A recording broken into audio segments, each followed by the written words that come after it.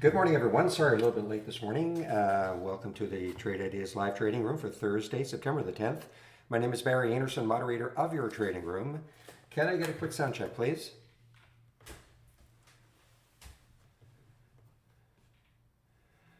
Okay, so, well, one really, really interesting one this morning is going to be Nikola, NKLA. So, Hindenburg, great name for a short seller, has come out with a really scathing report basically accusing GM of not doing due diligence in getting into their deal with them. And I don't know if they called NKLA an out-and-out fraud, but I mean, at any rate, this has put huge downward pressure on this stock. I think it started yesterday. Well, you can see it started yesterday and it's continuing today, and that is NKLA. So it'll be interesting. Of course, they will come out to try to refute all this. Maybe even GM will come out. I don't know. So we'll have to see what happens with this NKLA. Remember, 2 days ago, this was $55. We're down to $39 right now. There are other things happening. Another huge, huge gap down. Hopefully nobody in this room had this stock, STSA. Really, really bad. Negative phase 3 late stage data for this company. Look at this, down 82%, $19. Down $19, STSA.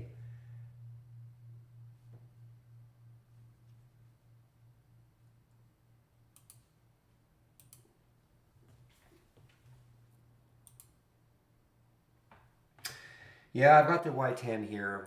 You know, this one has a history of doing exactly what Martin is talking about. Kind of a big pump in the pre-market, and then market opens and sells off. This is not shortable for me at Interactive Brokers. But again, as always, you just have to wait to see. I mean, it is gapped through the 200-day moving average in a huge way. WKHS continues its climb here. Another all-time high for WKHS.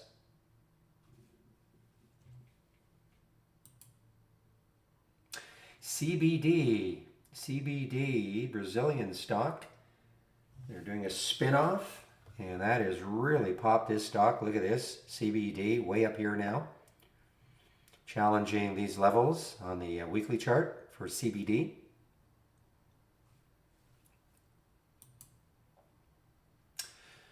The SPAC is up, DPHC. I don't see any specific news on it, but it is up.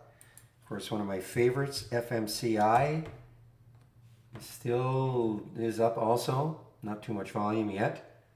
There was the all-time high yesterday, of course, $27. Bed Bath & Beyond. Maybe a little too late, as one of the articles said, but they're trying to do a restructuring. Bed Bath & Beyond, BBBY. Yeah, look at the SPY right now, guys. Nice little crawl up for the SPY now. Watching this 15-minute chart ahead of the market open.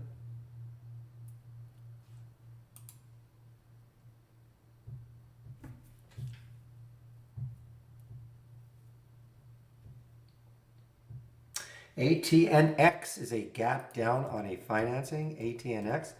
Let's see how close this gets to the financing price. It's $11. That's the financing. So it's still a little bit above at $11.75. Penn, nice gap up. Analyst upgrade. That looks like the only reason this is up right now. But Penn, big analyst upgrade for it. GME. It's gap down. I think it had gapped down through the, I'm sorry, that's the weekly. I think I had it down through the 200-day moving average. That is not correct. So let me scratch that out. Oh, I see. I think I looked at this line there. That's the 10-day. So GME is a little bit of pressure on it. CSIQ, another gap down. CSIQ. Yeah, I don't see any specific reason for its gap down. Ah, debt offering there, I see it. 1628. So after hours yesterday announces a debt offering, convertible debt offering. So that's put some downward pressure on CSIQ. I notice this one, it's out of the price range I like to trade, but some of you will probably are following Big C, tremendous IPO from last month. It is weakening though, Big C.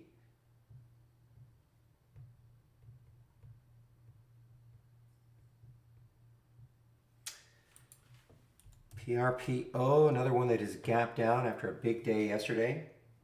It's down below yesterday's low, PRPO.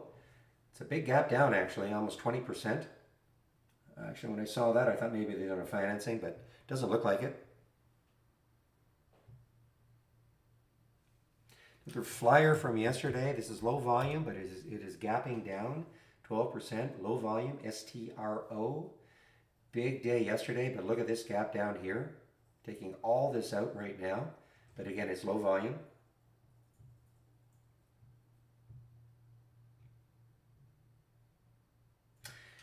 If you see this Virtue, VRTU, this is a buyout.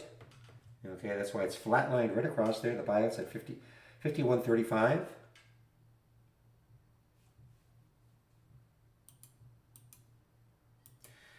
Now I do see, well, yeah, initially this was up at 251. This is the EDNT. Okay, but then I started sliding, so I didn't put it on my watch.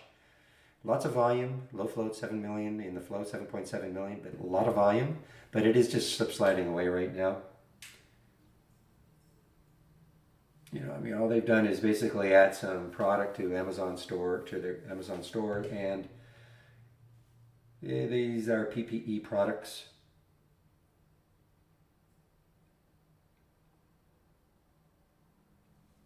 I have here RMT. Why did I have RMT?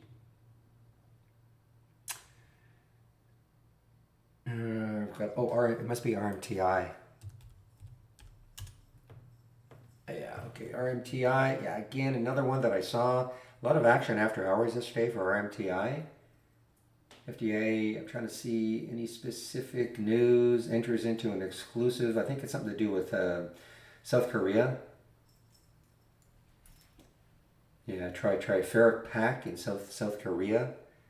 So that was the news after hours yesterday. Got up to 175, but it's really fading badly now.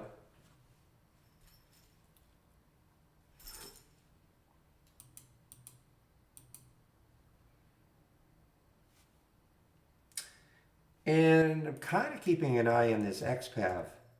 This was the big IPO from last month. Right here. Hasn't done very well actually. I mean, it's given a lot up, but it looks like it's trying to crawl back now. You see, it's right at yesterday's high. It looks like it's trying to crawl back.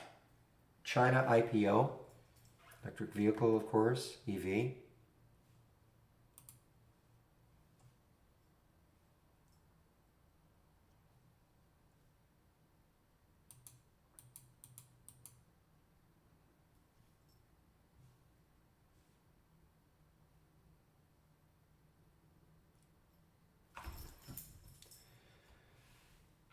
Okay, what time is it? 9:15. So let me just take a look quickly to see what sort of upgrades and downgrades there are this morning.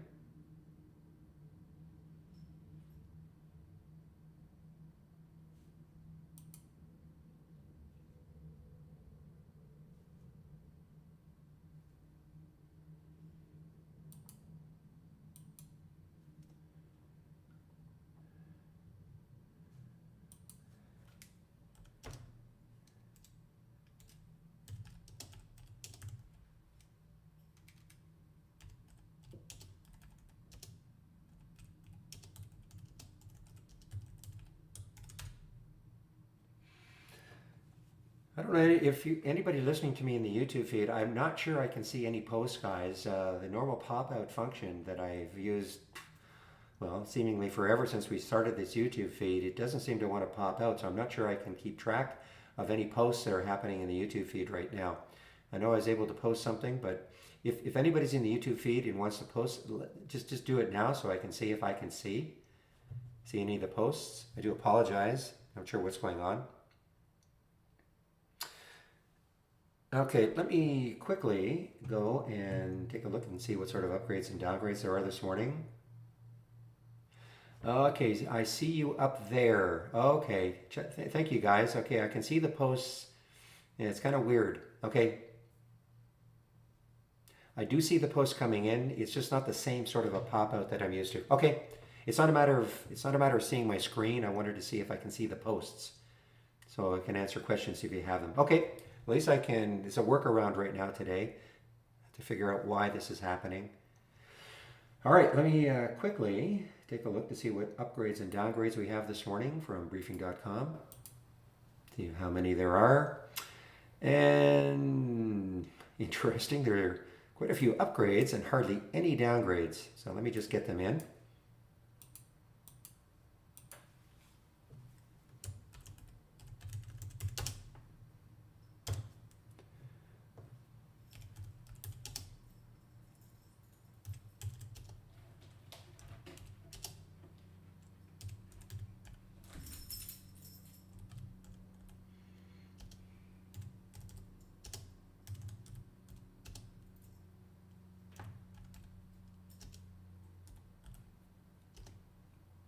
Just a few more upgrades to go.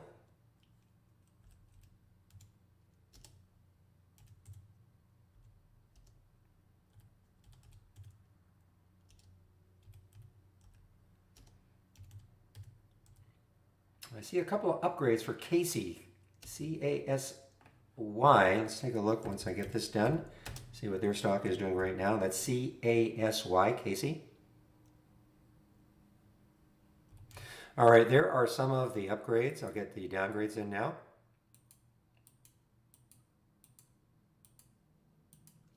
As I say, there are very few downgrades this morning.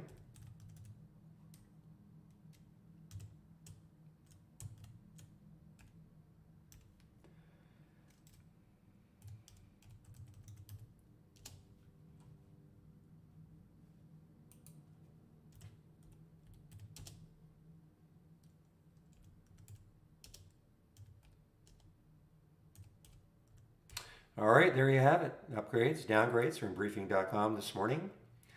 So let's take a look at Casey and see what Casey is doing on those upgrades, see if any action. This is a really expensive stock. I'd forgotten.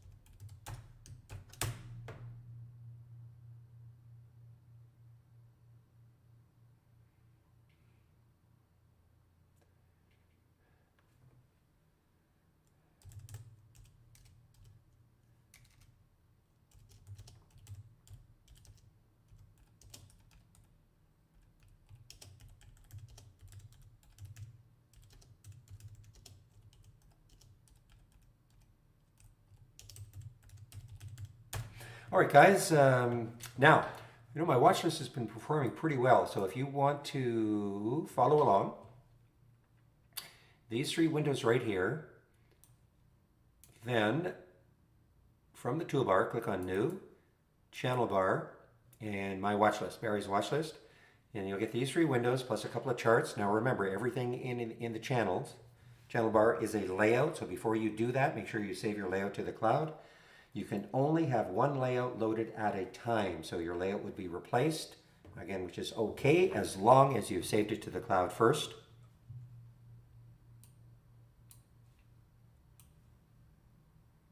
And as always, I will be connected to the simulator, the paper trader, demonstrate how that works all day. If you're new to trading, You know, say this all the time. Before you commit your real money to the market, practice trading. We have a great simulator. It's part of our standard service. Doesn't matter what broker you've got. It uses our real-time data.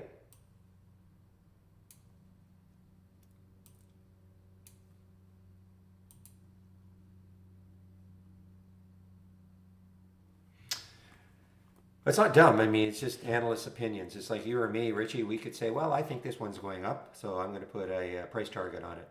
These are just analysts. You know, you can be skeptical about it.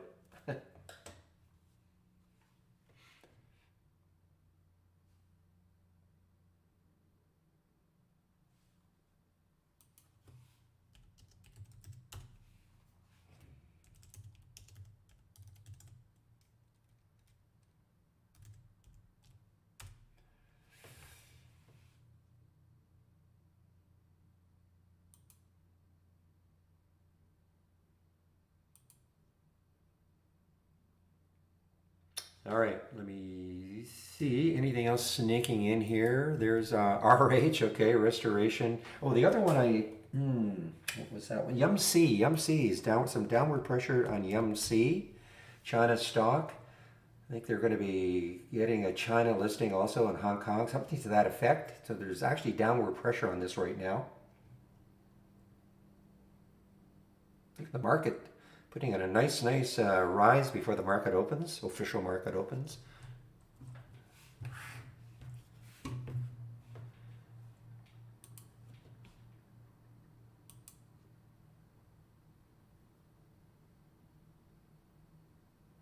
Yeah, Robert, nothing will happen until the market opens, okay? Just so you know, I should have mentioned this. My watch list up, my watch list down. Nothing will happen in these two windows until at least 9:45. Okay, I put a delay of receiving any alerts in those two windows for 15 minutes. This window, you probably get some alerts right when the market opens. So nothing happens in these two windows, until the market opens. So, okay?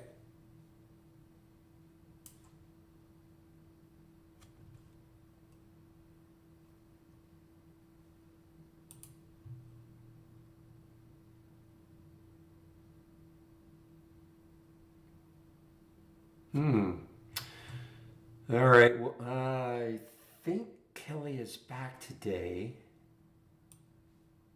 Just a minute here. Let me just contact her, okay?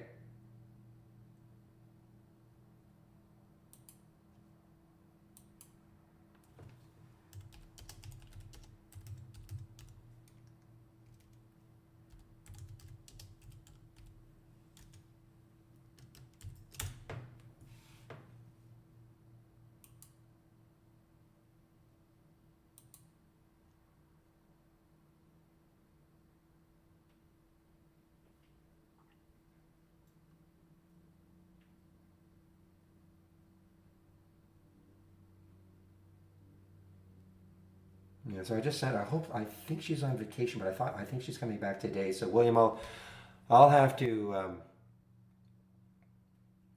I'll try to follow up. Well, I will follow up. She's certainly, if she's back, she'll answer me. Sorry about that.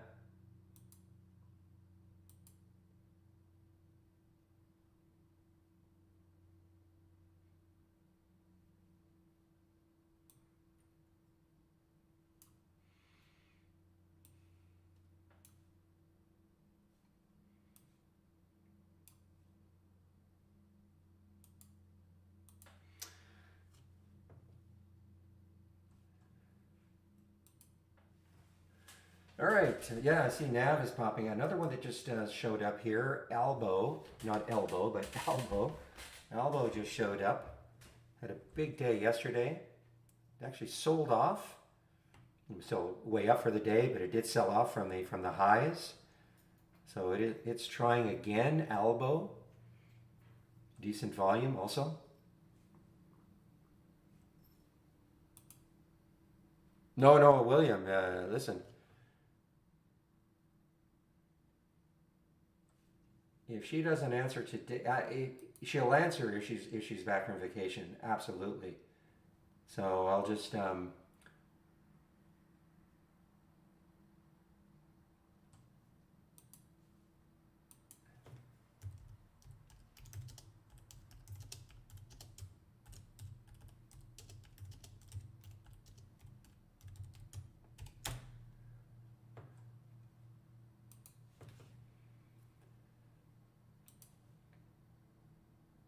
Here's another one that is coming in now. Fro, downward pressure. Wow, look at Fro. Some lows down here around $7. Takes out that 7. Boy, this is almost a lifetime low. Oh no, it can't be. No, that doesn't look right. I think it's because they've done a lot of reverse splits, so it is skewed. It looks like it's almost a lifetime low.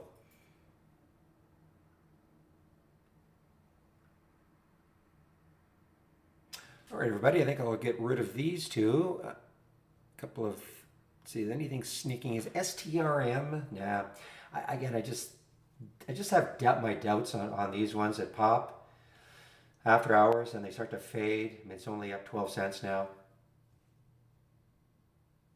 So I'm going to get rid of these, get set up for the open.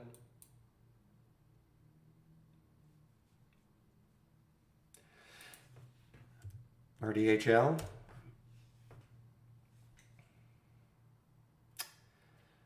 Well, again, I think somebody asked this yesterday, I don't know if it was you. 10 looks like it's going to be tough to get through. I mean, it's 3 cents up from yesterday. Had a great day yesterday, yes. There's no volume yet, so it's hard to know. It's really hard to know what's going to happen with this one.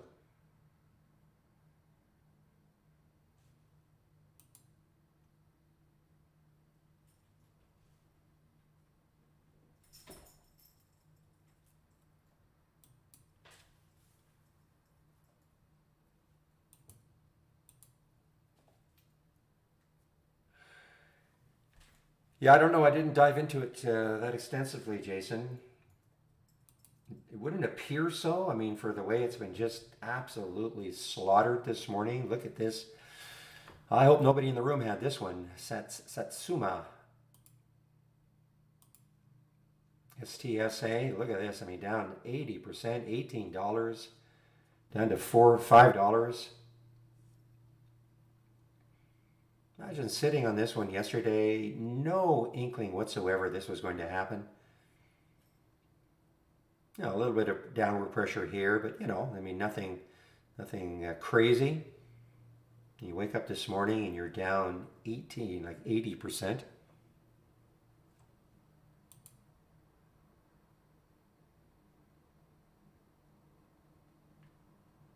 All right, everybody, the market is going to open in less than a minute. Let's have a great trading day today, everybody. Okay, MJ, very quickly, first of all, the paper trading is only available in the app, so if you're using the web-based version, it is not available. But if you click from the toolbar, click on New, and then Brokerage Plus, this is your Brokerage Plus window, and then where it says Connected, just connect to the simulated trading, okay?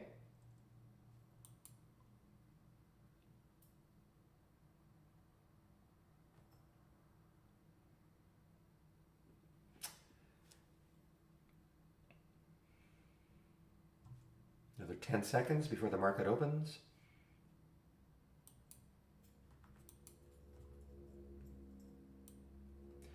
Some little downward pressure on ITCI. Had a big day yesterday.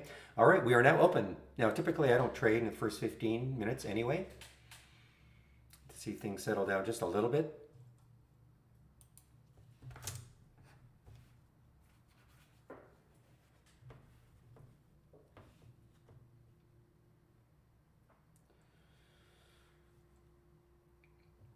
Well, it has bounced. I mean, there's no question that it has bounced a bit.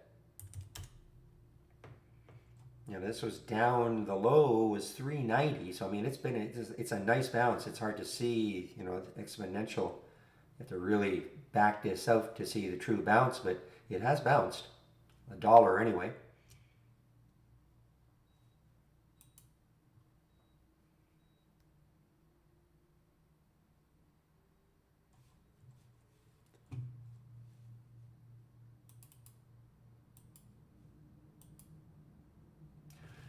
Okay, well, again, guys, okay. NCLH, pop. Let's see if this holds, which I really doubt.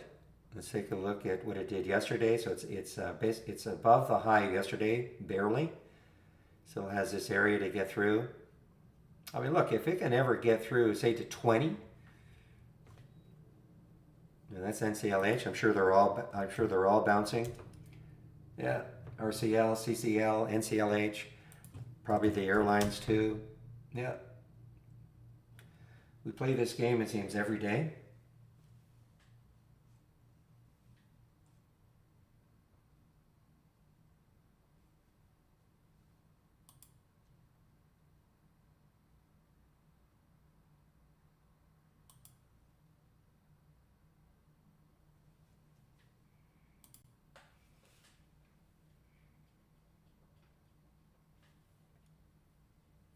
You guys were talking about NAV earlier, some kind of a maybe potential buyout, NAV.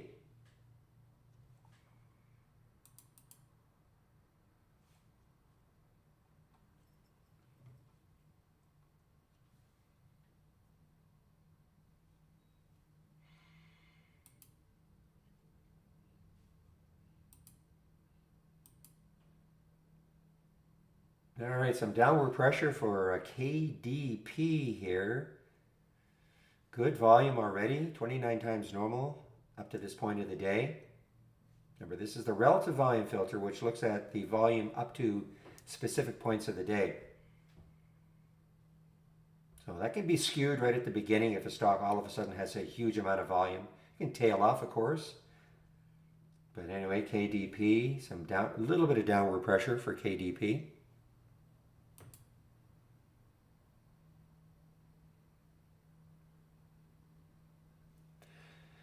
Look at FMCI, guys. Boy, I should just take some of this and just hold on for a month.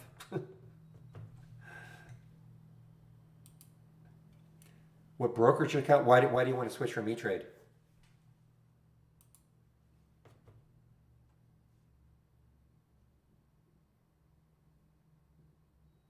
Any specific reason why you want to switch?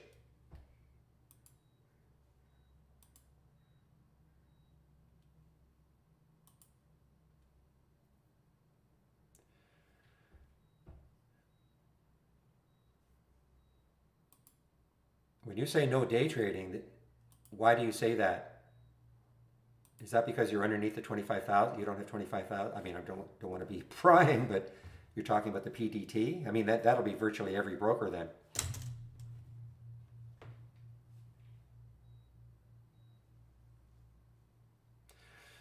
Well, guys, I'm skeptical, but let's see. CCL, RCL, NCLH,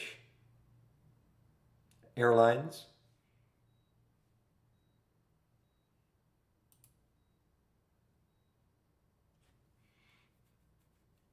Well, okay, but Interactive Brokers has the same limitation. So if you want to connect to Brokerage Plus, and we're looking to add E-Trade, I know we've been saying this for a while, but there's no point in switching to Interactive Brokers. You'll have the same problem.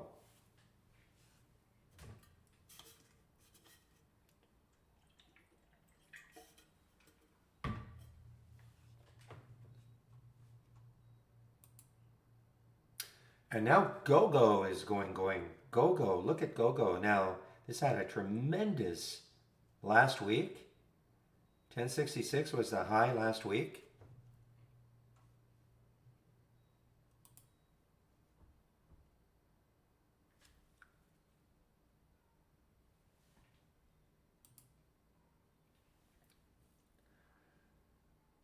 Yeah, you're right. SCON is halted. Had an interesting day yesterday, to say the least. I mean, it got up to 529, a massive sell-off.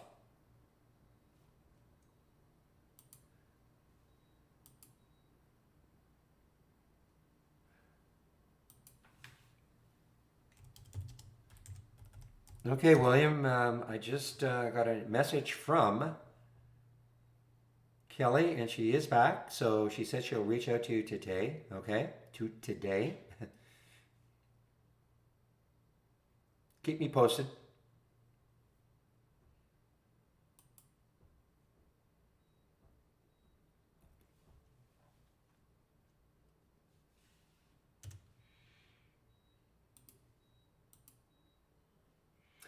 You're right. There are very few earnings plays, and this is one of them. SLQT released earnings after hours yesterday.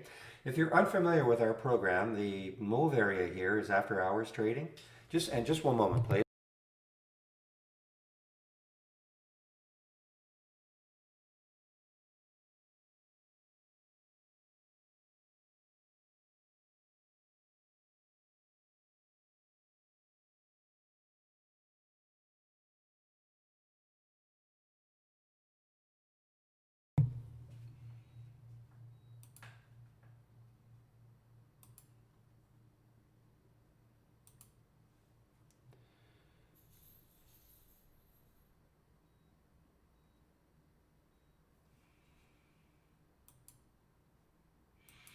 All right, so BBBY, I'm not going to say Best Buy.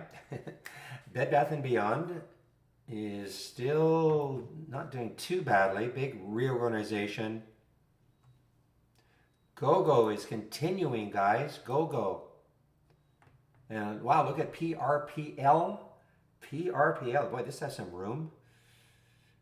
Let's see. I mean, you know, if we can get up to this area, 23. Look at that daily chart. Might stall around 22. But look at PRPL.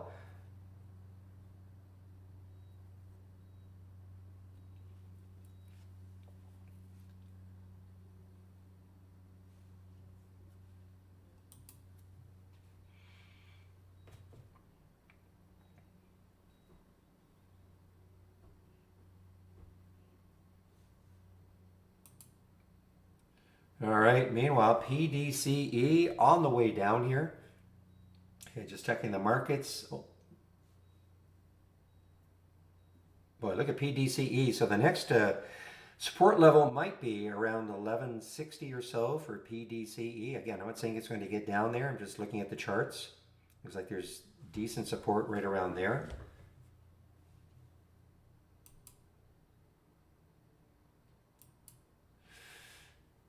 All right, so I do see that the AI took a trade, a short on STSA. Now, this is not shortable for me, so you could not, if you're using Brokerage Plus, you cannot short this. Because, of course, Brokerage Plus only works with the Interactive brokers, and there are no shorts available for STSA.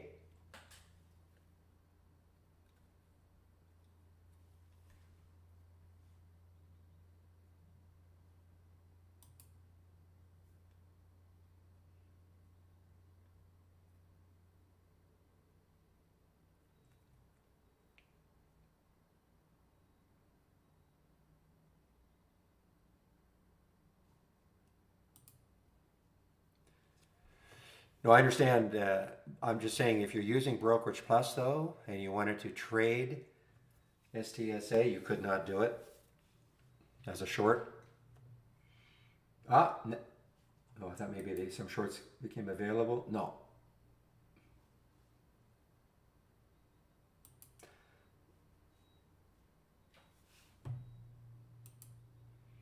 All right. Well, this is a pretty nice. This is a nice earnings play. SLQT.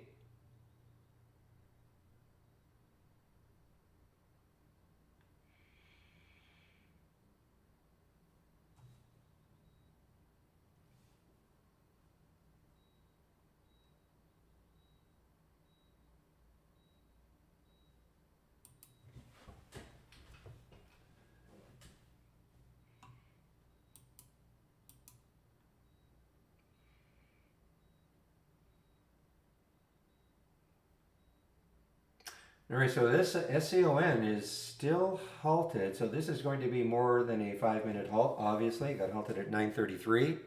So it might be a 10-minute halt. So 9:43, 17 seconds after 9:43, it could open SCON. And if Y10 is a 5-minute halt, it'll open at 9:41 plus 25 seconds.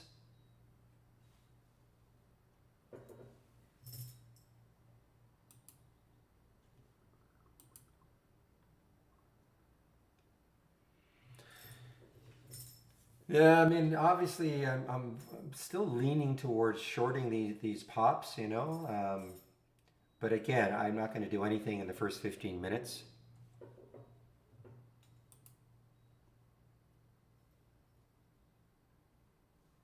All right, so YTN, that was a 5-minute halt. YTN open so far.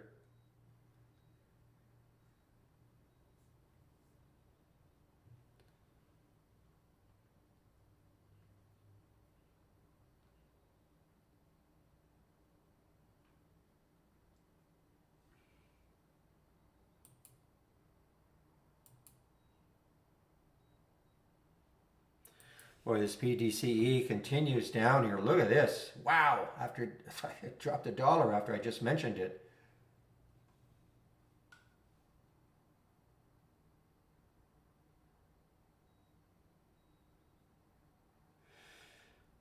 All right, NLS, Nautilus. This had a nice day yesterday, and it is, boy, this is a great area. I mean, look at the monthly chart for NLS. The next high looking left is about 1675.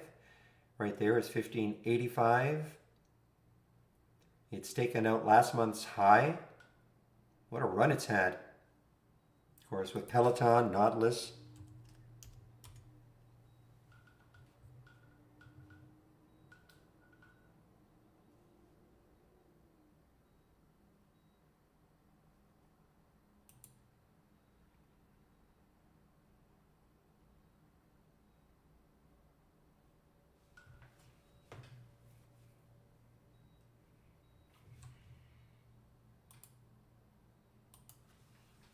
Give me a moment here, please. Just want to make a small edit to something.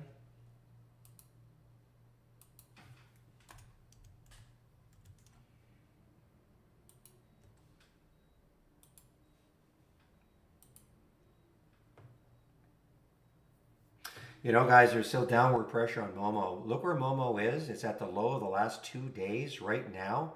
Takes that out. I don't think there's really no support. Now that's MOMO, Momo.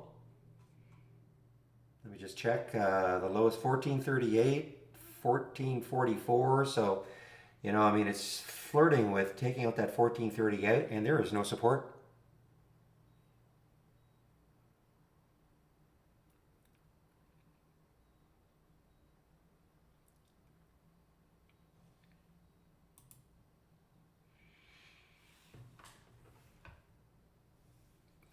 Well, NLS, just rippage here. So this will show up in the watch list up as long as if it maintains keeps making new highs. It's above yesterday's high. That's one of the, or sorry, yeah, right there. It's above yesterday's high, one of the filter requirements. Of course, the volume. Pretty much, you know, I mean, I would say 99% of the time I don't trade in the first 15. I do, every now and then I do take a pre-market trade. But typically I just let I've just let, or try to let things settle down a little bit.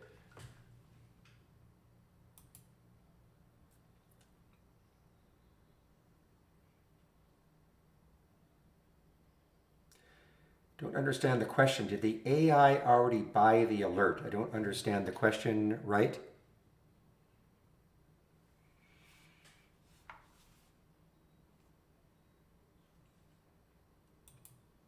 And I'm completely aware of the fact that I'm going to miss an early morning runner. I've just seen too many times stocks, you know, they run up quickly and they run down quickly in the first 15. Listen, even after 15, it's not like the market is completely settled down, but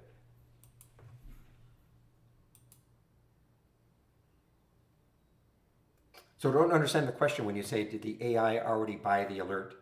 I don't quite understand the question.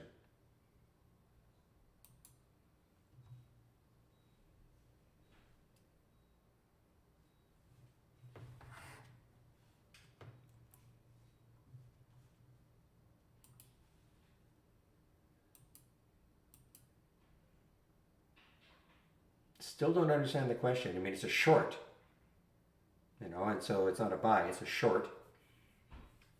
And it's still in the short. I was just saying that we can't short it. It's not shortable. There are no shorts available.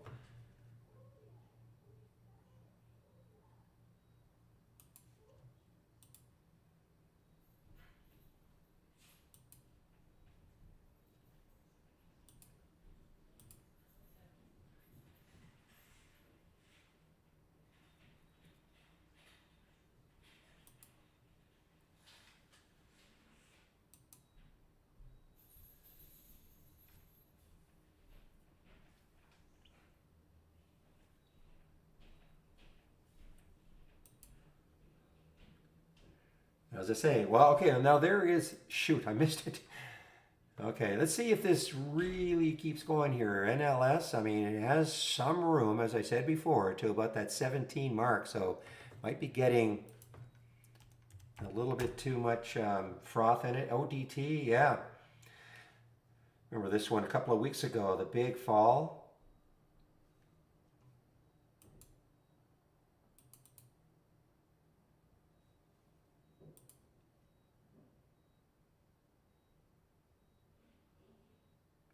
Yeah, but it wouldn't execute it. It just wouldn't execute it, Tank. I mean, in the simulator, yes, because it doesn't know there are no shorts available, okay?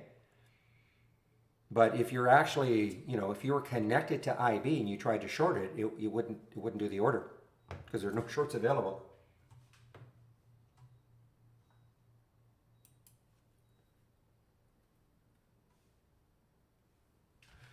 All right, gamers, MLCO along with Penn. Look at MLCO on the move here.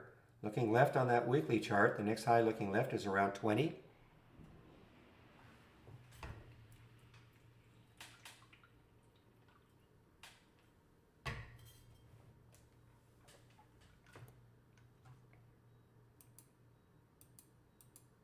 Yeah, okay, I understand. I mean, guys, there is, and I'm just this general statement, okay? You do not need Brokerage Plus to trade using trade ideas, okay? You first and foremost, trade ideas is a scanner, all right? No matter what brokerage platform you have, I mean, it's a scanner, and if you see something you like, you can trade it, using your brokerage platform. Brokerage Plus is a nice option if you have an interactive broker's account and you want to trade your account. But that's it. I mean, it doesn't mean you don't have to use Brokerage Plus to use trade ideas. All right, guys, Trill. Look at Trill. Now, this is interesting. It's over yesterday's high.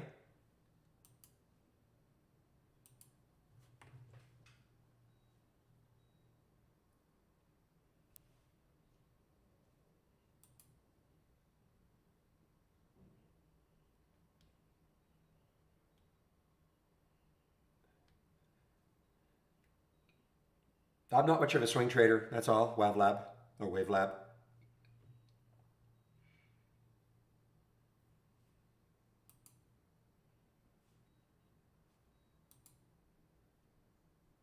Okay, checking some of these on the downside. Ooh, look at GME. Nice alert there, 644. Looks like the AI and I had the same idea on the STRO.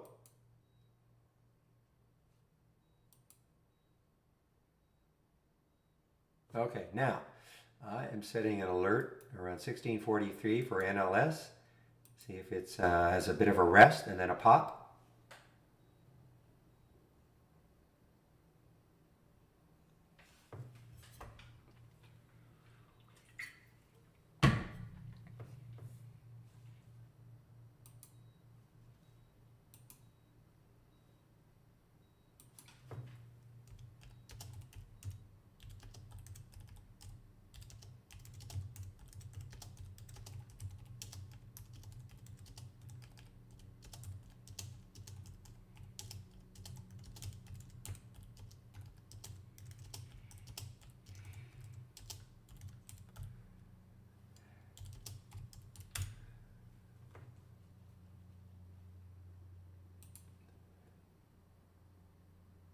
All right, I want to see what NCLH is doing right now. Okay, well, it's still kind of, wow, I don't, look at that tail. Look at that bottoming tail right there.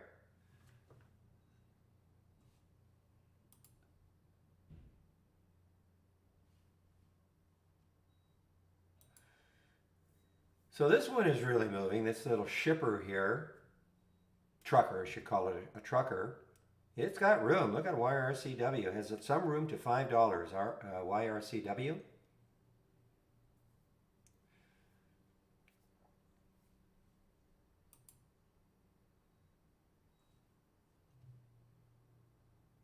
All right, so Trill could be really interesting. The longer it holds, just over this high of yesterday. I don't know. I think this is one of those ones that did a. I might be wrong. No, I guess I'm wrong. I thought maybe it did a symbol name change, but you know, the next high is looking left. You have to go back to 2016, almost 4 years ago, before we start seeing those highs for Trill.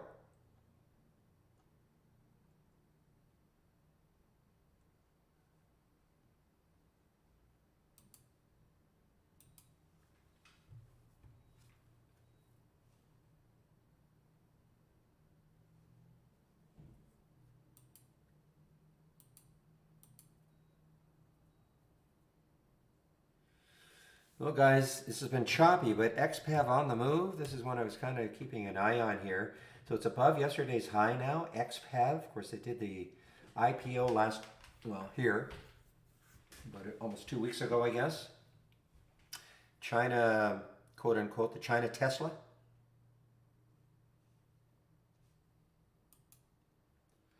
LCA, SPAC, there's a red bar ignored even. LCA, so red bar ignored, there's a green candle, there's the red candle, totally engulfed by the previous green. Next candle's green and continues in the trend, lifetime high, LCA.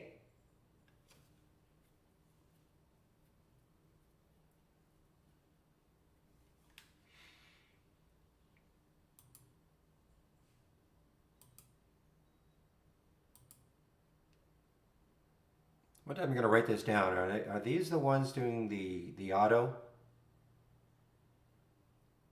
Looking to merge with an EV?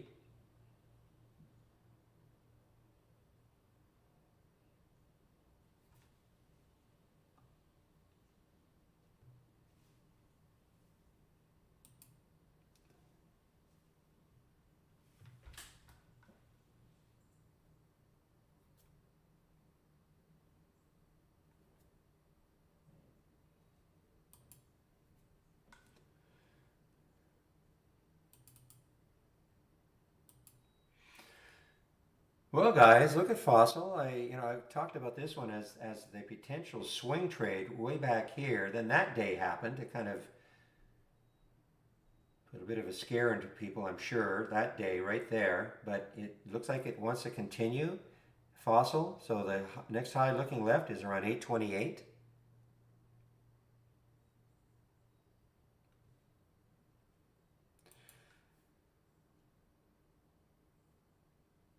Well, the Trill is not gone. Look at this. Wow, what a move now for Trill over that 1412. I think did they not do a financing?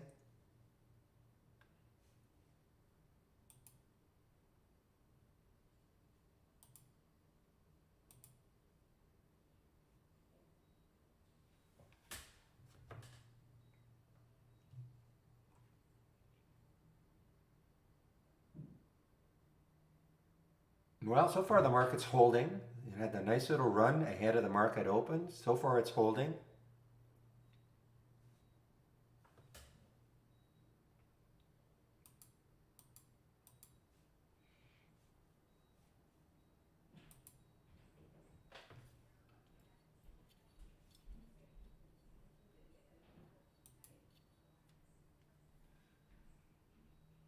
Oh, it's a Canadian company. Out of Mississauga. I didn't realize that. Trill.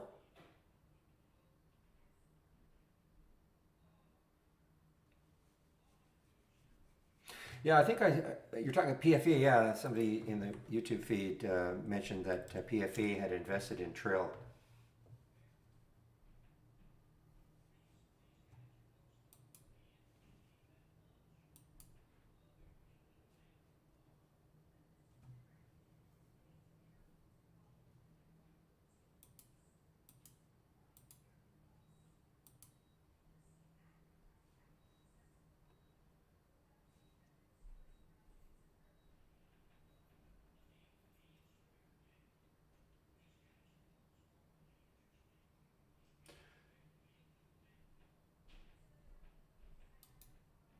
Well, guys, I actually tried to do a short with the 945 AI Holly, but I could not get a fill. The upchick rule got me. They would not fill me. And I just don't want to chase it down.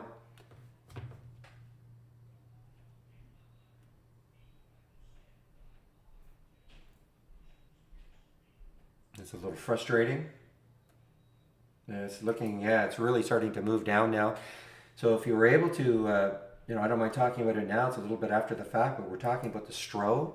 But because it's down more than 10%, I went in at the bid, could not get a fill. It moved down a penny, another penny, another penny. I just could not get a fill. They won't fill me.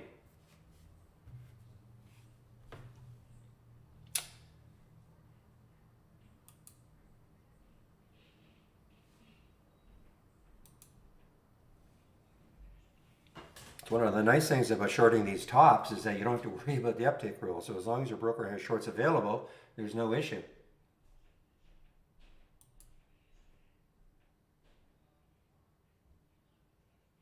XPEV on the move, guys.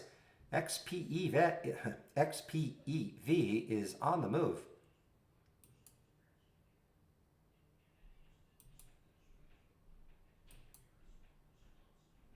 All right, so 2-bar pullback so far for NLS. It's still hovering around the area in which my watch list triggered at 1637.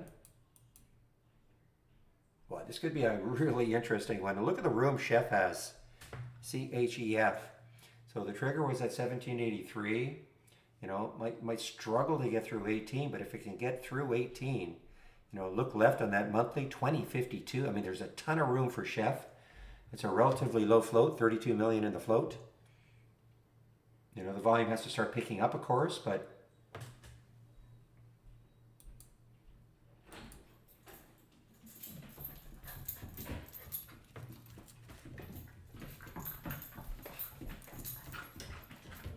that's what I wanted to say. The trill is gone. Look at this one. Wow.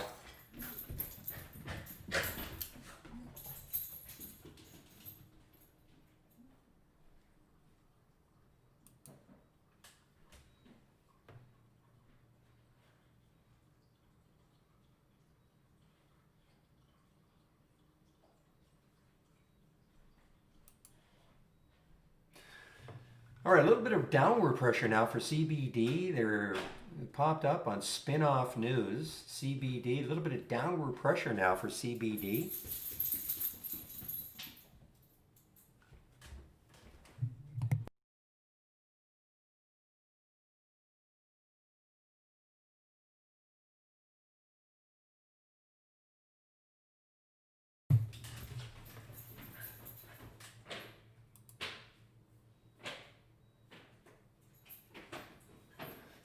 Well, I can't give any advice like that on the PLCE. I don't know where you bought it.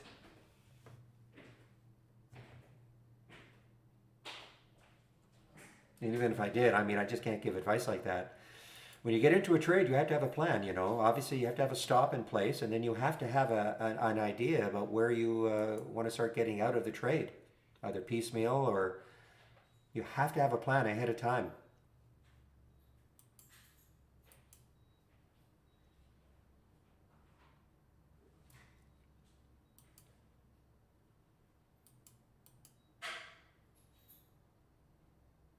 Guys, definitely keep an eye on the Chef. If it gets more volume, the volume's tailing off, but if the volume picks up again and it takes out 18, and then this could go on a nice little run. CHEF, Chef.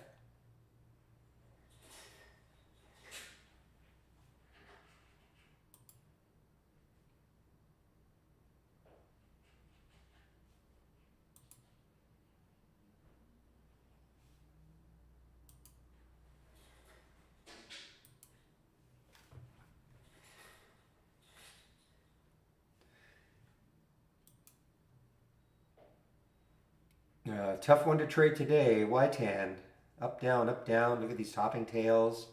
Not shortable for me.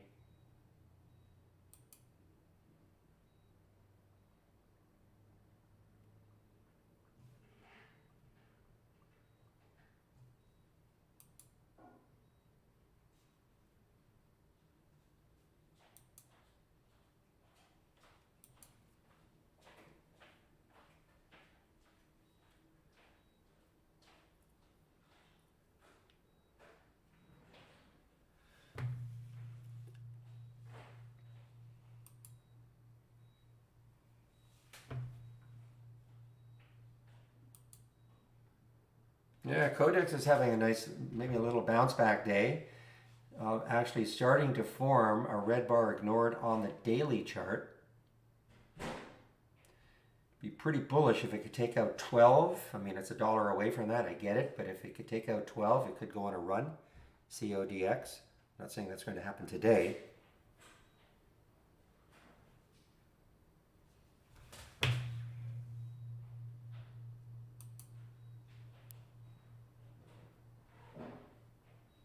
Oh, downward pressure on CVI.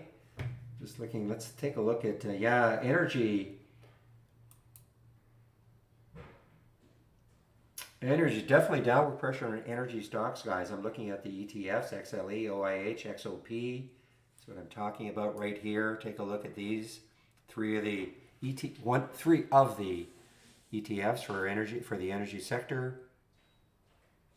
So everything else is up except for real estate and the utilities, but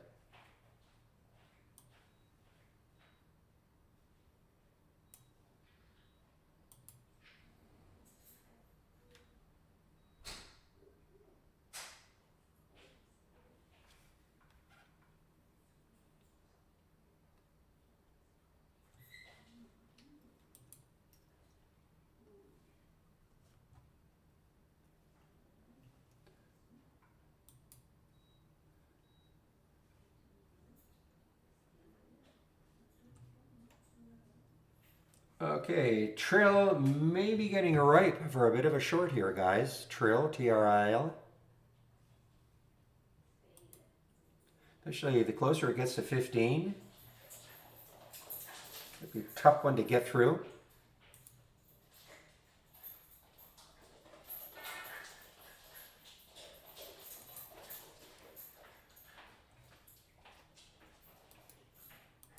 I'm going to stick an alert just underneath 15, see if it gets up there.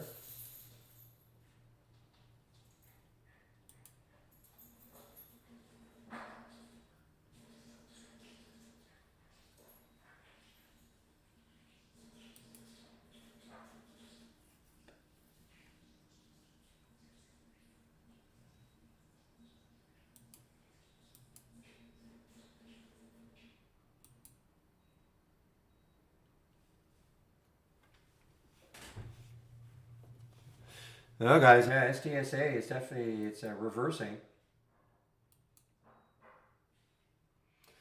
You know, I'd be careful, but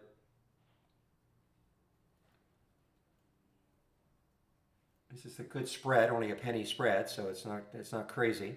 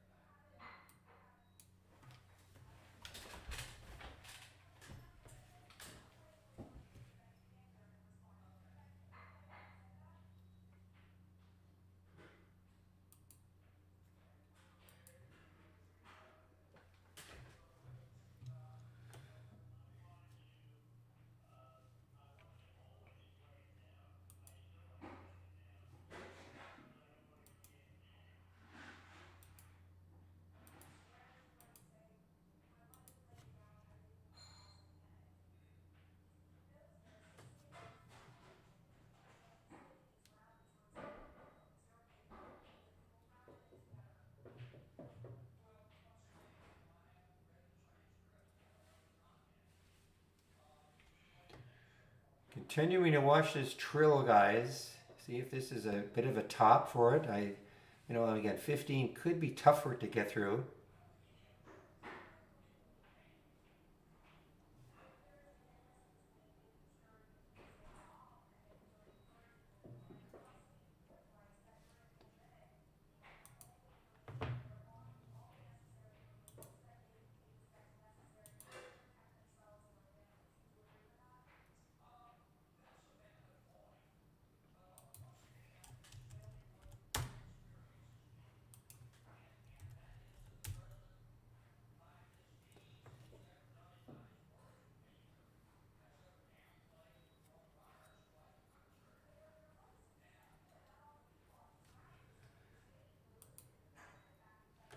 Big drop now for ATNX. Looking left on that daily chart. Low is 1081.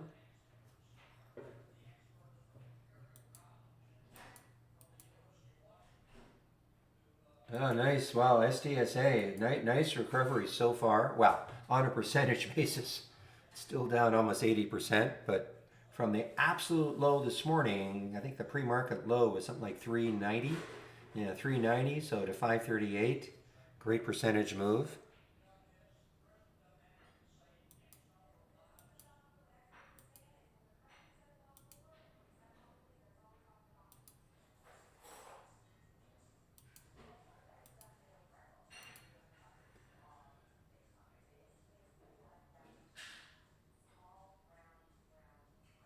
Yeah, that's exactly it, Richie. It varies from broker to broker.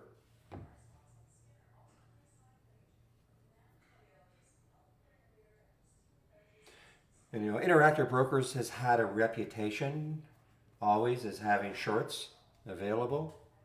Does that mean that there are shorts available all the time? Of course not, but it has had a reputation for that.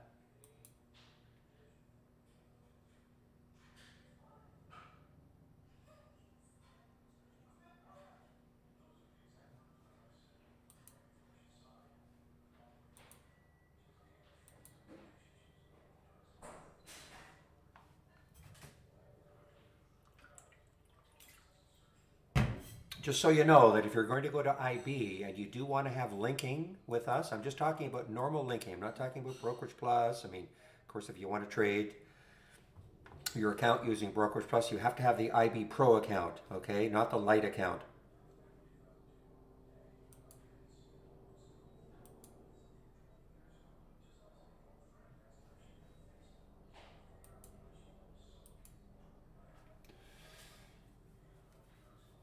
Yeah, I'm still watching the Trill, guys, to see if it what it does around 15.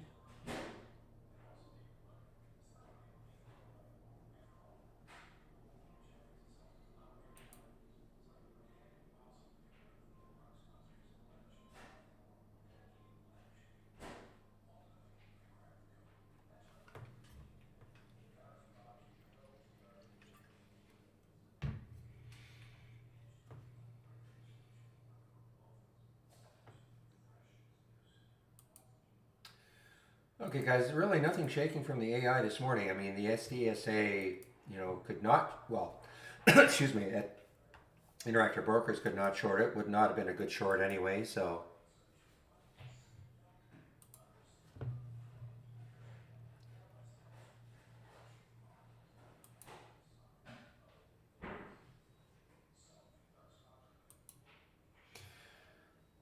all right. Well, here's the test. Here's the test for Trill. Can it get through 15? I mean, it's so extended right now. Will it pause right here?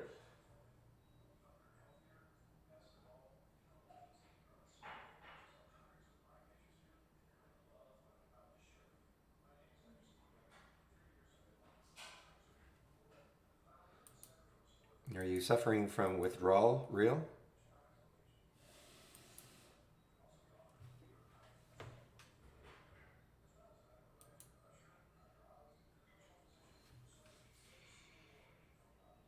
Hello, JB.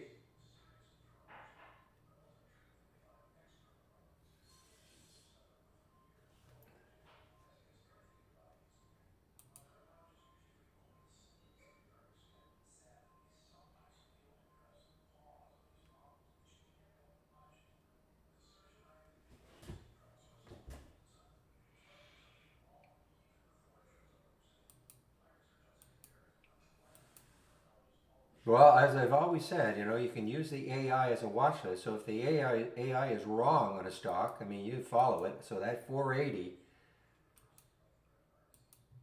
when it got back up to 480 and then it took off, and I'm talking about the STSA.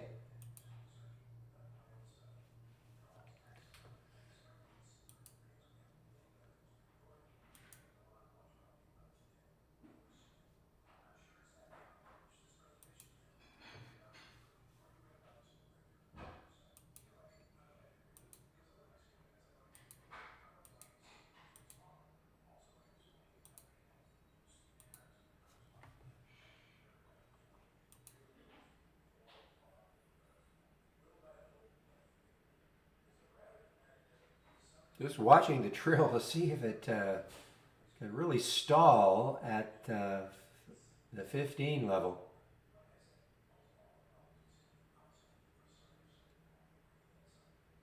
Okay, guys, well, oh, good. I'm sorry. I mean, I took some at 1490 just in case, and it's starting to drop a little bit here.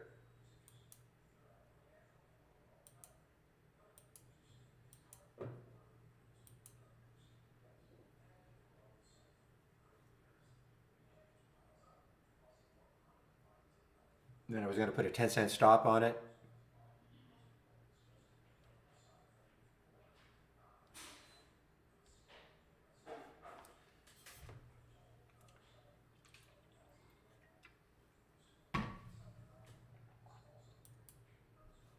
I'm just going to quickly put this here. It gets back up to 1490, I'm out.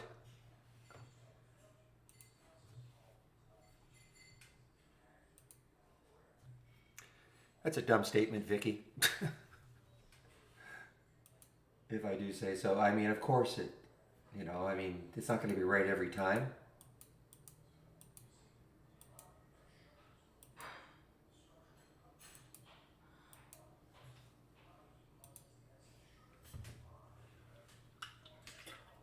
Yeah, but people don't know that.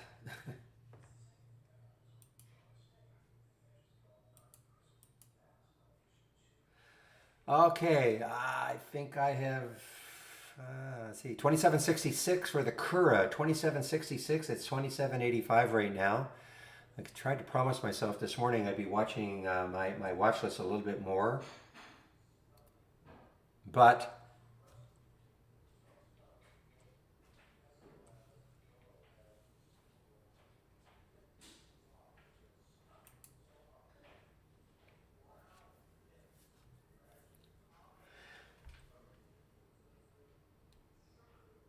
all right, guys, I covered some at 64 trill.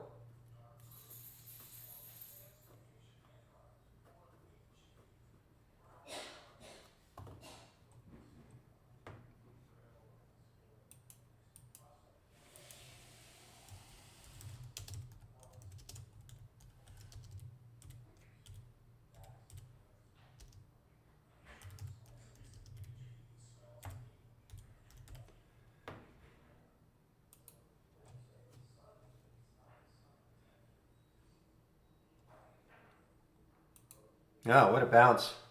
Now this is actually kind of showing up. It's so exponential. I probably have to back. There you go. That'll give a clearer picture of it. Actually, even a red bar ignored here.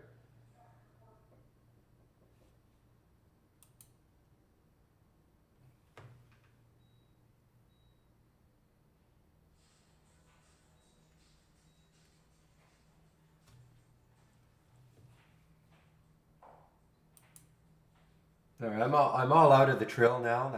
Now let's see if it resumes and if it can stall again at 15 or maybe this time pops through. I don't know. We'll have to see. I'll see if it challenges 15 again. I might reshort it, but I'm all out of it now.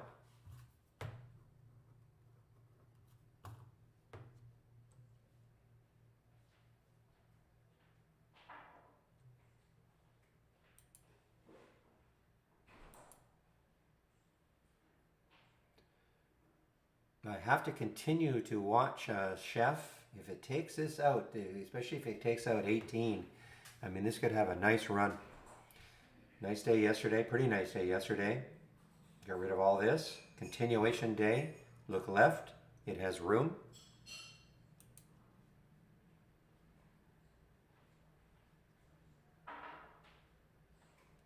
Oh, I know Torps, but you never hear me say that.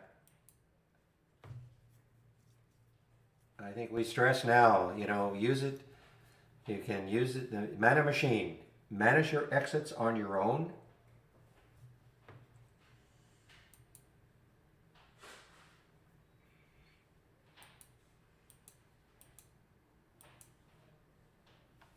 Man, what a good call by, I think it was Martin. Or no, it was William this morning. Said he thought that this would bounce. STSA looked like it put in a bottom.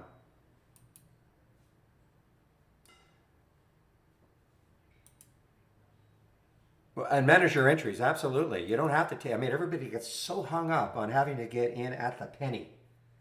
And it's just not, you don't have to treat it like that. All right, guys, somebody asked about the RDHL earlier. Well, it took out 10. 1017 was the high of last month.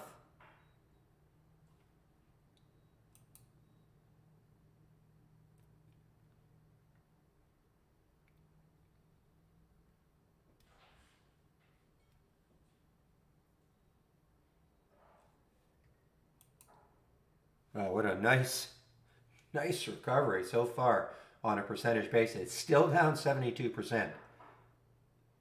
Talking about the STSA.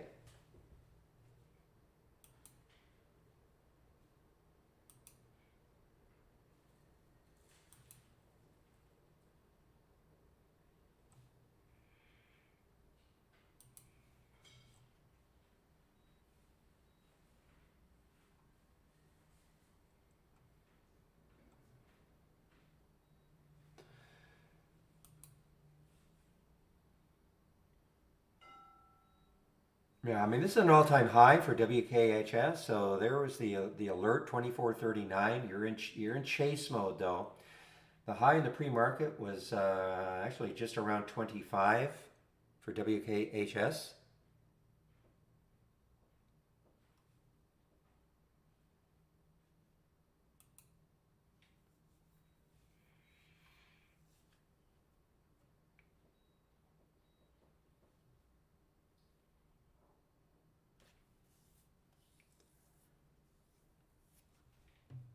Yeah, Trill may still have some more in it. I'm not in it anymore, but oh, well, the 11th commandment, thou shalt not chase. I cannot chase this. As attractive as it looks.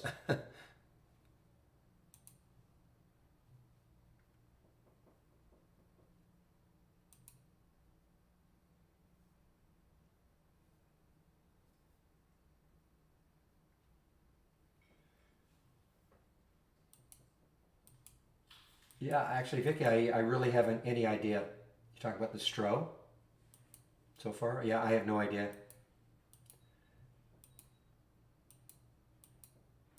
I don't get involved in that aspect of it at all. I have no idea what they were doing on the AI in terms of filters and all.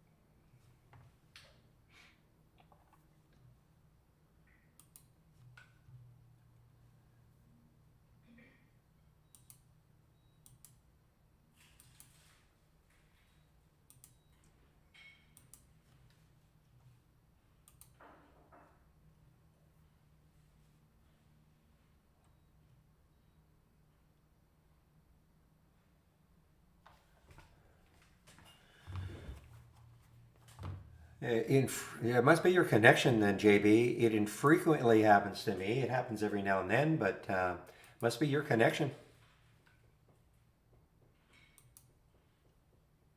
Keep an eye on Chef. I'm going to keep talking about it, guys. Chef takes out 18. Look out. I mean, there's a ton of room. There's the alert. 1783.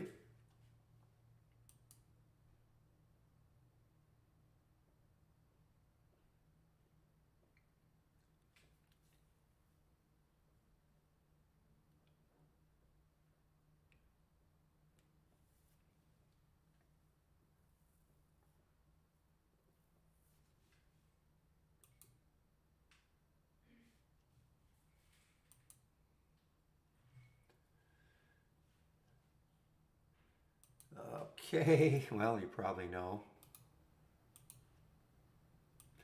Trill continues now, guys.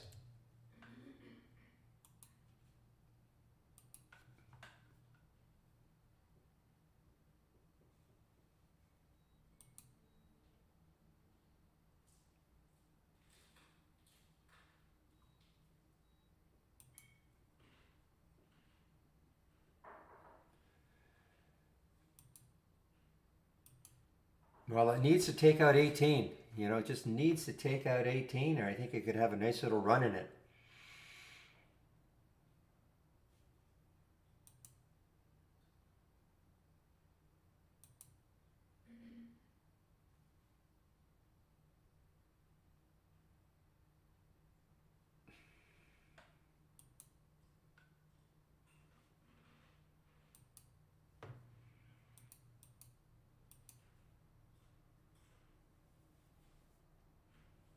This is an all-time high. Kura is an all-time high, Kura.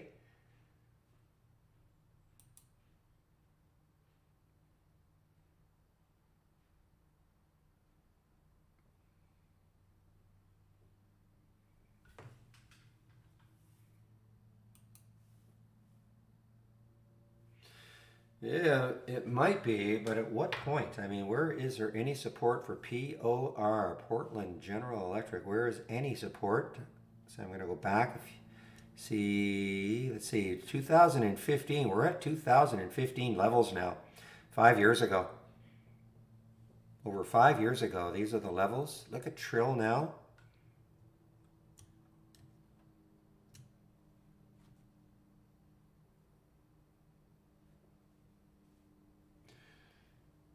Okay, market is still, well, it really is flattened out. So the nice little move pre-market. Market is flattened out now.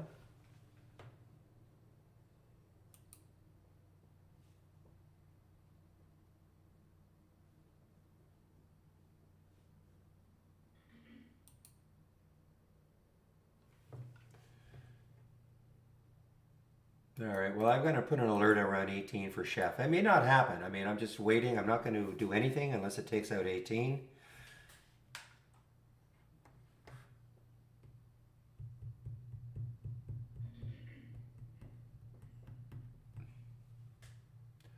Just have a tough time seeing William take longs.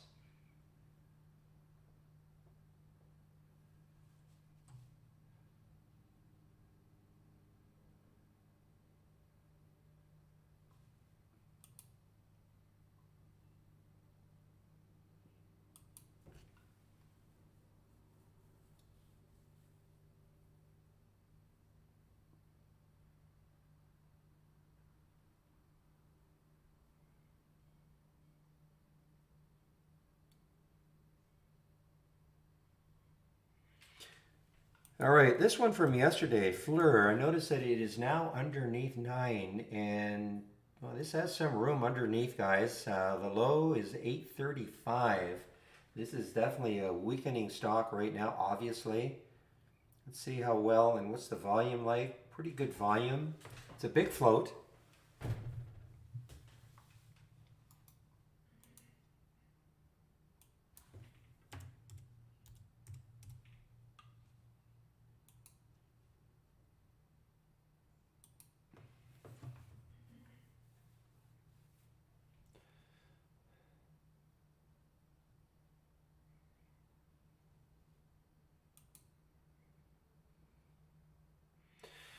DCP, what are you doing? DCP, so this probably isn't, yeah, so energy is weak. I mentioned this before. Energy sector is weak.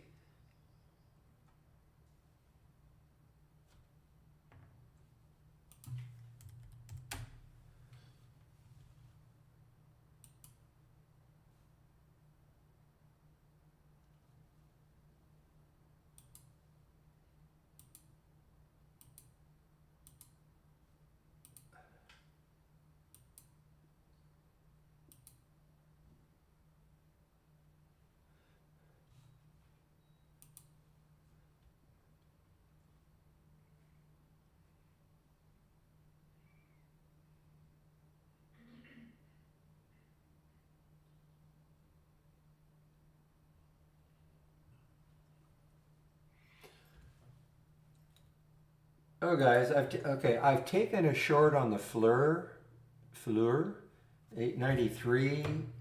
Put a like a little tight stop on that. If it gets back up to 9, I'm out. See if it's a one of those trades that just kind of drifts down. Now I know it's chasing it on the 15s, but You know, I sort of break a little bit of a rule when it's underneath a whole number, then I can put a tight stop on it.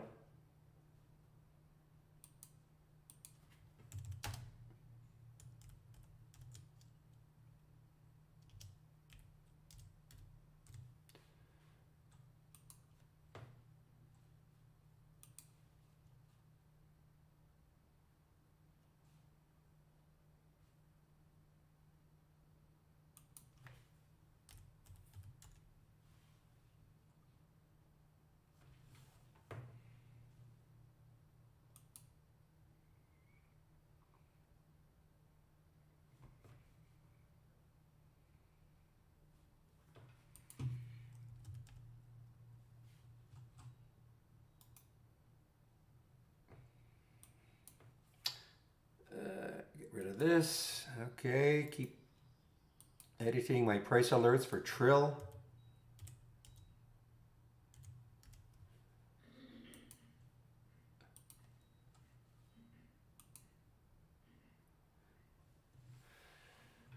Okay, NLS. So there was the, wow, that's a great alert so far. 1637, 1673 now. The chef is, yeah, it doesn't look like it wants to take out 18 anytime soon. 2766, not bad. Trying to get, if it gets through 28, again, it's an all-time high. This one probably, yeah, you never know. I mean, it will be, wow, look at Trill. Oh, well, guys, you probably know what's going on here. Covered my short, re-entered.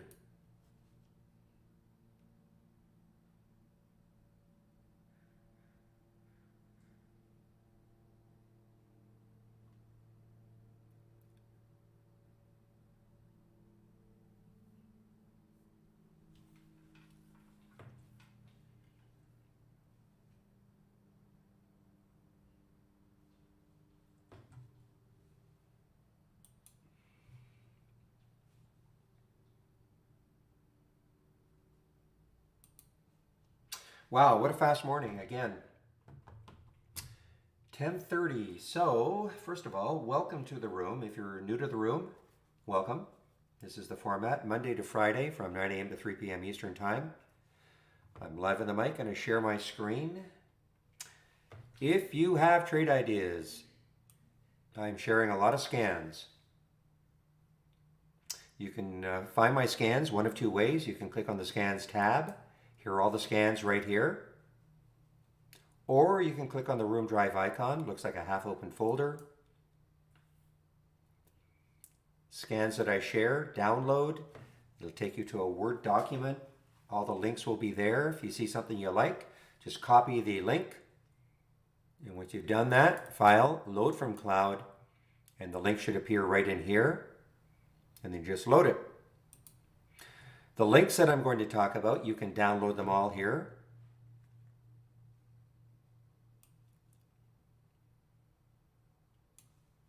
Second here.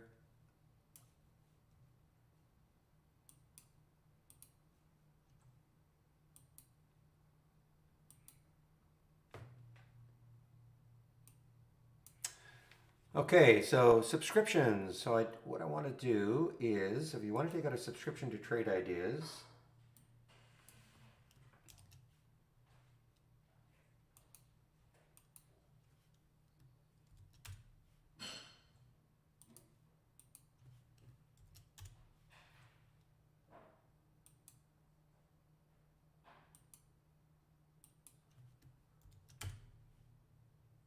okay, so if you want to take out a subscription, what I do is click on my home page right there. There is the promo code. If you click on my home page, there are there's some other good links there. So if you do click on my home page, this is what you'll see. So there's the code, Barry 4 Alpha for 15% off the first month or year of Trade Ideas. So if you click on Get Trade Ideas, excuse me. So we have 4 plans. We have a premium annual and a standard annual, $22.68 a year minus the 15%, or the standard $10.68 a year minus the 15%. The big difference is the AI. So if you want our premium service, it's because you want to have access to the AI, which I'm going to go over in a little bit. You don't have to start off with an annual plan. You can always try us out on a monthly basis. Standard monthly, 118 or 228 for the premium. Take 15% off the first month only with that promo code. If you decide you want to upgrade, we will honor that 15% promo. So if you want to upgrade from standard to premium or from a monthly to an annual plan.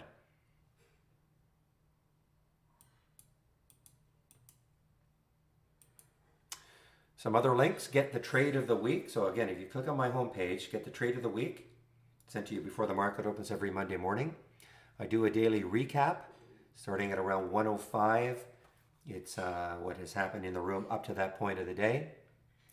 And webinars. Today is Thursday, so there's a webinar today. We have webinars Monday to Thursday at 5 o'clock Eastern Time.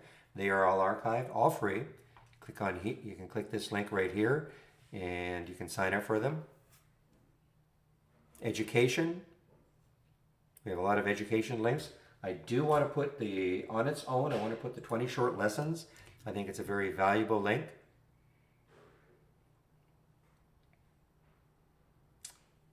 Daily webinars and also educational videos. Okay, watch the videos. So we have a lot of support.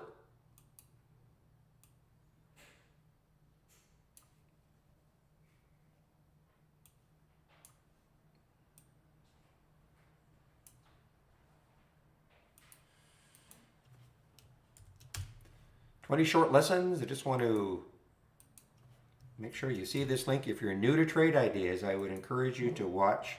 Actually, well, to read them. They're not videos. They're just 20 short text lessons, all right? Or text-based lessons. And if you don't have trade ideas, you can also watch. Keep saying watch. They're not videos. You can read them. I can show you some of the basic features that we have at Trade Ideas.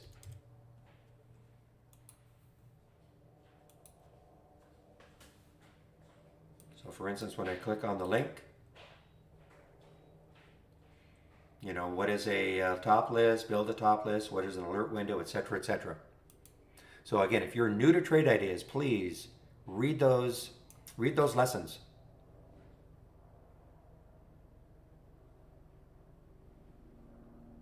All right, now I want to talk a little bit about the AI. Oh man. Can we get to 14?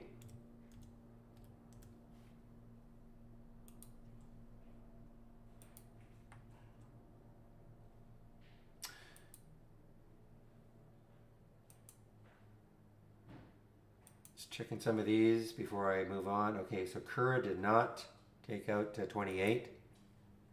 This is an all-time high. Well, yeah, up here is an all-time high, yes. Maybe a little close again to the whole number. But look at the room GIII has.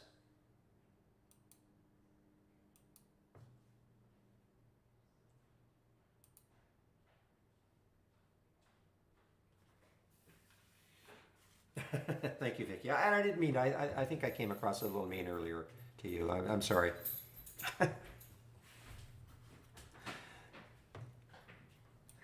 All right, this is what the AI is all about. We have what we call 50 baseline strategies. So once the market closes today, the AI gets to work on an optimization routine for the 50 strategies. So that's what happened last night once the market closed. And this morning, you're presented with the strategies that made the cut out of the 50. Typically making the cut, meaning it had the right profit factor and win percentage combination. Now this is, in my opinion, this is how I think you should be watching the AI. If you click on New from the toolbar, and you click on AI/Holly Strategy Trades window, okay, Trades window. This is the window, this is the window that will show up, okay? And then you can just follow the trades as they happen all day long. You can incorporate that window as part of your layout, so you don't have to do that every day. Okay, that's what I would do. And when you get the alert, you'll see there's a real-time alert. You don't have to take the trade immediately. You'll have a stop price, and you can just manage the trade as you see fit. Okay?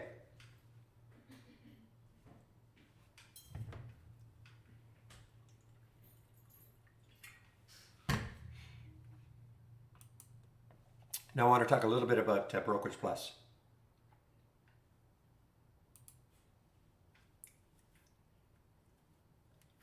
This is the Brokerage Plus window. You can only access it from the app. If you're using our web-based version, it is not available. And to get the Brokerage Plus window loaded, from the toolbar, click on New Brokerage Plus. This window will pop up. So you can use Brokerage Plus one of two ways. If you have an interactive broker's account, you can use this window and you can trade from within Trade Ideas after having connected to your interactive broker's account, okay? That is one way to use it. Now, again, if you're new to trading, this is the other way to use it. We would always encourage you to practice first before you commit real money to the market. And we have a simulator. You just check on the simulation mode, get it into simulation mode, paper trading mode. It's using our real-time data, has no bearing on what brokerage account you have.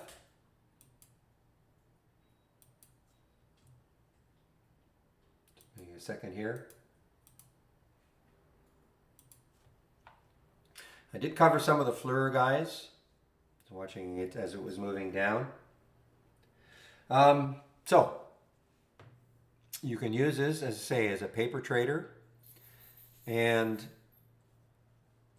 I should put this link in though before I keep going, because for those of you who do want, if you have an interactive broker's account and you do want to use Brokerage Plus to trade your account, this is a video, 27-minute long video, but it's well worth watching. Covers virtually all aspects of using Brokerage Plus to trade your interactive broker's account. Things like setting up trade, one-click trading. You know, you can set up your own scenarios, but watch the video. This is all covered.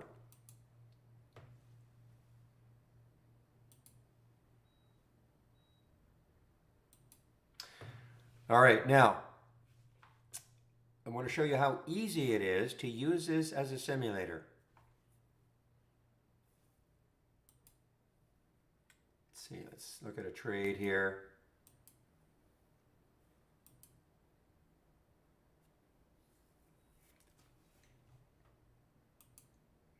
Well, that RDHL, that was a nice rip once it got through 10. Great rip through 10. So you'll notice that when I click on an alert, the symbol shows up in the Brokerage Plus symbol box. You can pick how many shares you want to trade. You can pick the price you want to get in at. If you are shorting it, you sell it. And if you're going long, you buy it.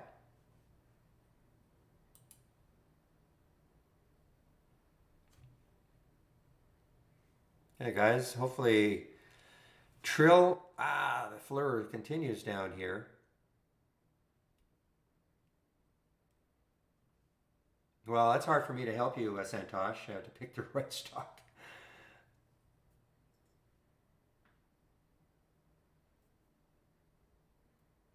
You know, I mean, I have a watch list that I have for you every day. I mean, you can follow that if you want, but you know, it depends what you're looking for. There's a lot of, it's too general a question, I think.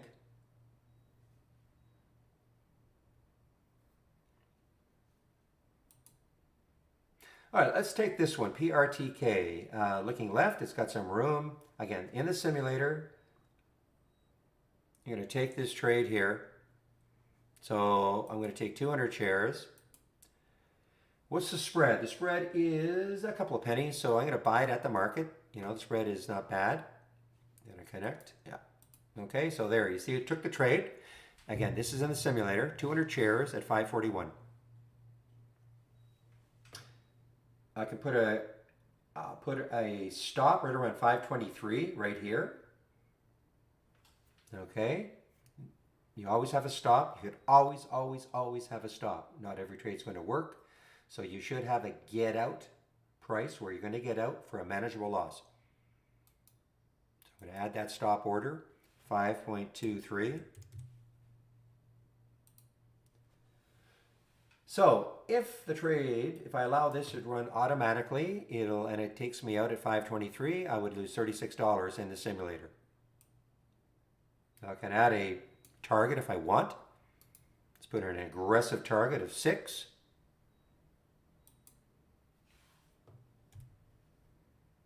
And you'll see that that'll appear on the chart also, right up here. So right now, if I allow this to run in auto mode, I'll be taken out for, if it goes down to 5.23, I'll lose $36. If it gets taken out at 6, I'll make 117. This is in simulation mode. These lines can be moved. So if the trade starts working well, you can use this like a trailing stop. You can just move it up and down right on the chart. You can use it as a trailing stop. Same thing here. If it starts to approach 6, and there's no reason to get out, you can always move this up and down. Or down, you know, let's say it stalls under 6, you want to get out of the trade, you just can move the line down. Now you don't have to use the chart. You can, of course, let's say I wanted to trade out 50 shares, I would just type 50 shares in here, pick the price I want to get out at. These are hotkeys. So flatten gets you out of your position, half gets you out of half your position, double doubles your position. So these are hotkeys. Okay, so I would encourage you to use the simulator if you're new to trading. Here's something. If you have our premium service, you'll want to see how Holly works in simulation mode, which, I don't, you want to run it in full simulation or full auto. Try it. Turn the strategies on and let it run. We don't recommend that, but you can just see for yourself.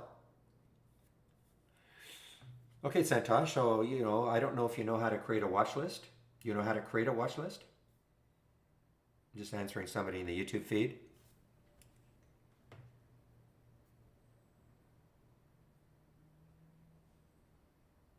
If you don't know how to create your own watch list, I can show you how. I have a video that you can look at. And for those of you, that's a question that we get asked a lot.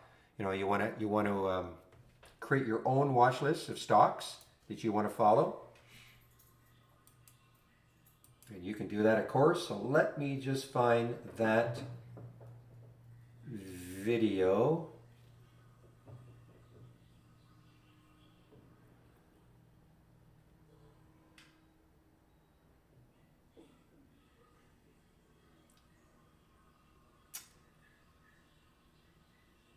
I know it's here somewhere.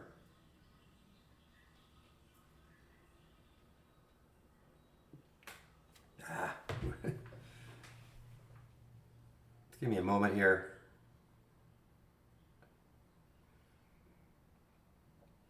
Don't tell me I didn't save it.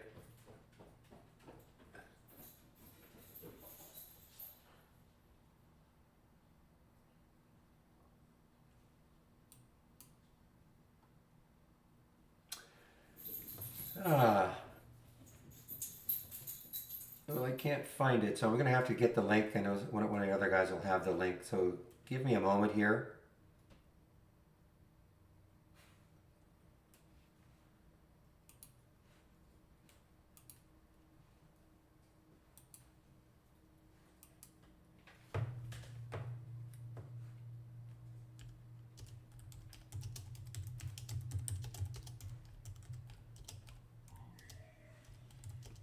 Actually, I wonder if it's in the 20 short lessons. Just give me a moment here.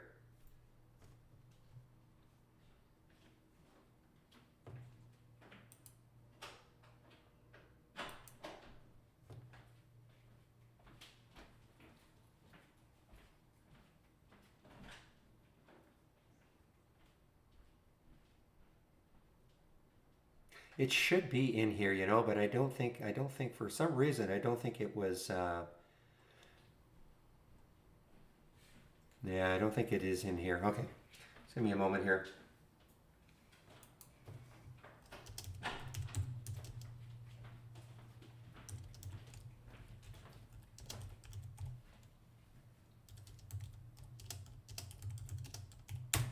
Just one moment, please.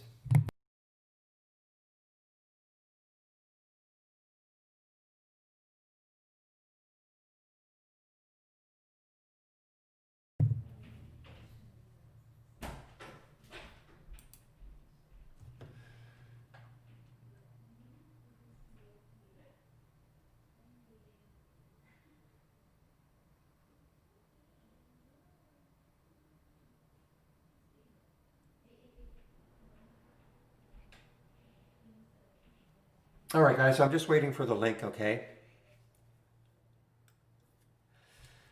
All right, Fleur, this is turning into a nice little percentage move for us, guys. If you took the short with me for Fleur. Oh, you do. Well, Santosh, I don't know how I can help you. I mean, you have you can have a filter, obviously, under 10, under 20 million. Now with news, I mean, we have a news tab. So, I mean, but we don't have like a news filter. So it's not like you can say, okay, every stock in here has some news that is going to move it. We don't have a free trial, no.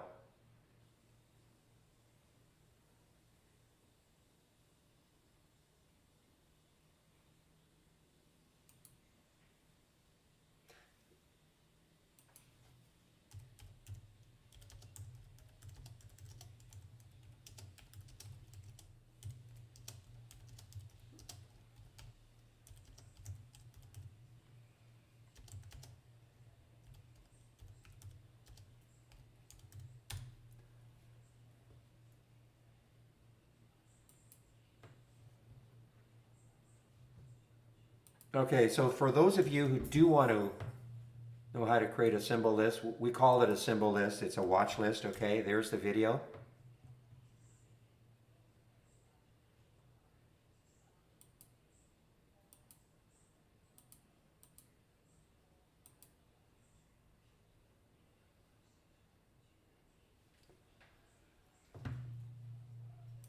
And now I am going to put it in here so I can save it.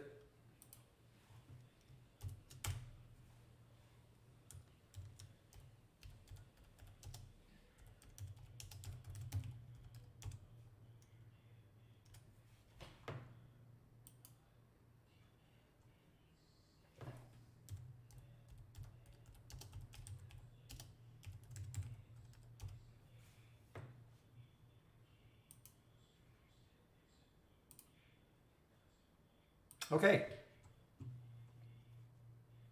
So yeah, Santosh, I think the problem is that we don't have a news filter as such. We have a news tab that when you click on an alert, you can see what the news is. But what you're asking is to have literally a filter that you only see stocks that have some kind of tremendous news, and we don't have that.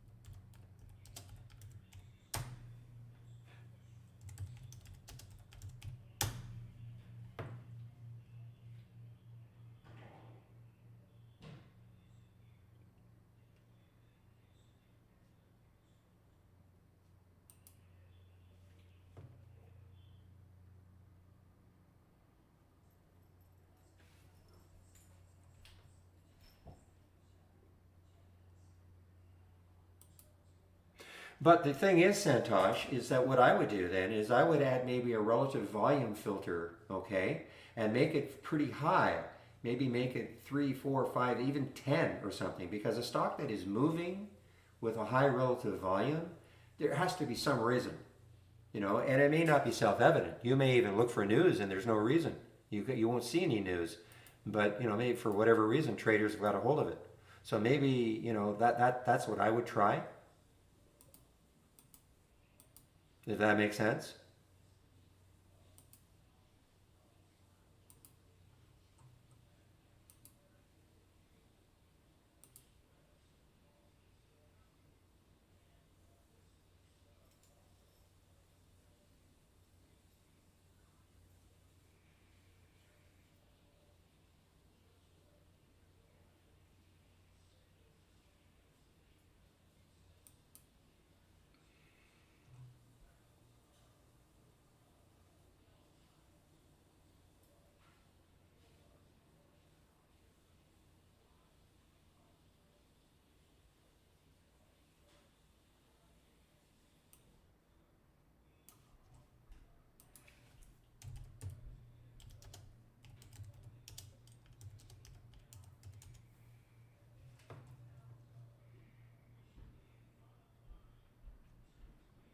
Sorry guys, give me a moment here. I am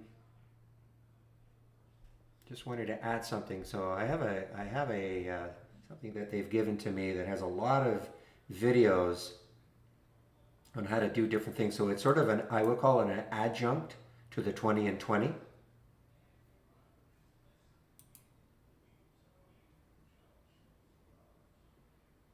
So just give me a moment here.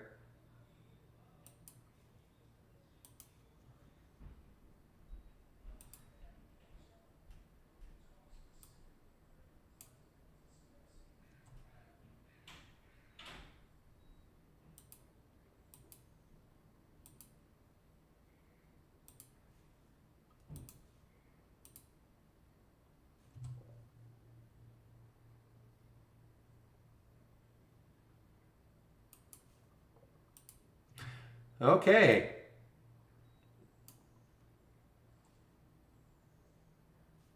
Boy, RDHL. Wow.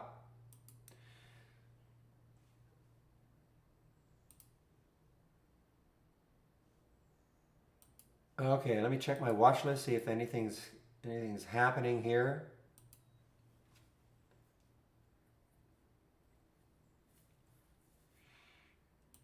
1381, so it's at 1381. WKHS 2439. So this, yeah, this is not Cura. Did not. Well, it has come back. So again, what I'll do is I'm going to stick an alert. Maybe it'll happen later on in the day. Chef still hanging around, guys. I've got my alert set for around 18, and I think Nielsen did pretty well. Got up to 1685 from 1637.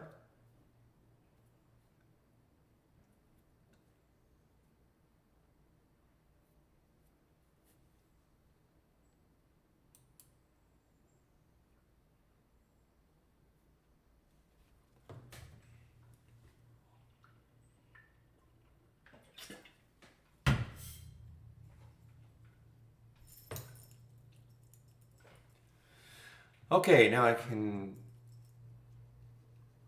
maybe start to take a look at some of these situations here. So this one, the PRTK, so I took this one in the simulator, 541. Now, I like to have the max P&L and the distance from exit price. I like these two columns, all right? So what does this mean?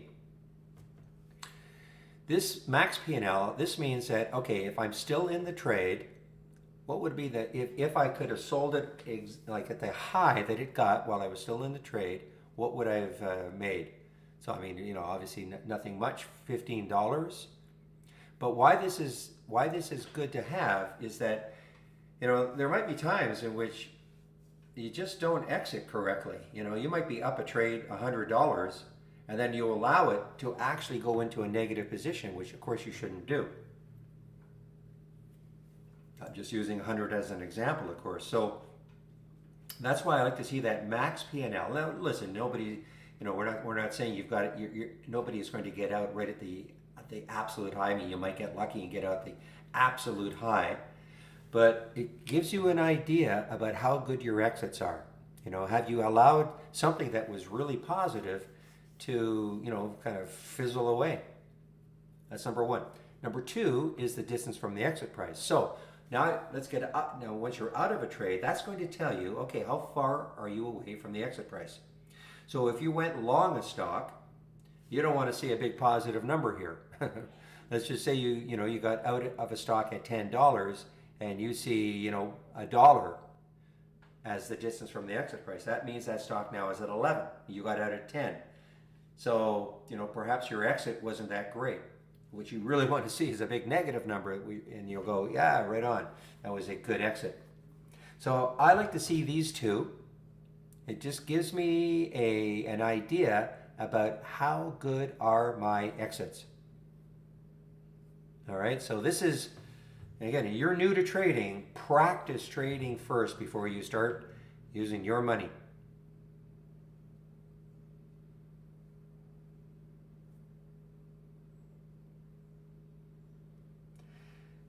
Yes, this is a red candle, and the SPY is negative, the Dow is negative, and tech looks like it's going to go negative too. which is helping. I'm still in some of the Fleur short.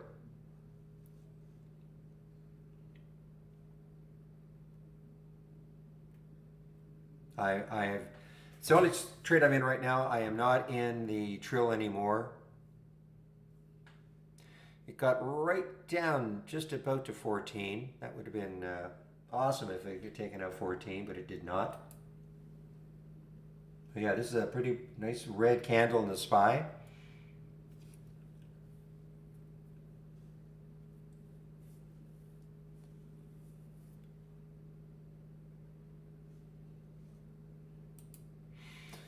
Meanwhile, PDCE, I've been mentioning this one a few times. PDCE continues down.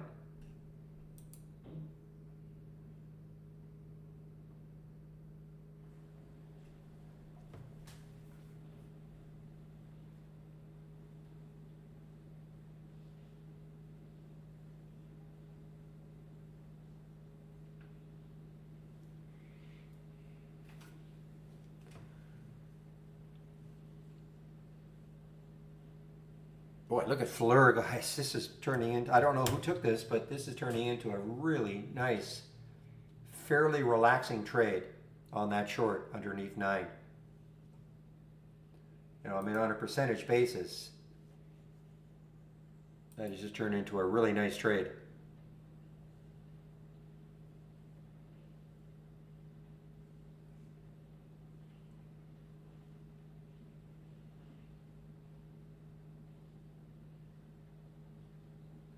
And there's definitely looking like, well, obviously with this big red candle, and look at the volume too. I mean, there's big volume on it.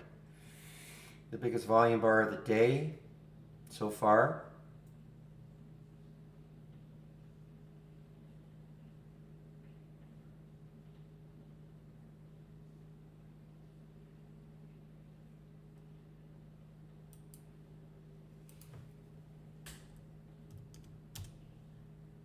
I think you meant LRN, right? Not LRNM?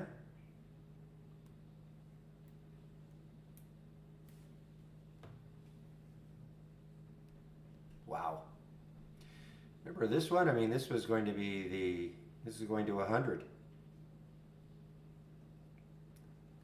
Homeschooling, etc., etc.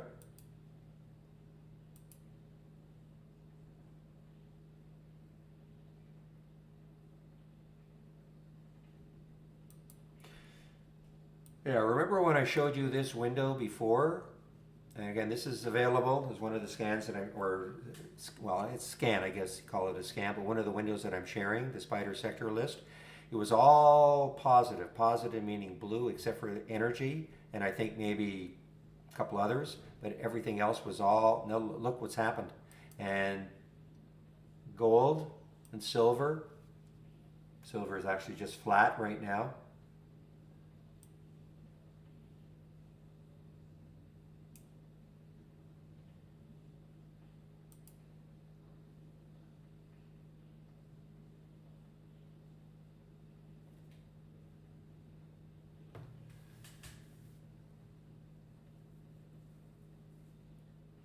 No screen issues today, guys.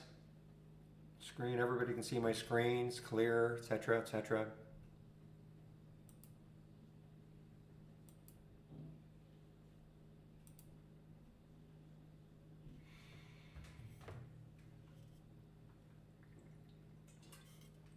Good, okay.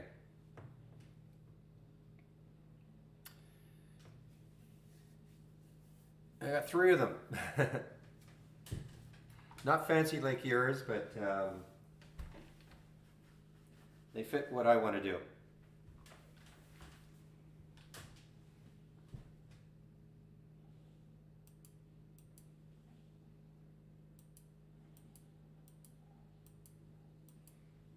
Oh, I thought you had some fancy LG monitor.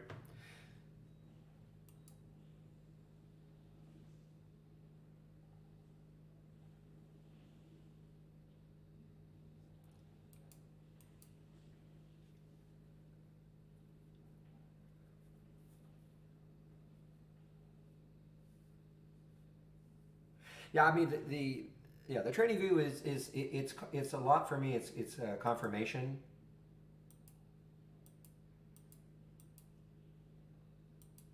You know, I'm still kind of sorting my way through it.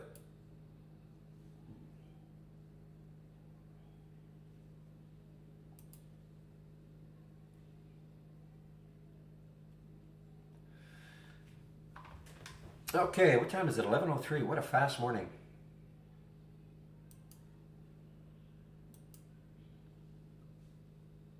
Okay, this one just popped in here. KTRA. Why did you come in here? Yeah, there's no way this is an IPO. It looks like an IPO, but KTRA. So, yeah, it's just above yesterday's high. Fairly low float. Pretty good volume. KTRA.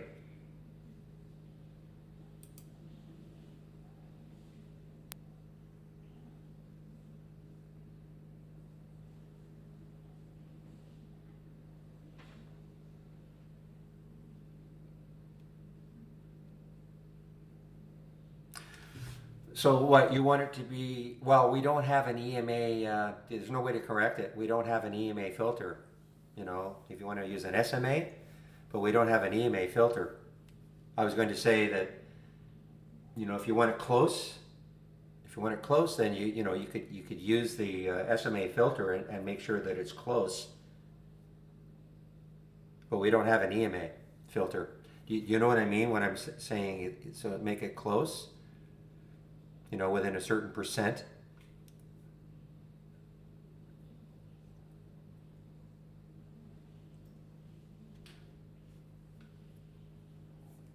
But we don't have the 10 EMA, so there's no way you can do that.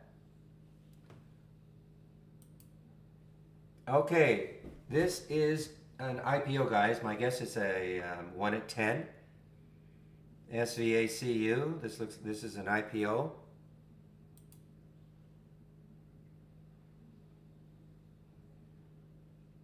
Oh, I see. I see. Well, I mean, like everything else, you know, I click on the alert. I'm checking. I'm checking here to see, because again, this is always going to be, well, at the time of the alert, I'm always checking to see how much room there is, and then I am glancing at the, you know, at the channel just to see where it is.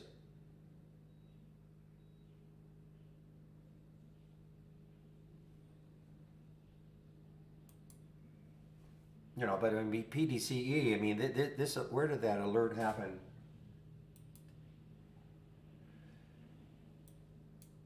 You know, I don't know if I don't think, I'm not sure I'm sharing this one. It's not hard to make, of course, but I mean, there was the alert for PDCE at 1324 at 9:38 this morning. You know, 1324. We're at 1210 now. You know, I mean, so to me, it's a matter of seeing that very first alert, not so much the over and over and over.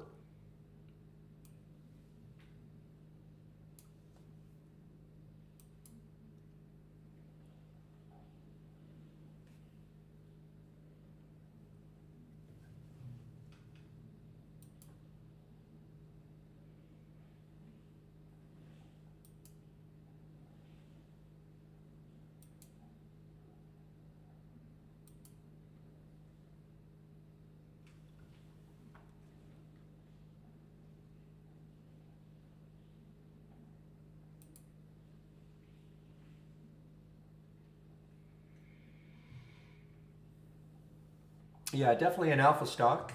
Not that the market, I mean, listen, the market is, you know, it's down a little bit. Yes, that's a big red bar, but will that continue? Wow, Learn. Now, William, I can't remember. Are you short Learn, or are you trying to play a bounce on it, LRN?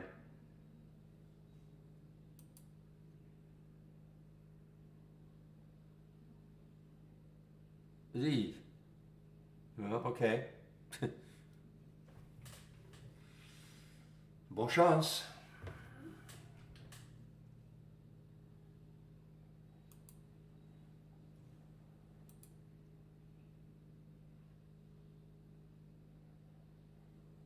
No, I don't, Cosmin, no. I mean, I can do all that with in trade ideas, so no, I don't do that.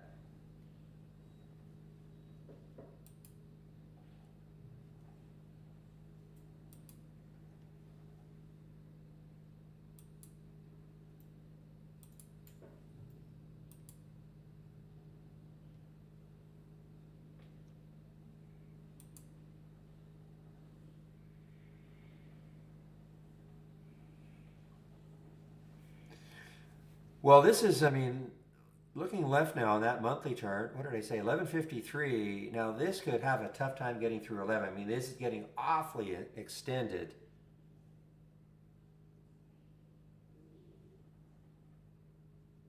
And that, I'm talking about the RDHL. Okay, give me a moment. Be right back.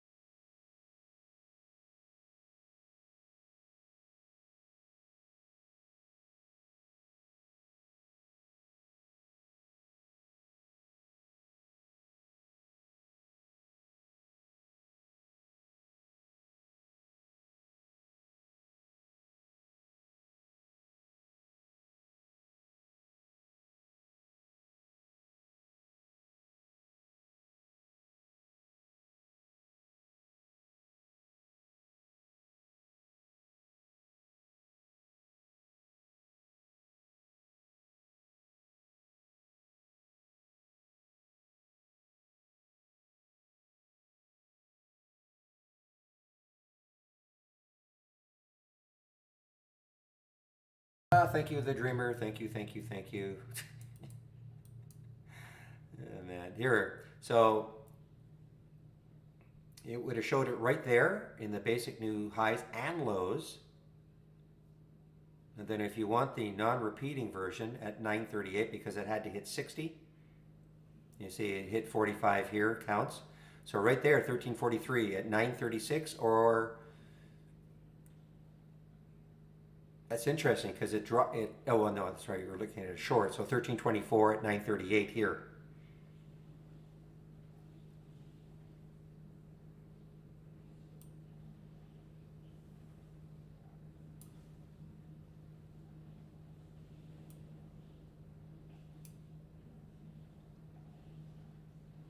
You know what I should do, especially, you know, I don't really fill this up that much. It's going to look a little crazy maybe, but I just stick this here. Yep, I can do that. Thought I have it. I don't know if I have it as part of the scans that I'm sharing, but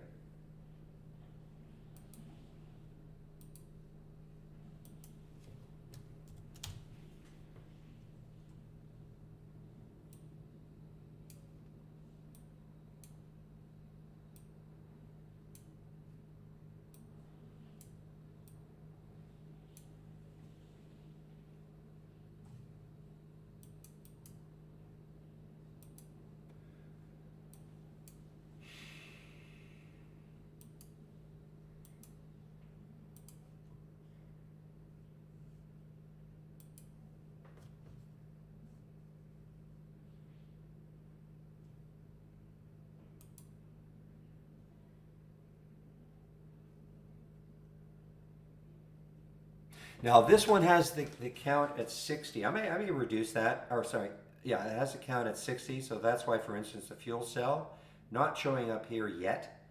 FCEL not showing up here yet. But here I've reduced the count to 45.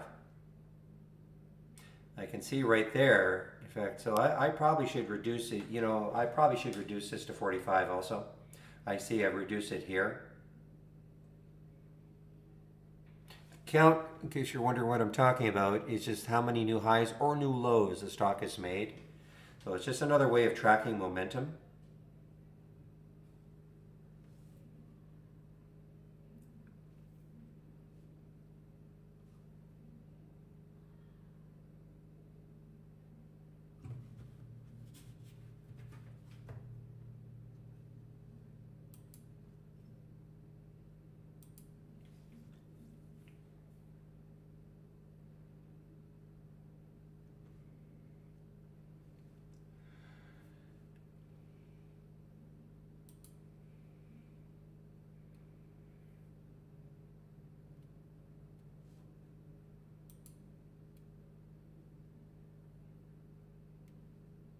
If you're talking about like double bottoms and triple tops and things like that, I mean, I trade from patterns, but I don't, if you're talking about geometric patterns, rarely. I'm more of a, because most of the things I look at are going to be either new highs or new lows for the day, then I'm more interested, okay, what sort of room does it have on the daily, weekly, monthly chart? That's why I have these charts here. And so for instance, if I wanted to get into MBI, so I'm looking right there and a little bit of consolidation. And, I'm not saying I'm getting into MBI, but this is what I look at. Okay, you get an alert. Is it straight down like this? So, you're in chase mode. Looks a little different on the 5-minute. Okay, so I guess I look more for breaks of consolidation. And also I look for breaks of whole numbers. So even if a stock looks like it's running away, but if it's broken over a whole number and then kind of bases a little bit over the whole number and then starts to go again, I would take that trade as an example. So it's not really what I would call it. It's not the classic pattern. I mean, we have a lot of, by the way, Kura. Okay, I still have an alert. Better put the alert at 2802 now. So for instance, when you look at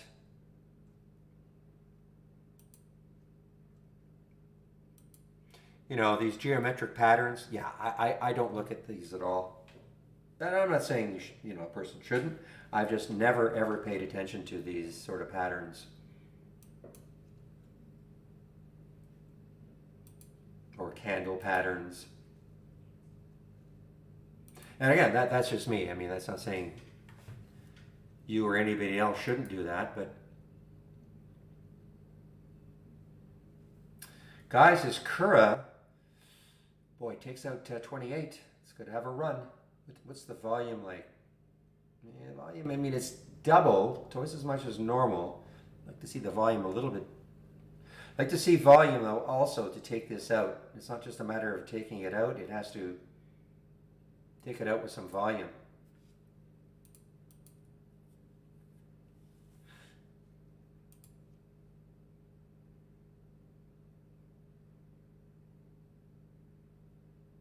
It adds in fees. Yeah, I think they put in $1 or something like that, and they're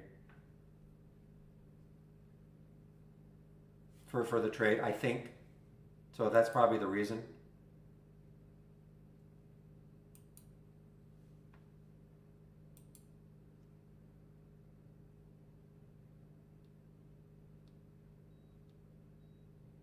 So it's a little more real world. I think it's $1 a trade, something like that. I can't remember. Fleur, another little leg down.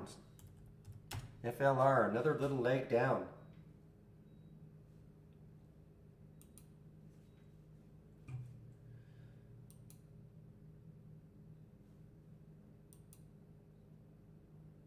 Keep an eye on it. I mean, the GIII, I mean, this has room too. It takes out 19, or 14. I mean, look at the room this has got. This was an earnings play yesterday, pre-market yesterday.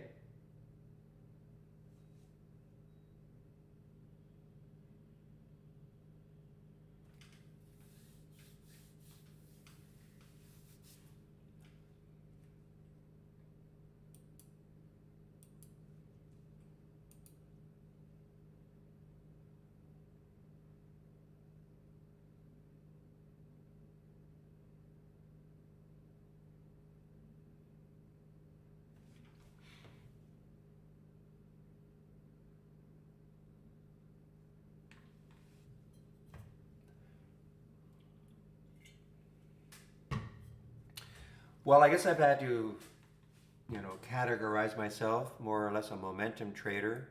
However, I've been paying a lot of attention to shorting tops now over the last couple of weeks too. Shorting, stocks that look like they're extended and shorting them. Not playing the bounces so much, but definitely shorting tops. And then, I'm a momentum trader. So when I look at Fleur as an example, why would I take that trade? I mean, I just look at this, and it broke down through the whole number. I love stocks that break down through a whole number. I can put the stop right at the whole number. If it doesn't work, I'll know almost immediately, and then I just move on.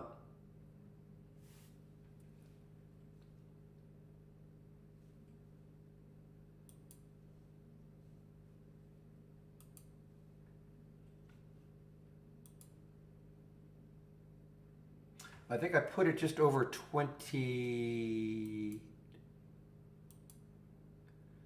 Yeah, just over 28. I want to see it break that. But also remember, we need volume. This is not just a matter for me anyway of taking the trade if it goes over 28. We want to see volume. Now there is some volume, but it's downward volume. A little bit downward pressure. But if all of a sudden that pops up and what if we got a big volume bar like that? So, so that's to me, that's a classic momentum trade. You've got a bunch of people piling into the stock, breaking what I consider a significant area, a whole number.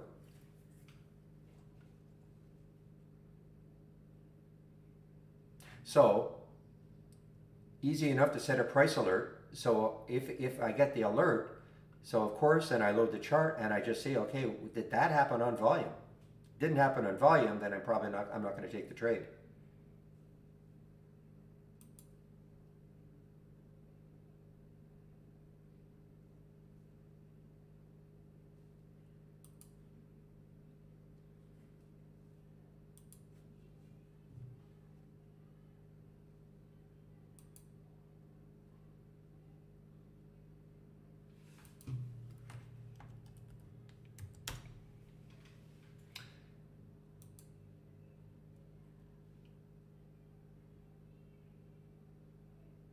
I'm just looking to see whether or not,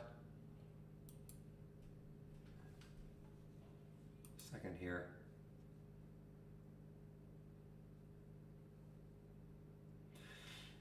Okay, so as expected,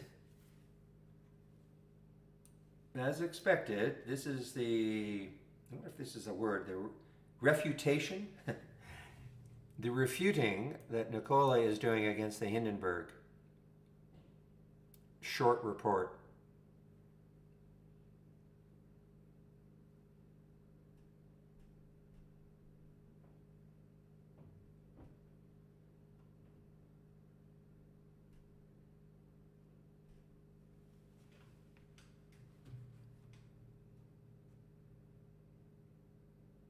Okay.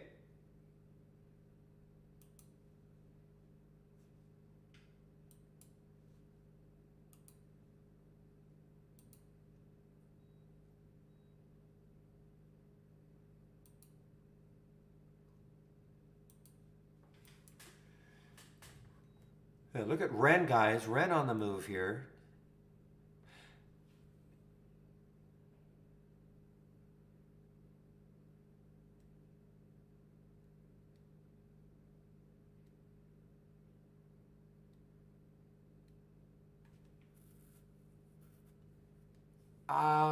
Yeah, but it doesn't necessarily mean.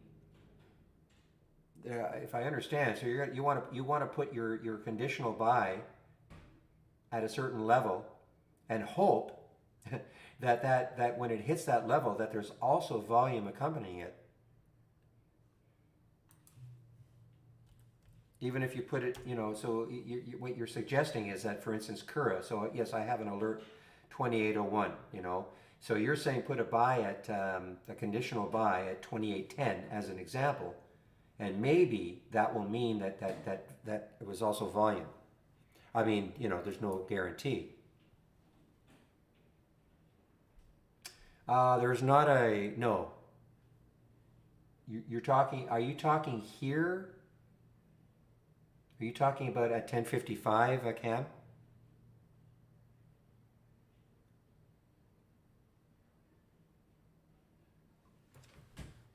Or are you talking here? That's not a red bar ignored there. Are you talking here, the 10:55 5-minute candle? Well, again, is it the 10:55? I don't know if that's the 20 SMA. I can't remember. It might be. Yeah, that looks like the 20 SMA. So I think you're probably referring to the 10:55 5-minute candle.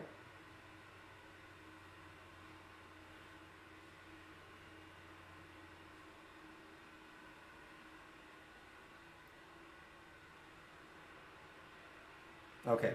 Well, not exactly. I mean, it's not 100% because the high of that red candle is the same as the high of this green candle. So it is not engulfed, okay? Plus, the high here did not really take out the high there, okay? So I would not consider, I mean, even though it moved after that, I would not necessarily consider volume coming in, guys. There is now volume starting to come into Kura. So it would not be a classical one, no.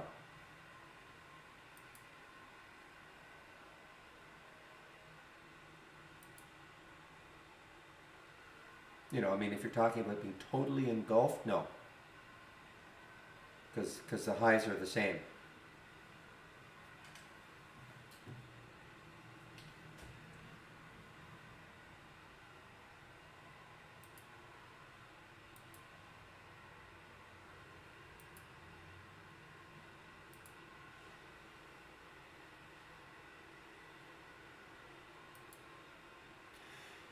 Yeah, I'm following the discussion about NKLA. Well, I guess, you know, it's going to depend on how the market receives the. I don't know if that was an official response from NKLA, but shall we say a more official response to the fraud allegations.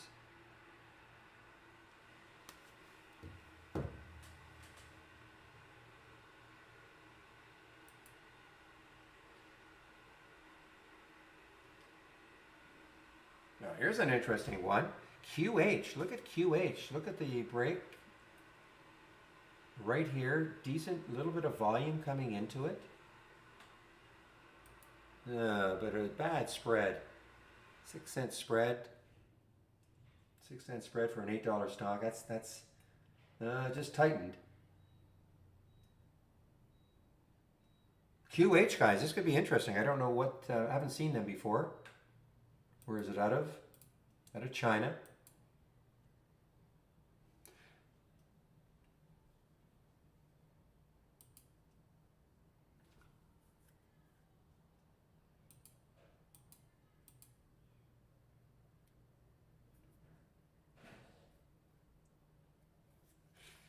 All right, guys, I'm out of everything. The Fleur almost gave me what I wanted, but not quite. So I'm out of everything right now.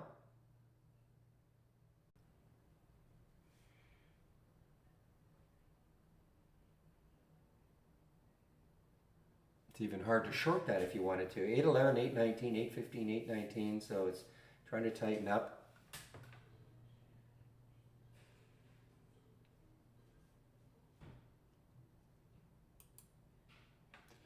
You know, it may not matter. I mean, it may just rip to heck with the spread.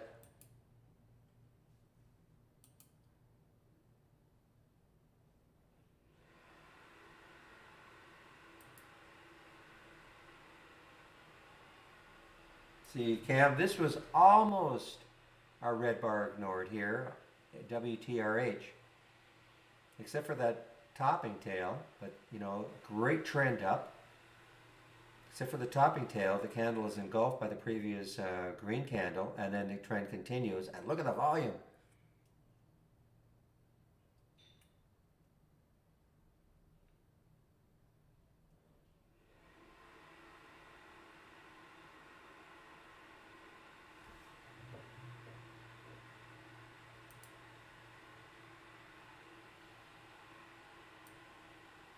Now this should be it, John.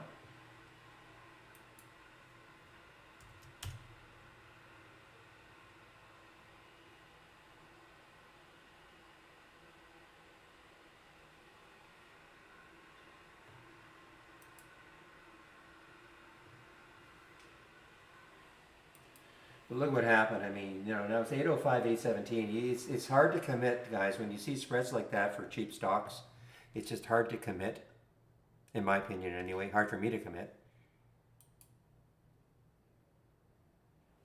And that's on the QH.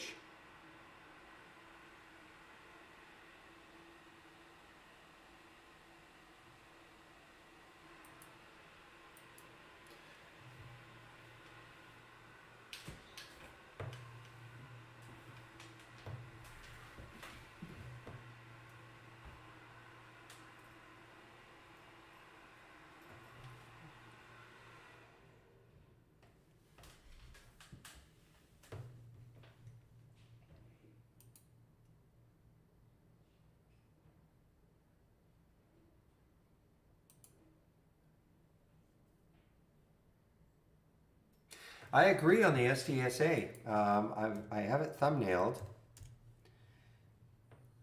And let's see, what was the high here? So maybe put an alert around 635. See if it gets running again. But volume.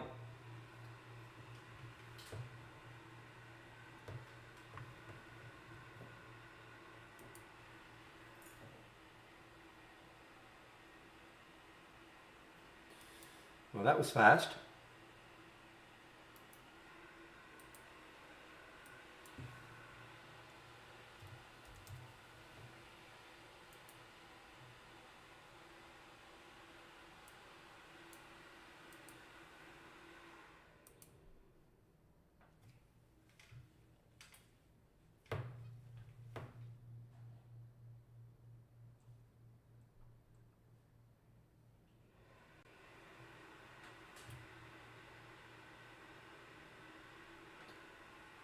So not a good day for the AI today. We had some nice ones yesterday, but not a good day yet anyway.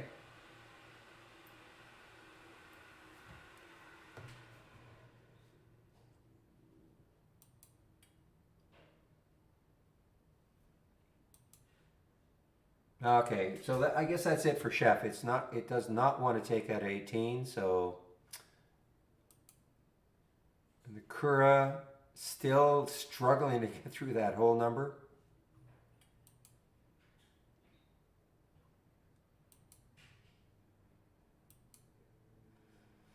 So actually, not other than the NLS, not a great day on the long side anyway for my watch list. First day in a while that's happened.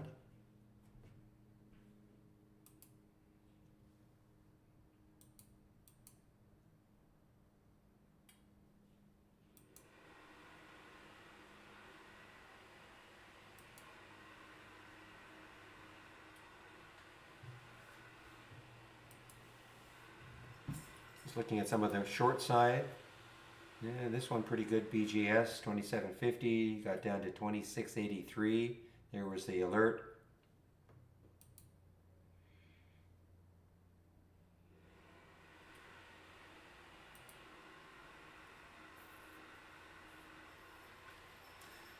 Yeah, kind of a choppy day.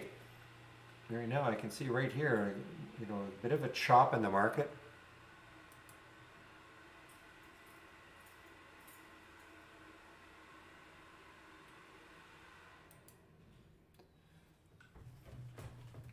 All right, we're going to take a look at a few earnings plays. See, oh, I didn't even realize GME is an earnings play too. GME is actually earnings. I didn't realize that.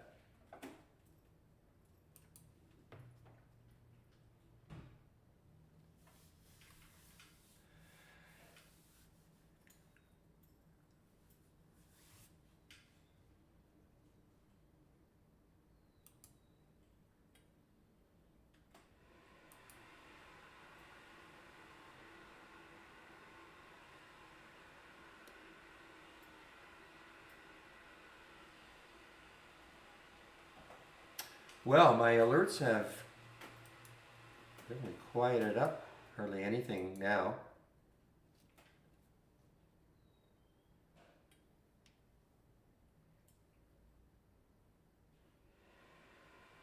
Whoa, Trill now broke down below 14.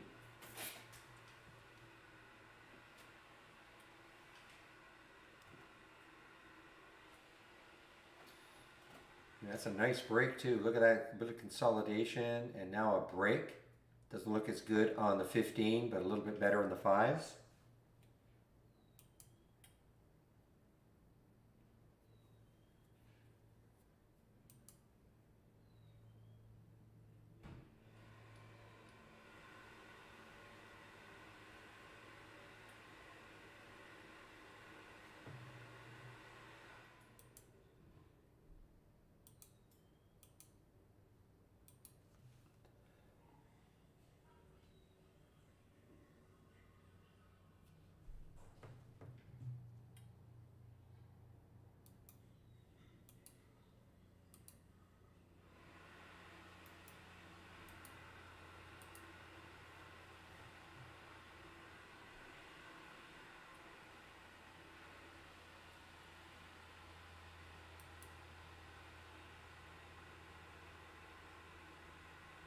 Boy, here's one that is slip sliding away also.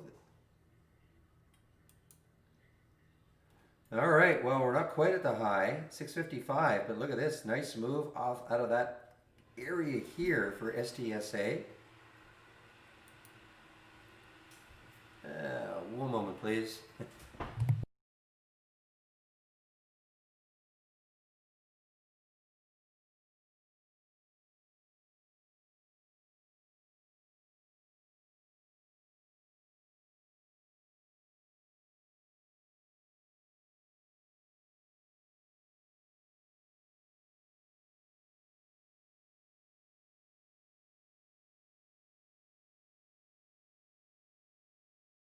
Well, that was a kaboom. Look at the STSA now.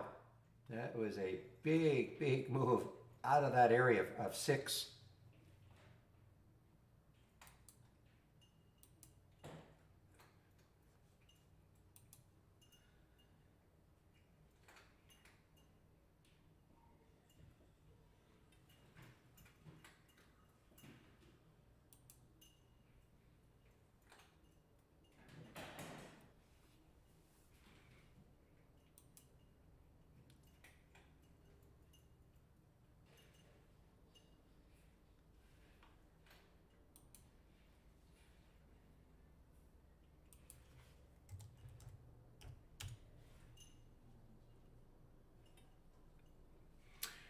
Yeah, no shares are short. I think there were shares pre-market. I'm pretty sure there were shares. I almost took the short pre-market. STSA. I'm pretty sure there were shares pre-market, but no shares for me to short now.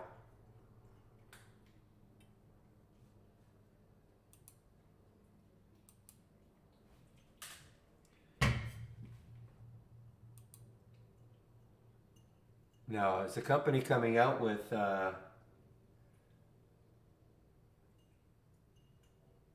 maybe the company is coming out saying, okay, hey, it's not that bad.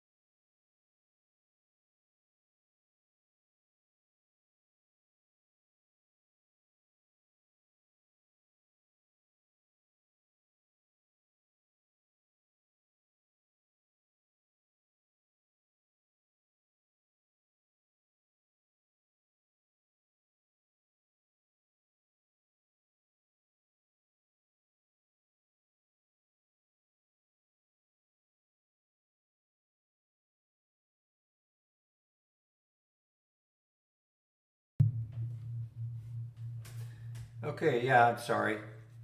Well, I just indicated the short that I'm in at the W. I have a very tight stop on it. I won't let it get to the well, the high of the day is my absolute get out for WTRH. Again, just shorting, trying to short the top. Also, I believe, yeah, I mean, I looked at this area right there. I mean, you see where it's stalled? Right there, WTRH. So that looked like pretty decent resistance.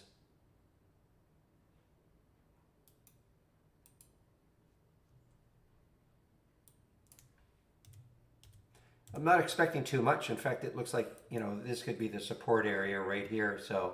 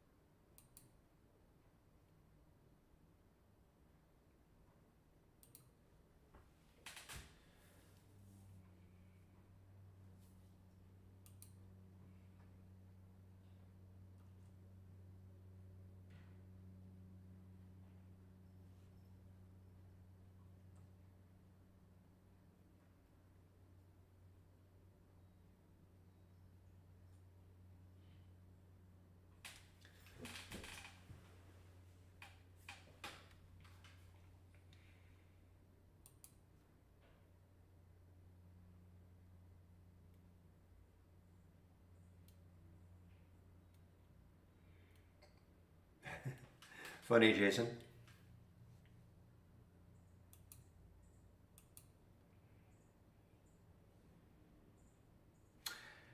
All right, guys. Wow, 11:42 already. So I'll be taking my break fairly soon.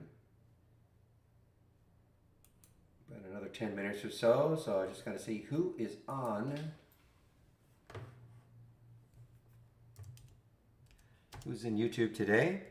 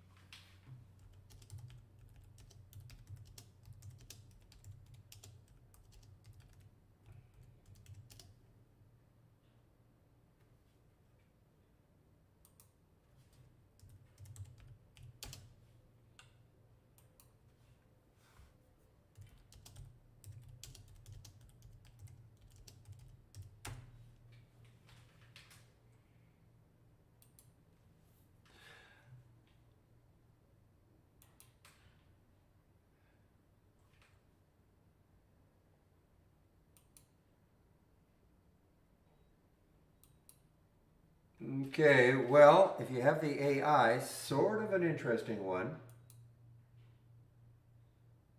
If you believe that there could be some bounces.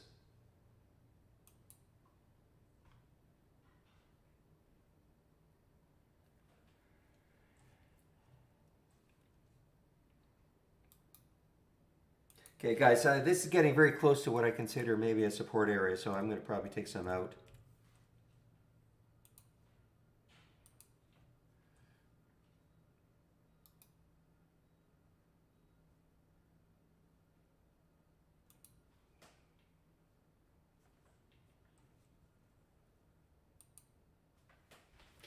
Took some out right there. See, I thought this might be a bit of a support area, this 437, so if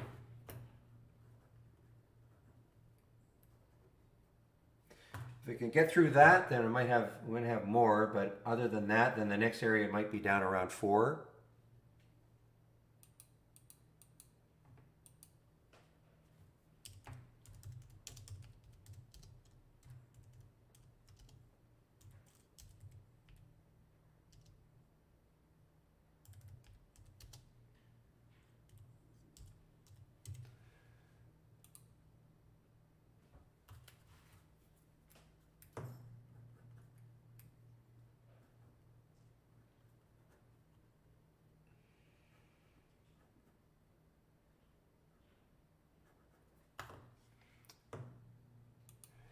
The one that starts with the letter D and is starting to run.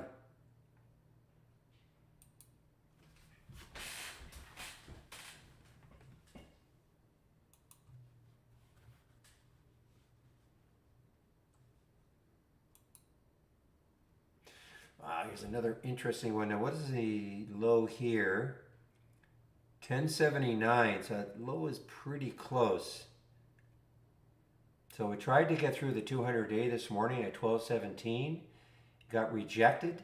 And now look at this, ATNX. But the next low looking left is fairly close. After that, though, if it can get through that low there, you know, you've got down to around that 1020, 1030 area for ATNX.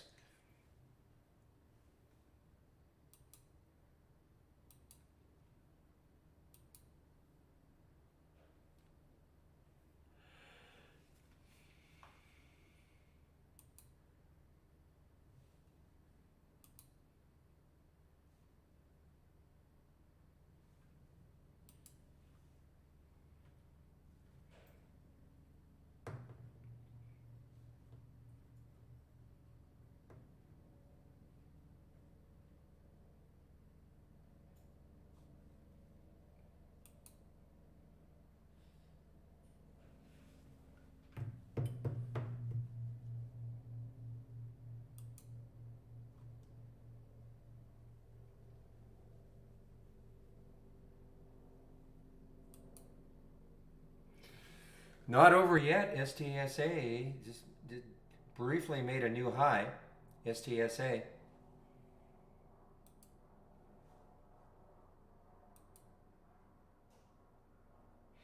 All right, guys. So I'm going to put the YouTube link in here. If you guys want to follow Jamie, Jamie's going to be hosting the YouTube feed from 12 to 1.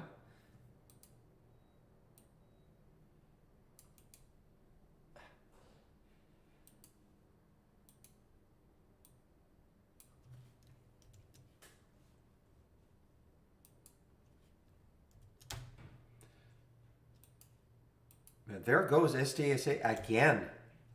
What a reversal on a percentage basis. This has been an awesome from 390, 718.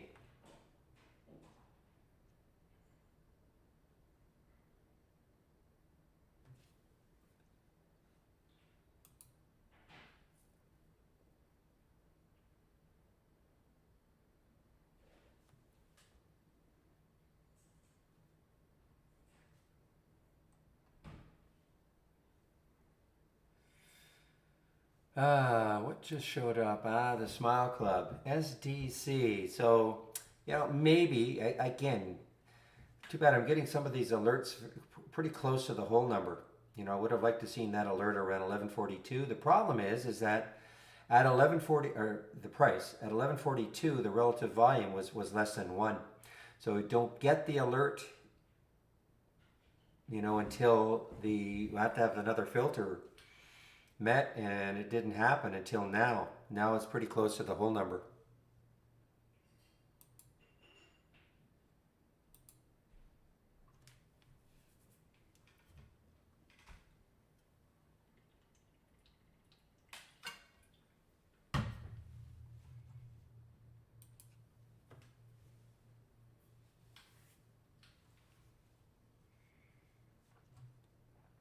Meanwhile, YTEN, which is not shortable for me at Interactive Brokers, is on its way down, as somewhat predicted.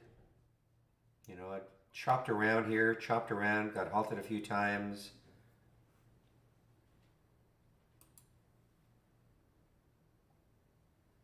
I'm just kind of waiting on the WTRH to see if it has a bit of a leg down, to get closer to 4.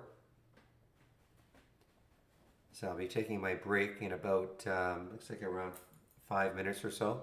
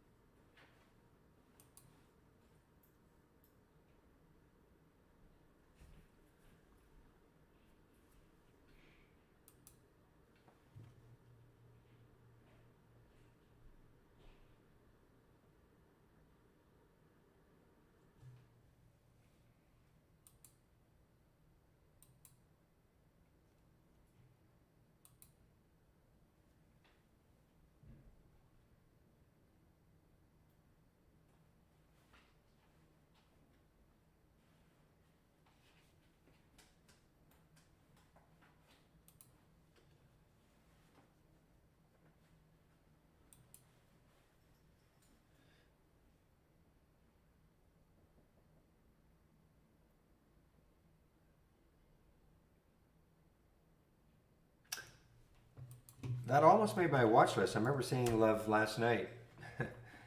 But actually, it was almost going to make my watch list because of the down move it had yesterday. So it's a bit of a recovery.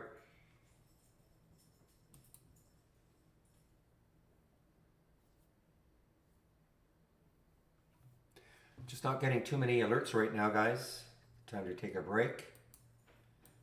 See if we recharge in the afternoon.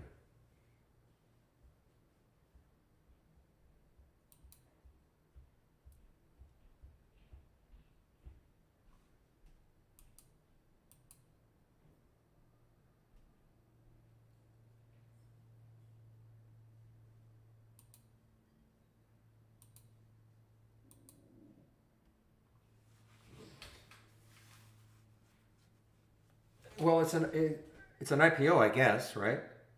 It let me just confirm that that's an IPO. You're talking about the SVAC. Well, anything that ends in a U, I usually disregard as an IPO. Let's just see who's involved.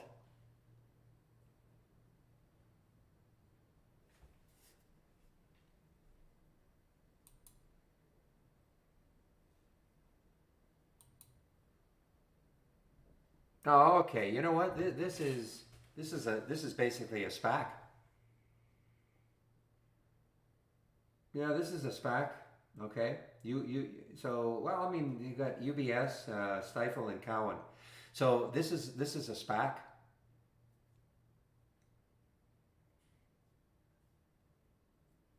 I mean, we're starting to see crazy things. I mean, SPAC IPOs now. Again, guys, if you're wondering what we're talking about, SPAC, look it up. Special project acquisition companies. So, so they did an IPO. They're not really a company. They're going to look for a company to merge with down the road.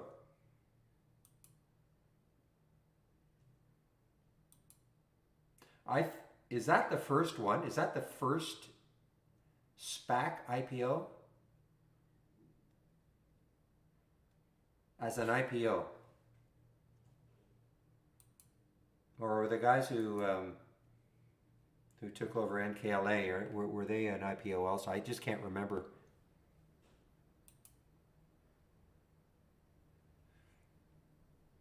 I think it might be though. It might be the very first SPAC IPO.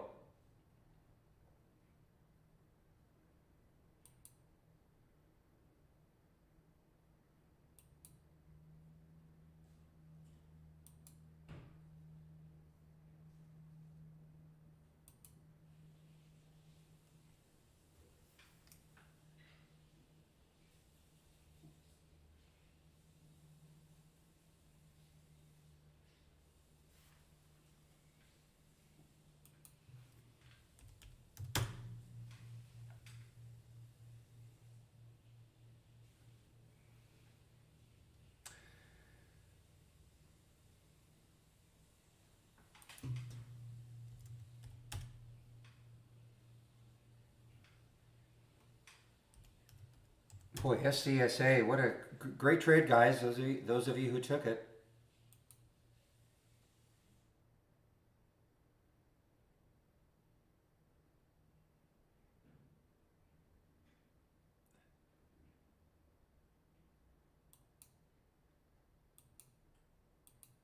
Yeah, but wasn't Space? But they were a company. I mean, they had assets already, right? I mean, they weren't looking, or was Space? I know it was something to do with Virgin Galactic or something, but I thought that was a done deal. Like I may be wrong.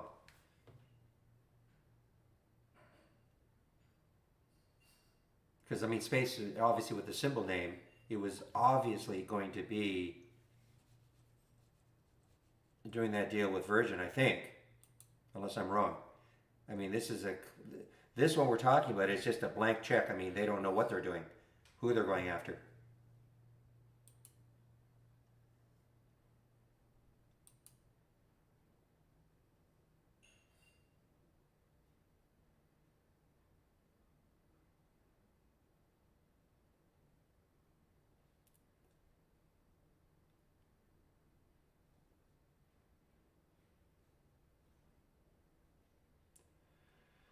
All right, guys, that's it. I'm taking my break pretty soon, so I'm going to have to try to keep an eye on this WTRH. I won't be straying from my computer too much, so I'm going to have to keep an eye on this WTRH, see if it has one more leg down.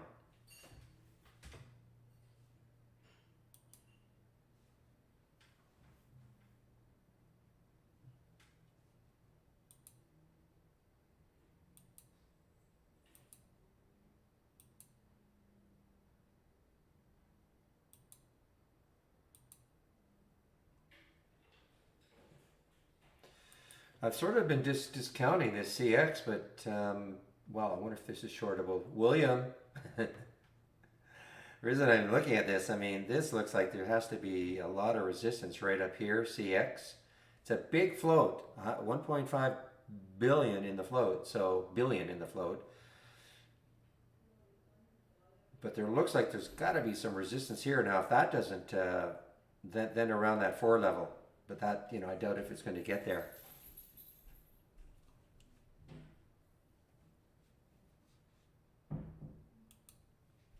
All right, guys, I'm just going to put my announcement here. Taking my break.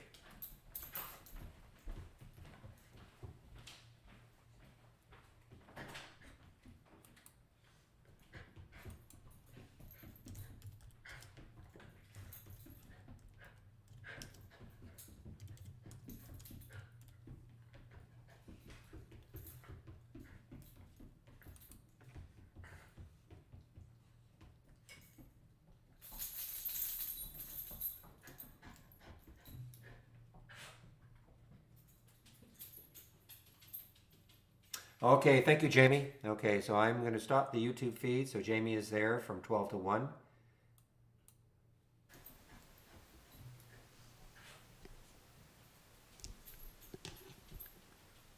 Okay, thank you, Jamie. Okay, so I'm going to stop the YouTube feed. So Jamie is there from 12 to 1.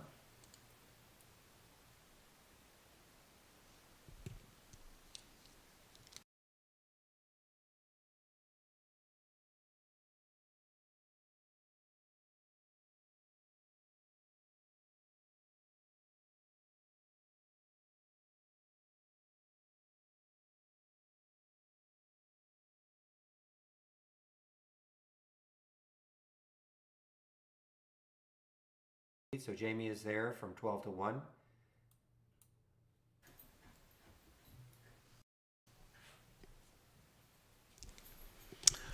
Okay, I think, Okay, thank you, Jamie. sure. Okay, so I'm going to stop the YouTube.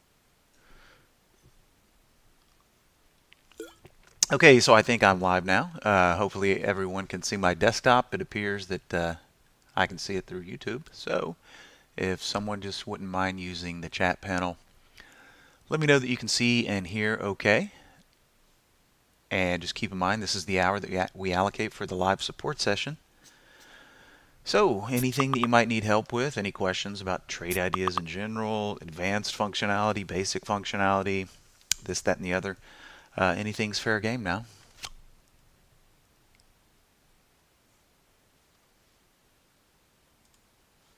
And just bear with me while I make a couple of adjustments here.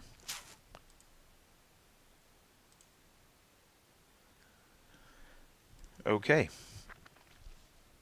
I'm assuming everybody can see and hear. I haven't seen any confirmations coming through the chat. Let me make sure my chat is updated.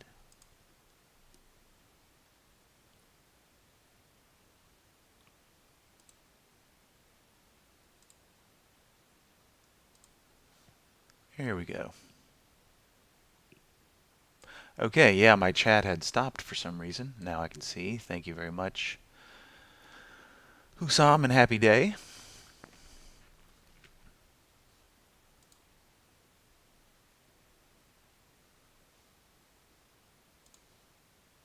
All right, so here we have my desktop. As you can see, Holly is a little lackadaisical today, and that's not surprising considering the market conditions we've been experiencing. Let me get my pin here.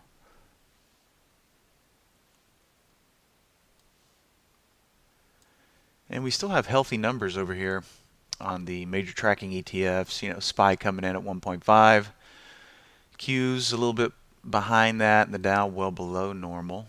But as everybody can see from the recent action, came down here, busted right through the 10 and the 20, didn't quite make it down to the 50, and now trying to claw back. And it appears that the 20 period is kind of acting as a little area of supply there, but butting up nicely with this little area right here. So, you know, the closer we get to November, maybe we have a little consolidation moving forward for the next 30, 45 days or so.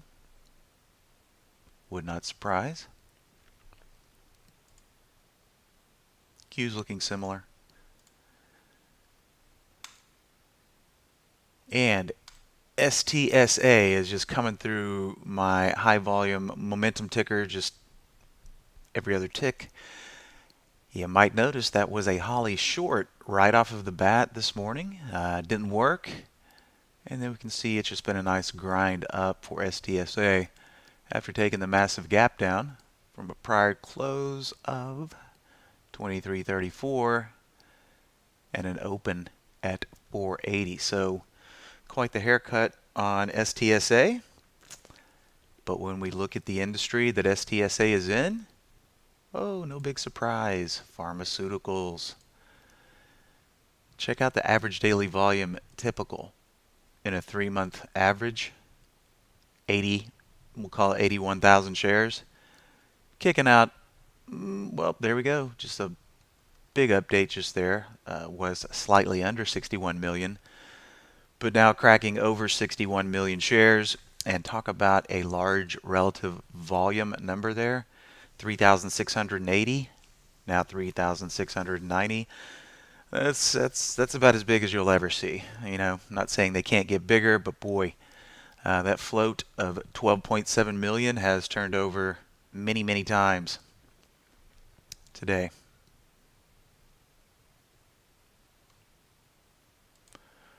All right, so let's check out DKNG.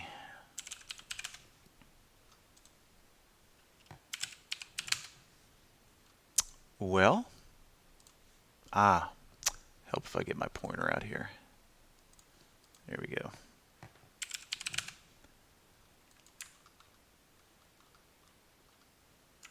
Not bad action today. Of course, check out the 10 period dictating the action here. Couple of bleedy wicks below, but then boom, boom, boom, off to the races, taking out that high. What are we looking like on the daily here? All right, just kind of eyeballing things here. We're already right up to that wick. Maybe we push on up here to this level here, and that would be, let's take a peek here at the weekly. Yep, that would be all-time highs for DKNG. DraftKings, your guess is as good as mine. Why, DKNG? Well, sports are back on technically, so I guess the betting is coming back in play. Don't necessarily have to be at a game to bet on it, that's for sure. Yeah, Siggy, good afternoon. Depending on what what time zone you might be in. East Coast, West Coast, Central. Or if you're a Canadian and you're lucky enough to have a 10:30 U.S. equity market open, they're even 1 hour ahead of Eastern time. And hello to you as well, Peter. Welcome. What kind of crowd we got in here today? Let me take a peek.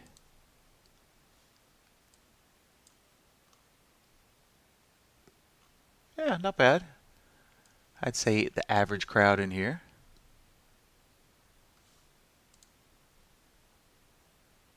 Yep, right there. Went down there and tested that 10 period and now is levitating well above it. But looks like a breakout might be on the table here on DraftKings in the not too distant future. A lot of wiki action in the weeks prior to this week, but very strong weekly candle forming. Go back to the daily here. 3 days down, 3 days up.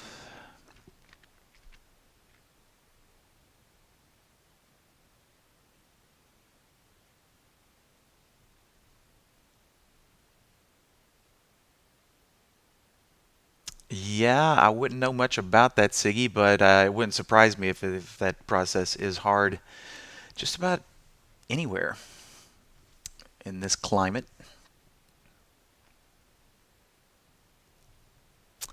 All right, Aya, can you filter for volume greater than average volume?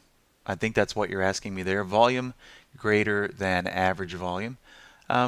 Sure, we can do that through a lot of different metrics. For example, if we take a peek down here at the single stock window, if average daily volume is 13.98 million, we could use the volume, either the 5-day, 10-day, or the 3-month filter, to put in minimum values slightly above the averages on those things.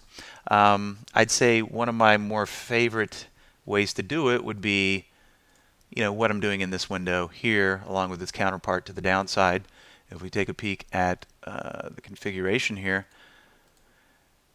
relative volume is always a go-to when we're talking about higher than average volume, because obviously a reading of 1 with the relative volume metric just means based on how much how much volume the stock has done thus far in the session. If it maintains that pace, it's going to finish normal, 1, slightly over 1, slightly below 1. And then you can just kind of tweak it based on what your interests are. You can see here I'm saying don't show me anything unless it's doing relative volume of 4. And this one certainly put some interesting stocks in my path here. And when we look at PRTK, or actually that's still STSA, PRTK 8.38 on the relative volume level usually kicks out 528,000 shares, but is currently, knocking on the door of 2 mil there. So relative volume is one way to do it. Using the average volume filters, another way to do it, a little bit more traditional. And then of course we have the smaller time frames, which can be helpful, but you risk getting into a lot of noise. That's why these days I prefer more relative volume. But just to give you a peek here at the filter set, we do have all the smaller time frames. Caveat here is that a lot of the times you'll get spikes on these time frames and then the stock will go back to sleep. So a lot of the times it is a good idea to incorporate relative volume along with one of your favorite intraday time frames.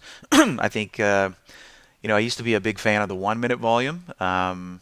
It still can be useful, but I'm gravitating more to the 5 or even sometimes the 15 in conjunction with relative volume. All right, Hussam, let me read your question here.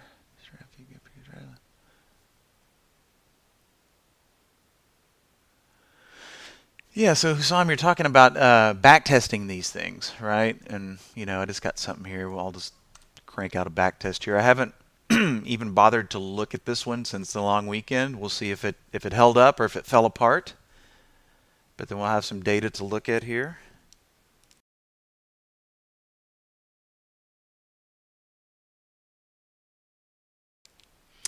Okay, let's take a peek here at the daily. Okay, if my memory serves me correctly, I think I started optimizing this one somewhere back around here. Okay, and it spit out some pretty good results here. Of course, you got a couple of anomaly days here, and on one day, this is a strategy that picked up on the Kodak huge move, so it kind of skews the numbers. That's why we're seeing these big green bars here. But if I optimized back here, and I have good numbers, good data sets, good spread between average winner and loser, which is going to generate, a nice profit factor as well. Wouldn't just jump right into the what I think is the deep end of the pool. Anytime we generate a decent statistical looking set, well, then we begin the process of forward testing. So let's just say if this was the day that I back tested on, did a little bit of optimization, everything looks good. Well, okay, we're going to put this on the shelf. We're going to check it every day, check it every 3 or 4 days, whatever your preference is, and see how it's performed since we designed since we went through the back test and optimization process. And as you can see, more realistic expectations here. Not knocking it out of the park, but grinding out pretty consistent green days. And then, of course, over the past 2 days, exit positions have shown red. So, you know, in a nutshell, when you do design a decent looking backtest, either A, manually forward test it, or since you do have access to the simulator, it keeps you a little bit more involved. So it's real easy, when we're connected in demo mode, which here's my Brokerage Plus. Let's say unusual number of prints. I do believe that's in my cloud here. So even better than just simply forward testing, we can pop it into simulation, and that way we can see it execute in real time in sim mode. So I could easily, okay, it's in my cloud. Now I'm just going to pop on over to strategies. And this is the way that I like to do it. Pop back into strategies here, load that thing up from the cloud.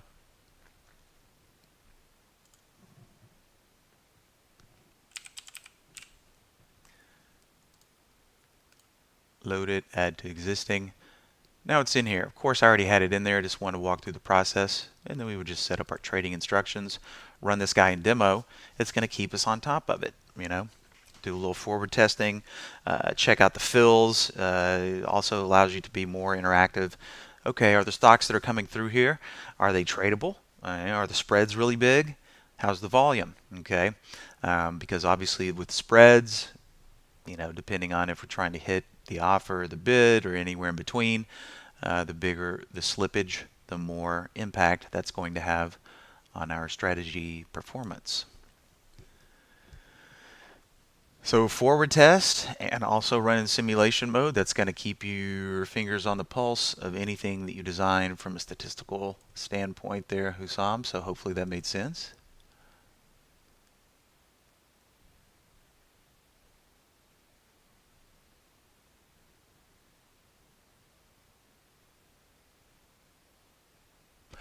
And Siggy, the question about beta, how much something typically moves compared to the overall market, eh, I've never, the metric makes sense, but it seems like in this day and age, and it's a metric that's been around for eons, um, it's not one of my favorite metrics, not saying that it can't be useful. Um, but you never know until you just put a configuration together and start exploring beta.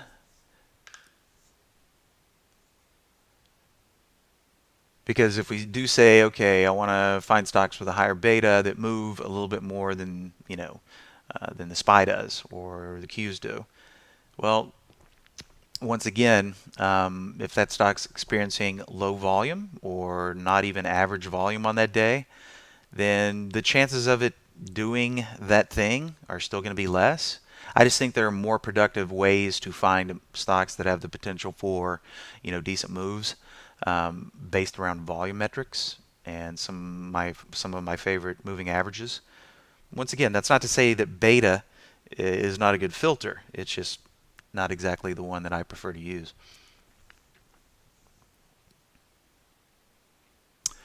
Yeah, sure, Luther. I don't mind sharing this link. Just keep in mind, I wouldn't just jump in here. I'll kind of show you the way that I've been uh, checking these things out here.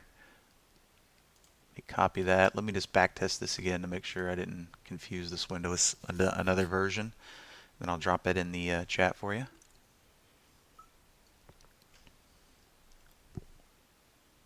Okay. I do believe that is the right link. So, all right, that link has been dropped.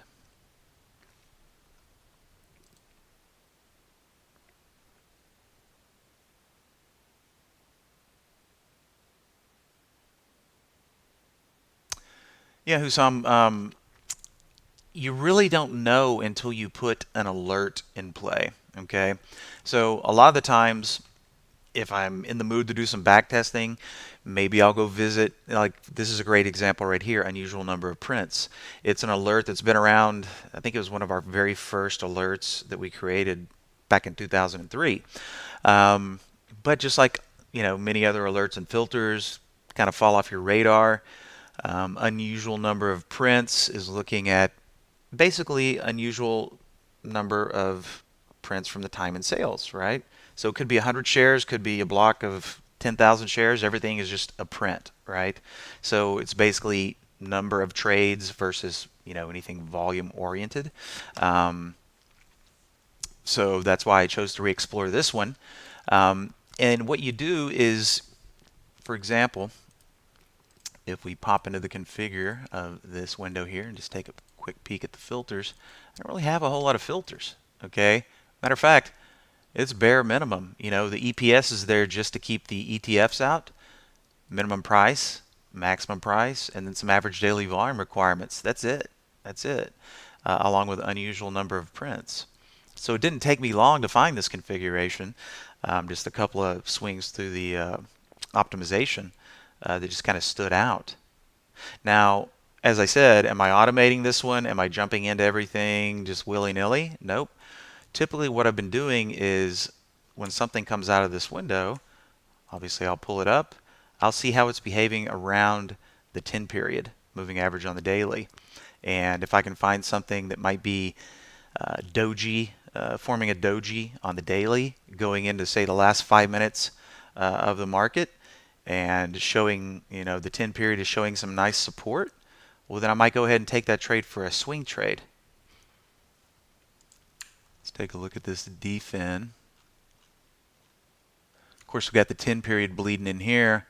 Prior close, closed right on it, kind of, right in the middle of that up wick, down wick, and then right in the middle there. And then we get a nice little up move today. But that one would have been ideal going into the close yesterday as it hugs that 10 period. We'd already seen the wick down the first day up and then a nice close. Or, if you were watching this 5, 10, 15 minutes before the close, would have been great to take and would be working as a swing trade currently. Which brings me back around to the way I have this configured here. This is for swing, spotting swing candidates. And you can see my timed exit on the back test. It's not intraday.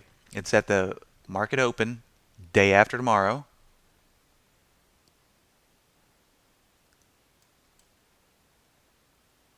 Yeah, I just couldn't see my slider there. So, yep, at market open day after tomorrow.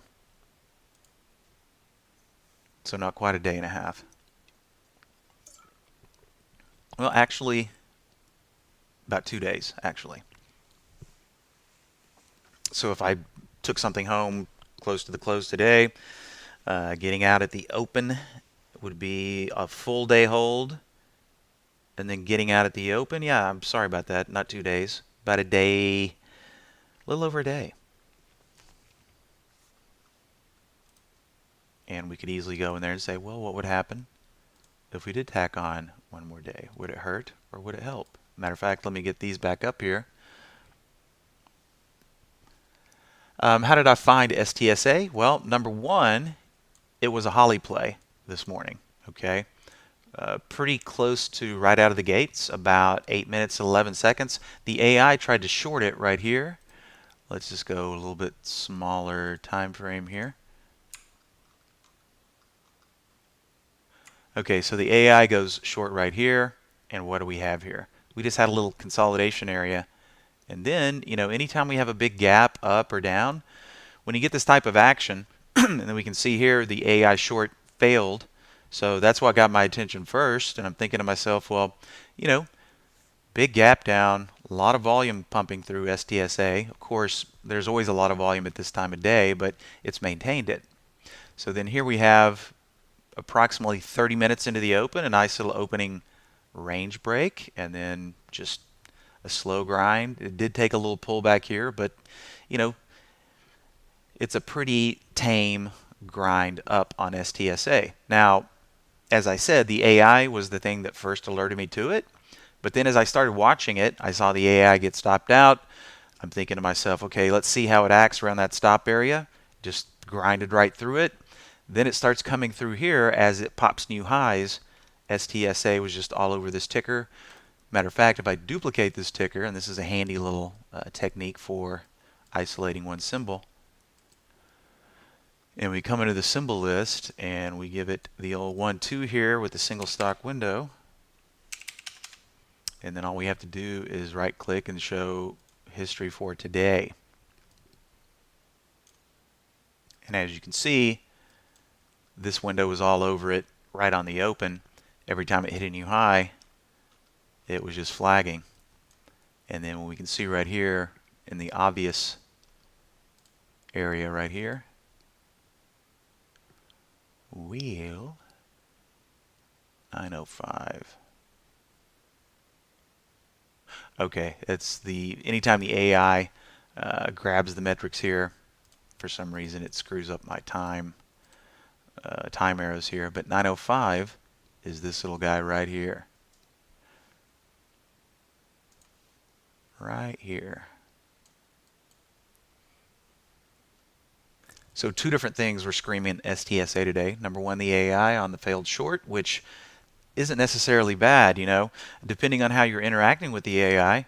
For me here lately, I'm just watching the plays as they come out. Okay, are they working? Are they backing off to their stop area? How are they acting around the stop area? Is the stop area acting as a pivot? Or in this case, STSA, did it grind right through it and keep popping new highs?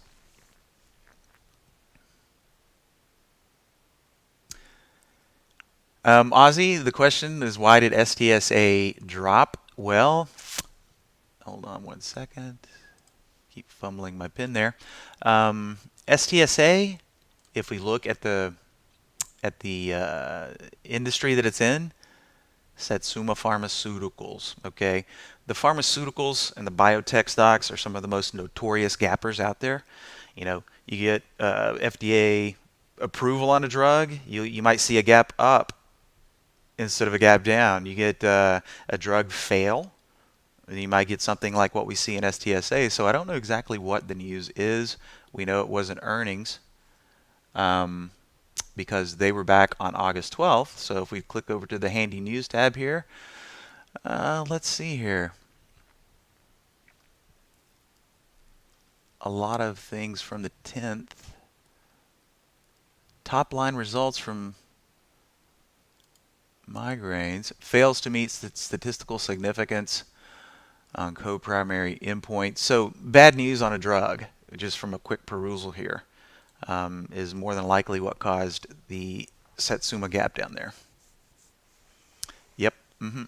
Adverse clinical trial readout.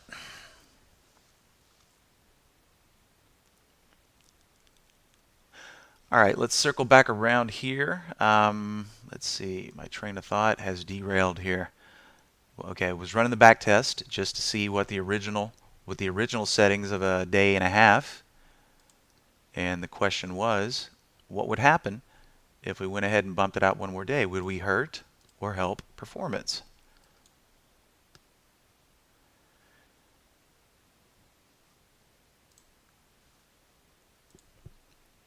Okay, and if we tacked on another day, previous spread 109 and 32,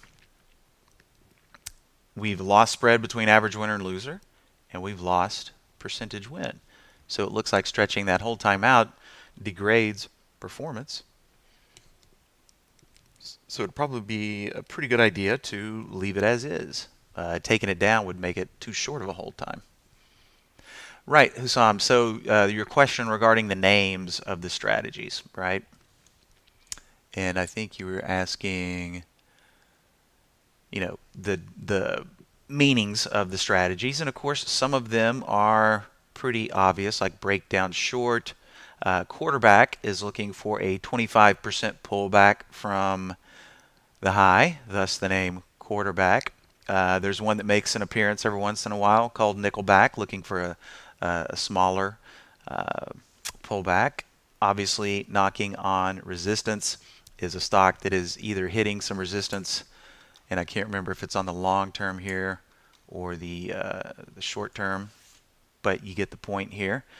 The guiding hand long is going to be focusing, if my memory serves me correctly, on the 10 period on the daily. Pullback short, there's the nickelback. I didn't even see it down there. 5-day bounce, that's pretty pretty self-explanatory.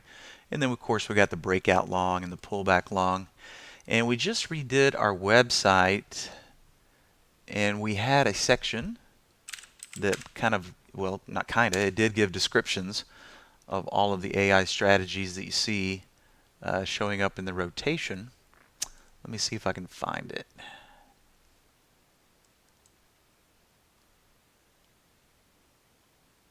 I was looking for it the other day. I did not see it. I still don't see it at the bottom of our website. Maybe.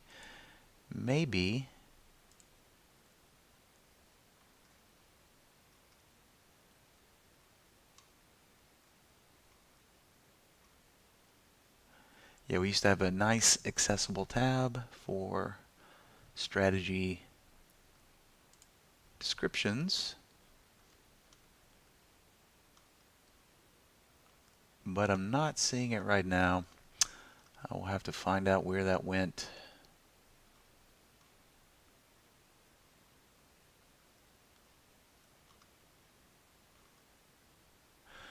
It has been rearranged, so apologies, I can't find that link right now. But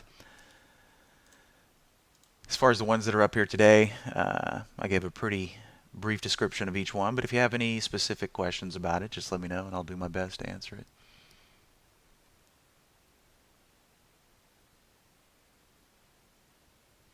How often canners are used for options? Oh, scanners. I was like, what's a canner? Okay, so Anna, the question is, can we use trade ideas for options, scanning for options? Well, yes and no, because we have a very limited amount of options filters, okay? So if we come into the search tab here, and we just type options in, then you can see these are the offerings that we have for options, okay?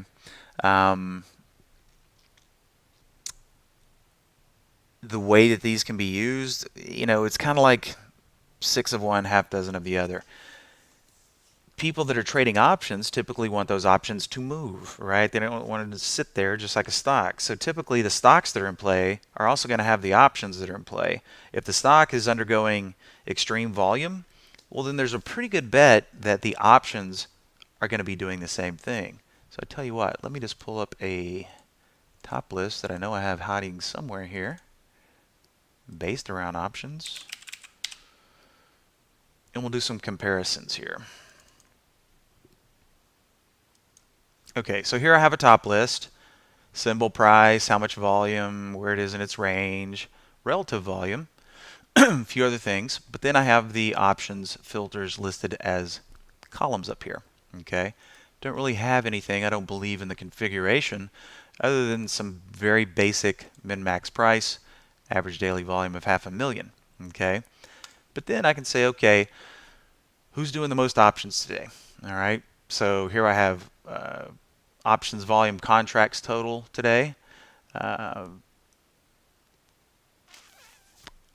There's the one I'm looking for. Percent options volume today. So just like all of our percentage filters, 100 would mean normal options volume. So like FTV showing 101.6, BGS 100. They're doing normal options today, and that is between both puts and calls. But when we look up here, you know, POR, if you're looking for active options, it's only trading about 50 times more options than normal. Okay, options volume today, contracts over 5,500 contracts, and we can see the majority of those have been puts. Okay, put volume, call volume, contracts. Put call ratio over here, if you might find that interesting. Now, if we look at the ones doing the really high options volume, well, notice the correlation between relative volume right here.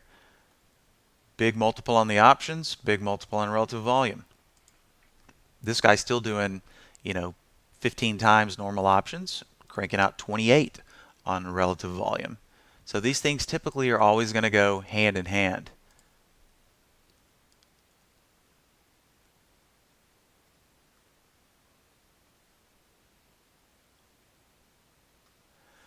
So Aussie girl, what stock were you referencing earlier when you were talking about would it make sense that it would continue falling through the day?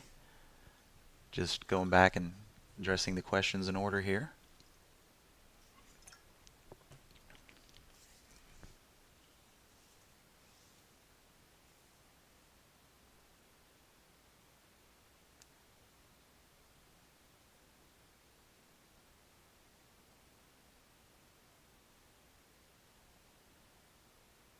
Yeah, the STSA Siggy is just it's grinding up nicely. You know, when I first saw that one this morning, I'm like, ooh, that's a big gap. Short failed. Hey, you know, risk is in play. Why not take a little stab at it?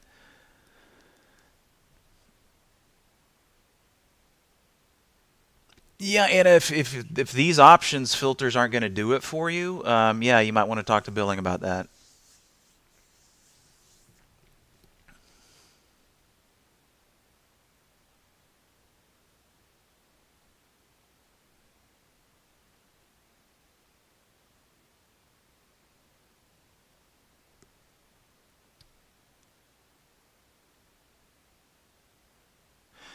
Yeah, and the options play magic. I wonder if that one's in my cloud. If not, I think it's in the trader's vault, or it might be. We'll go look here in a second. That sounds like an Andy window.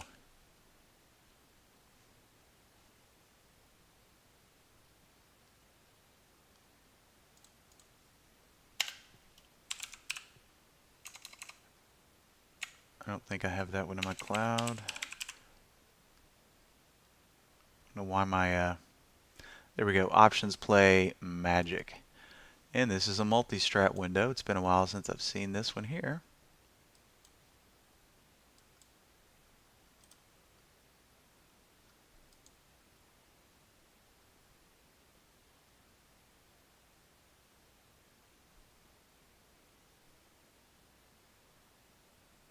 Sure, Siggy, I can drop that one in, no problem.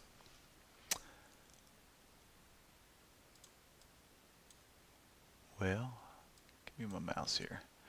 Okay, this one's spitting out quite a few. Piton, getting a lot of action today. Let's see here. Sort this alphabetically.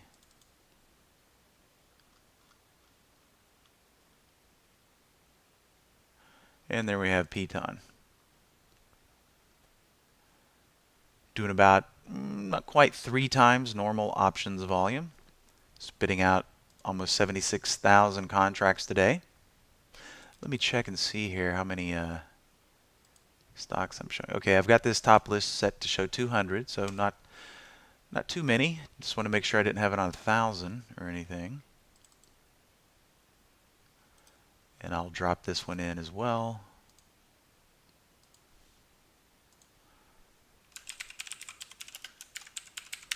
Options radar, Control V. There's the options radar.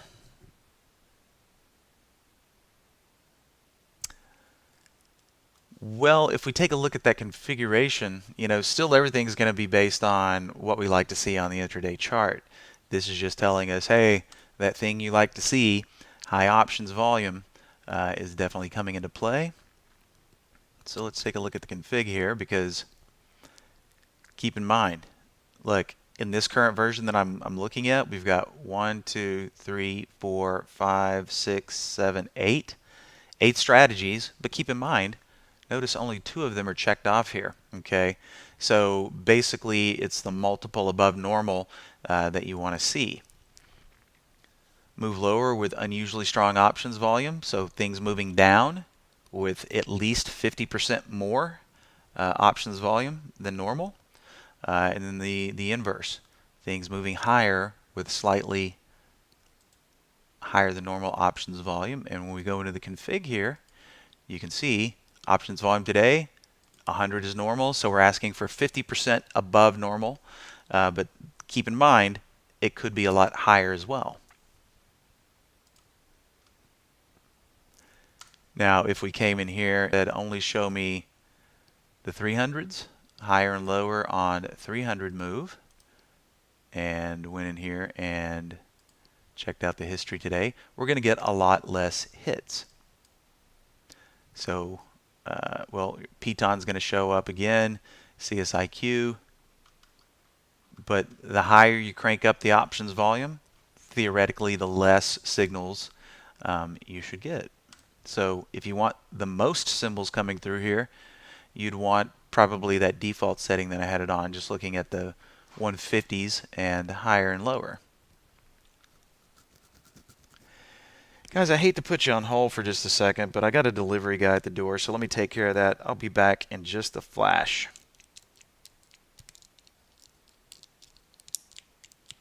Well, if I can get my button to work here.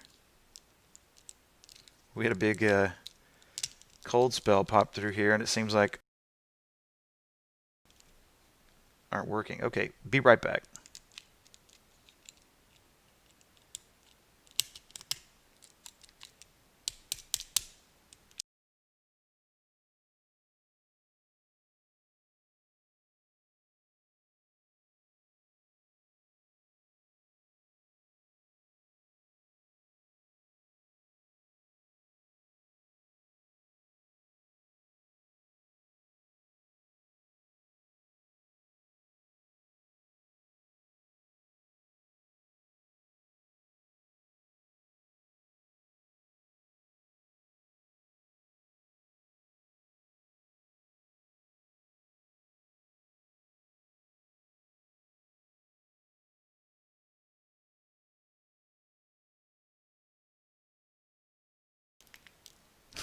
Okay, I was having to fight my mute button there. It does not want to go click, click, click.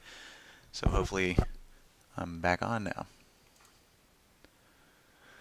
So open interest and volume and use the chart the same as we would for any other stock play. Yeah, that's right, Siggy. It's just that the catalyst that's getting our attention is based around high options volume.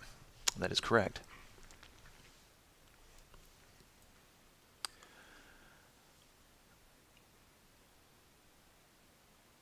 All right, just backing up through the questions here. Make sure.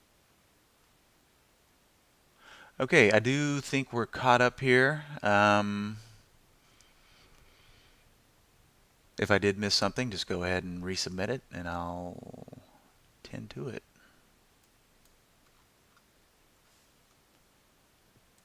So yeah, definitely STSA has been the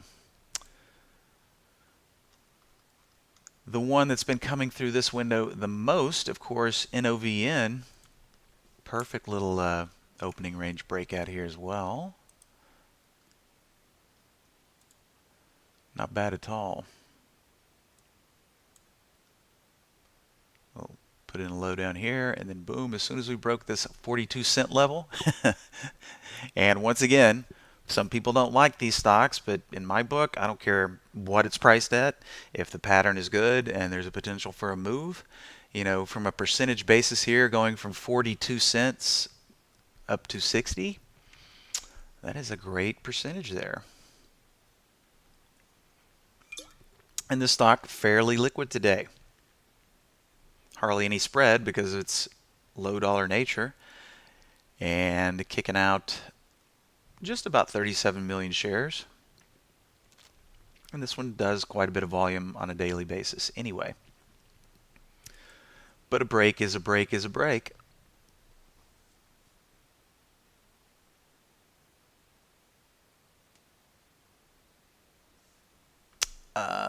Question about Brokerage Plus. Is there a way of getting alerts to be exit triggers in the same strategy? Right, let me get my Brokerage Plus over here. Okay, so if we just pop into configure here, or edit, I should say, risk management. Now, you know, obviously there is no field for alerts, okay? We can use filters and custom formulas, but there's no way to articulate into the system, not in this risk management area, to use an alert. We can backtest in that capacity, but there's no way to articulate it into the trading instructions as of yet. I know that's been a requested feature for quite some time. As far as when it might make an appearance, just have no idea. The developers have their own prioritized development queue. And no matter how much we traders scream about our favorite stuff, well, priority is priority, and they know better than we do.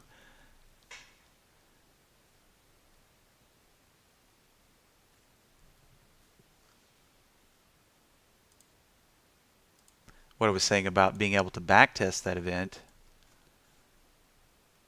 Let's see, where did my other window go there?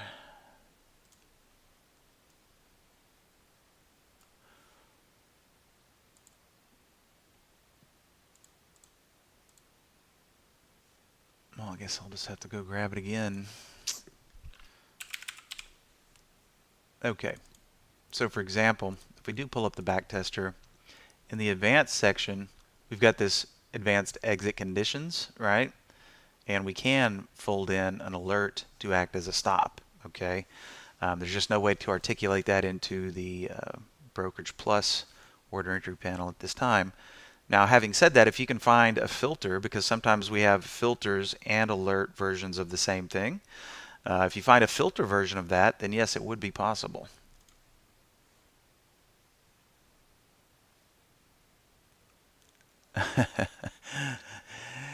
I guess the screen was the inability to get that functionality there, Hussam.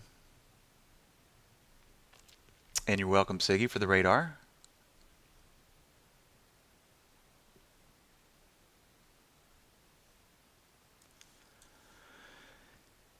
And Holly just having a lackluster day, as we can see from the channel bar. Not a whole lot going on here.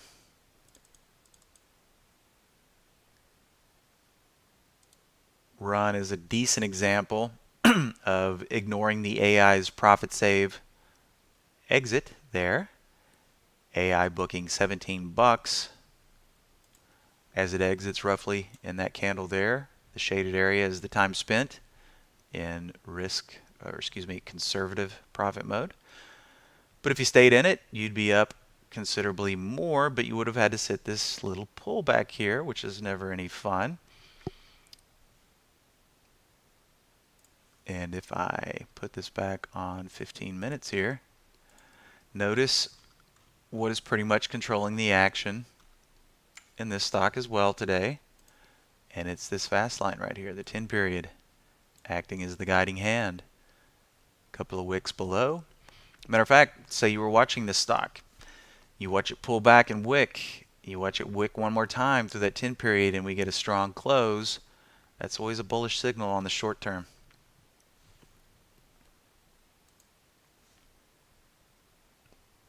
Hey, as long as we have cheers along with the screams, and maybe slightly more screams than cheers, Hussam, then we're winning.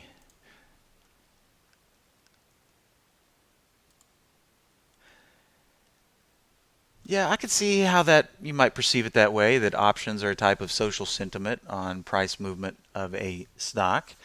If there's high options volume, there's a reason for it. The caveat is that even if you see, okay, way more puts are going off today than calls or vice versa,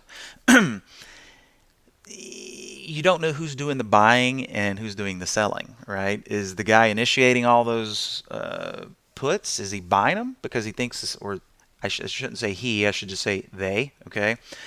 If there are more puts being transacted than calls, then the logical leap would be, okay, well, puts are a downside instrument. Therefore, this stock might be going down. But there's always another side to that contraparty, okay? Maybe the entity selling is selling all the puts, which that's a bullish sentiment. So therein lies the gray area. Just because there's more puts doesn't necessarily mean there's going to be downside action in the stock, because who's initiating the position? Maybe they're selling the puts, collecting the premium, because they think the stock's going to go up or not go down, and vice versa. But options are definitely, a good indicator. Along the same lines as options, social media sentiment, we do have filters for that as well in the form of the stock twits. filters, which are, you guessed it, this is basically the mob talking about stocks on the site StockTwits, okay? Everybody goes there to talk about stocks. And, we keep an average, okay? Usually on an average day in the StockTwit universe, stock XYZ is talked about X number of times. So we can use these filters just like we use the option filters, on a percentage basis and go, okay, I want to see things that are being talked about 2 times normal, which in this case would be 200, right? 200%.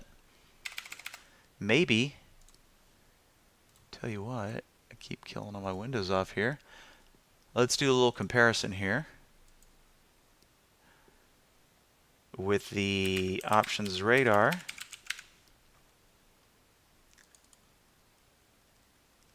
And we'll do a comparison on social media mentions and see if there's a correlation there. Get rid of some of these columns here just to kind of make things easier to see. Consecutive days, we'll kick that guy back over.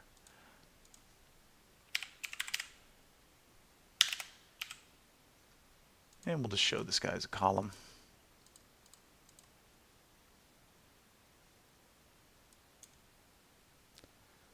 Okay, so we'll make sure we're sorting by this again.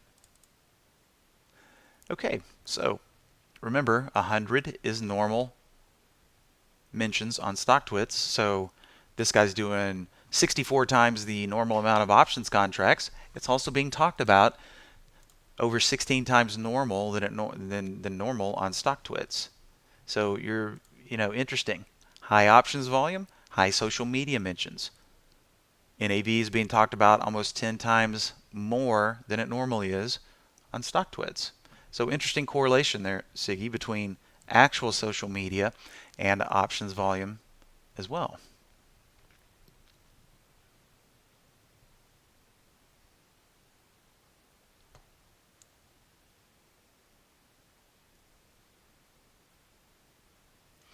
Oh yeah, I mean, what is the metric? 95% or somewhere in that neighborhood of all option contracts expire worthless. They don't even get exercised. So, lots of different ways to play, options. And obviously, price move is one. And then you got in the money, out of the money, or maybe you're long a stock and you think it's done going up, so you want to, sell some calls and take in some premium. And if the stock doesn't go through that strike price, well, you end up getting to keep that premium. Sounds easy, but it's not. Trading option stocks combinations, never easy, but a good hedging technique nonetheless.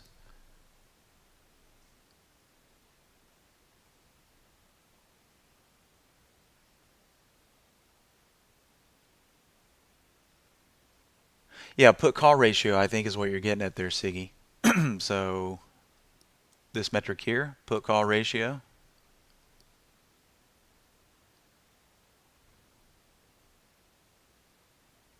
Obviously paltry volume here, but you can see it's a really high put call ratio on AFG because 73 puts have traded and only 2 call contracts.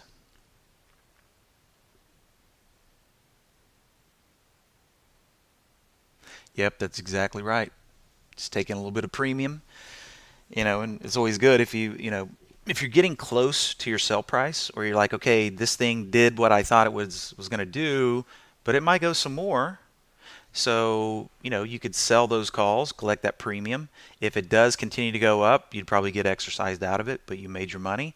If it goes back down, you sold some premium up there, and benefited as well.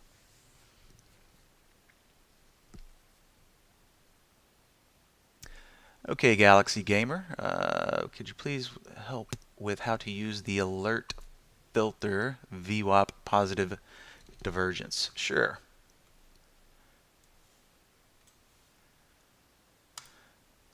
Let's just duplicate a window here. We got about 9 minutes left. Wow, passed pretty quickly. Okay, so we're just going to blank this guy out.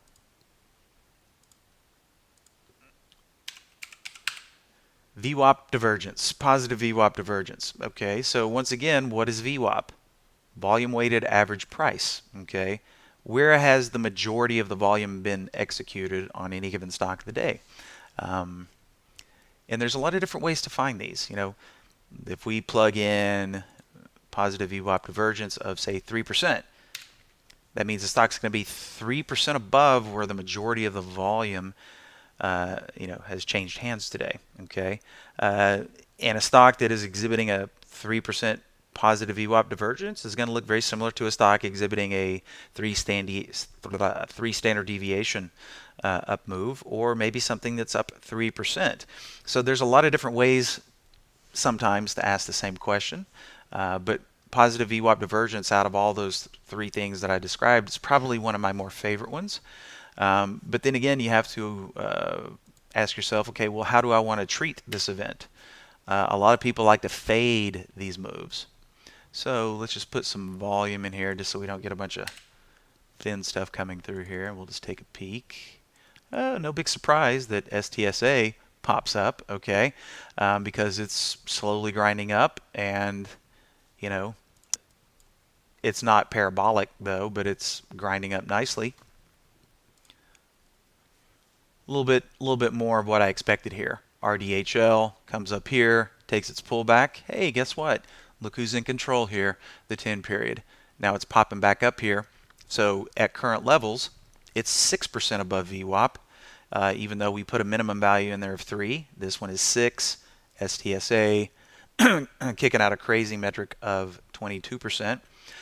So depending on the chart pattern, a lot of people try to fade these, thinking the stock is going to pull back.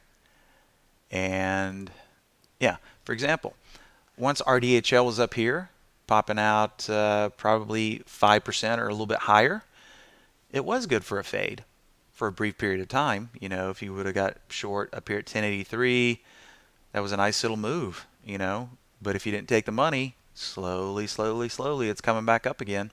So VWAP positive divergence could be used for continuation moves or fading to the short side. And on the other side of that coin, a stock that's been beaten down and is trading 3% lower or more from its VWAP might be a good bounce candidate. But of course, it could be a good continuation too. If you just imagine the inverse of this chart, a stock that is going down briefly bounces, but then starts going back down to lows again, whereas this one pops highs, takes its little breather. I'm not saying this is going to last, but look what happened. Basically, at that 1633, 1634 area, it is stalled so far.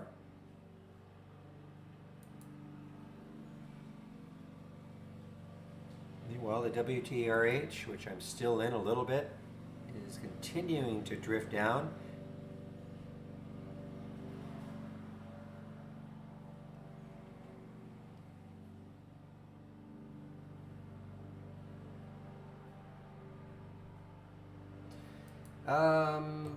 When was this the trade of the week? This is not this week's trade of the week, is it? I can't remember. Is it really? I just can't remember. Well, it's looking good then. Looking great.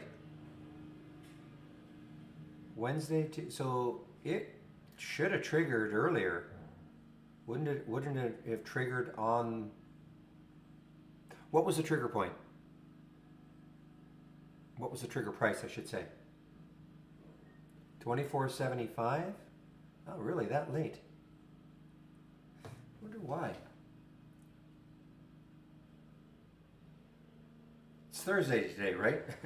So Wednesday, Tuesday, Monday. So it had a nice day on Monday. Why would it be waiting for 24.75? Ah, of course. So that's Friday.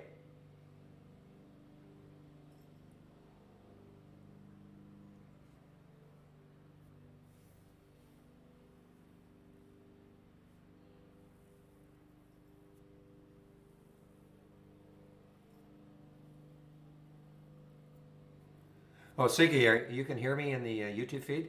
Is Jamie is gone?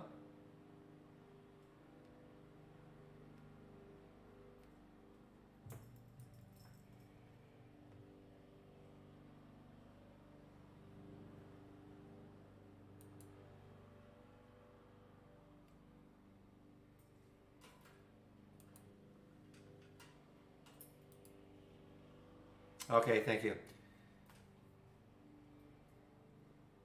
Yes, well, I don't see why 2475 would have been the trigger. That doesn't make sense to me. 2475?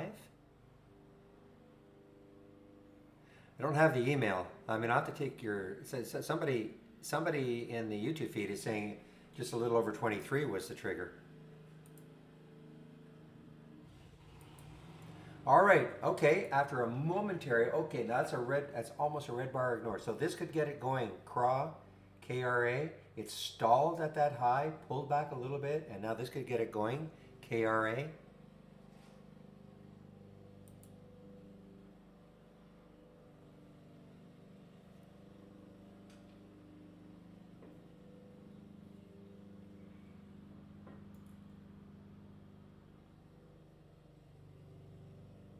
Uh, don't think so. They may have been old AI alerts. It's certainly nothing official. If you get my drift, it's not saying these are going to be AI alerts. One of the channels. Well. Let me see. I haven't looked at the channel bar for a while, so let's just take a look.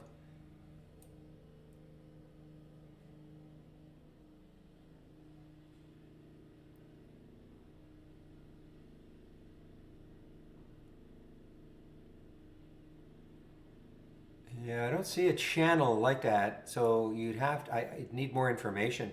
Is it something from the Trader's Vault?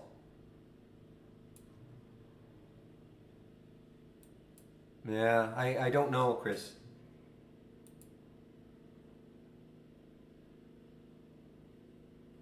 Okay, well, thank you. So it actually was Siggy. It was 2475.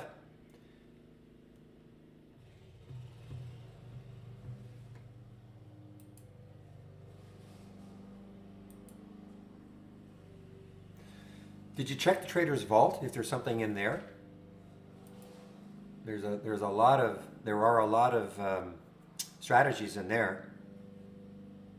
I think I know what you're talking about, but I've never looked at it.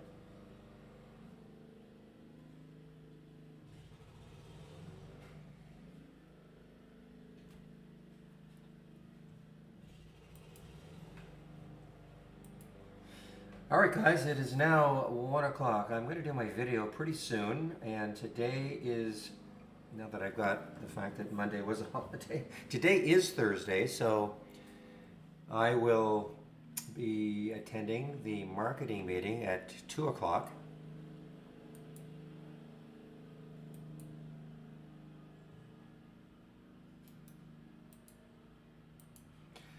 All right, I'm always up for insanity. Let's take a look at this. Plug. Yeah, good volume. Yeah, big volume in it. That's a big volume move. It's still, it's mildly positive, but that is a big volume move. What did Ballard do? Let's see what the Troika did. BLDP. Not much. And how about fuel cell? Not much. So plug is definitely trading, well, not definitely, but it's trading a little bit on its own.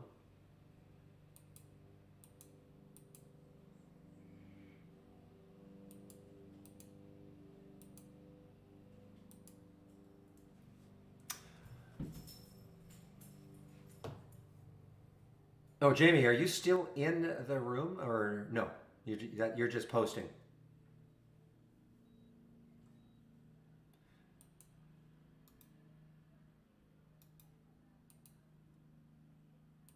Back to my roots, guys. Semi-chasing stocks, momentum plays. All right, guys, I am going to do my video now, so I will put myself on mute.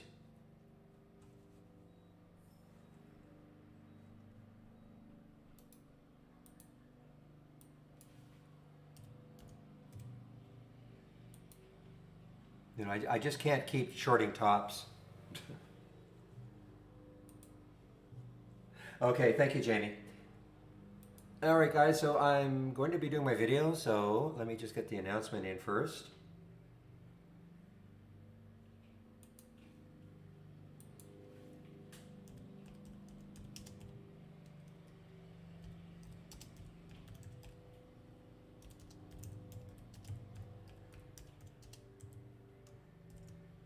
It should be earlier than 125, but again, just in case of technical issues, should be earlier though.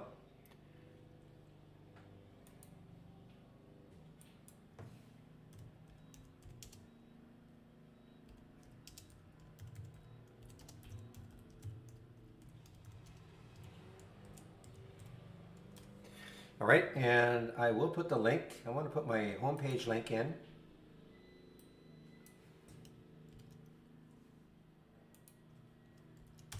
Why am I doing that?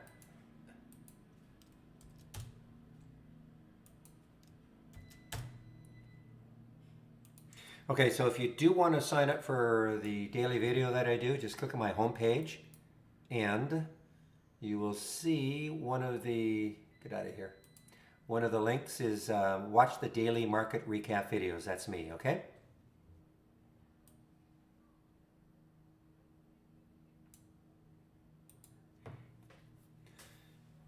All right, guys, so I will put myself on mute and we'll see you at around 125.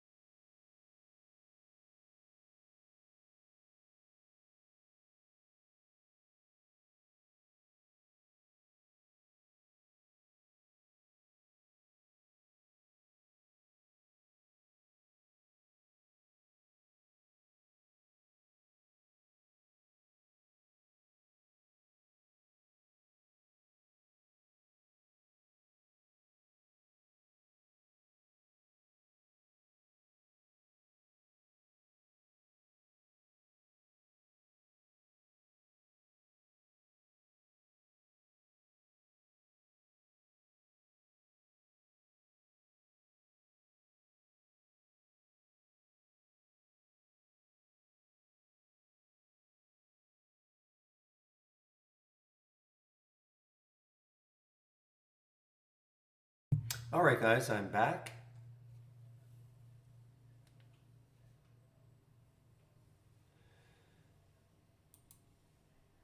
So let's see if we get anything later on in this window. Oh, look at the AGEN also.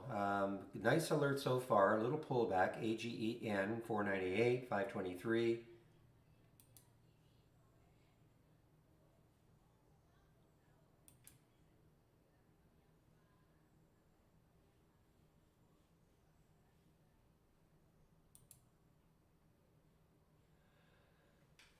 And the WTRH still a little piece of it, but not much. I was almost going to get out when I was doing the video. I was thinking, okay, if it takes out 430, but it's still kind of hanging in there. So a pseudo, I'll call this a pseudo green bar ignored. It's not really a green bar ignored, but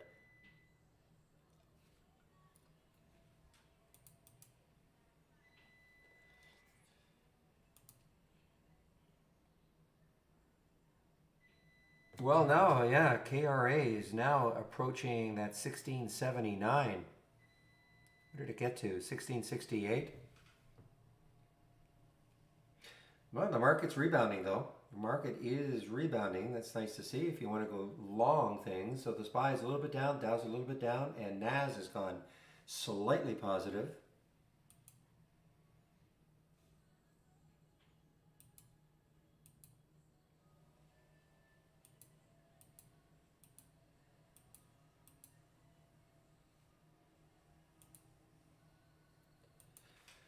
You trying to short this again, William?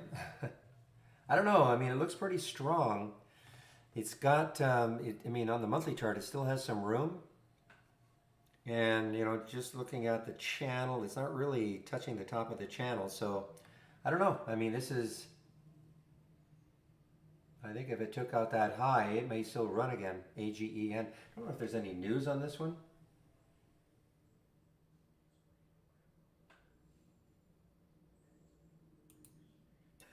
Doc.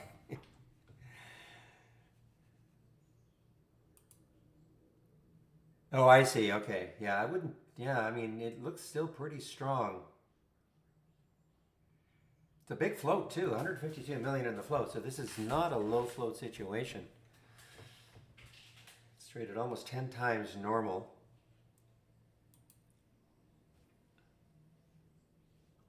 You guys have been talking about DraftKings, DNKG.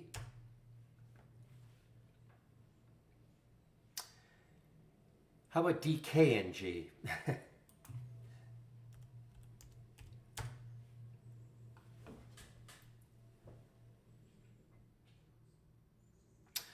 Well, of course, for all of us who love NFL football, it starts tonight, so we're going to get gambling back for certainly NFL.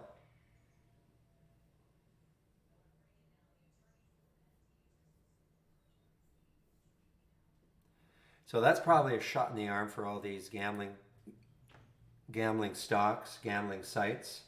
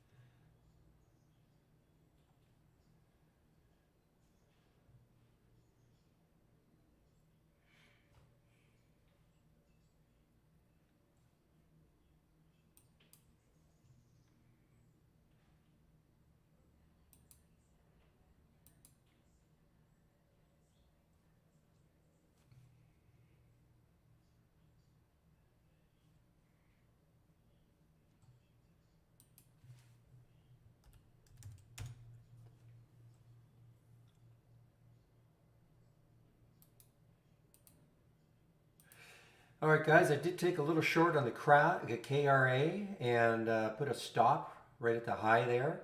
See if this starts to fade from here. You know, maybe it gets down to 640, 1640, I don't know. And it's 1657 on the short.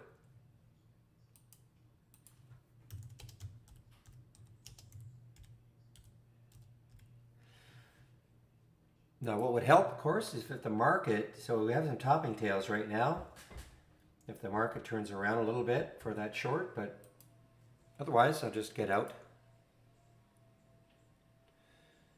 Okay, unless everybody is saying I have no sound, it's got to be on your end. I have my monitor, everything is on, mic is on. So just do a refresh.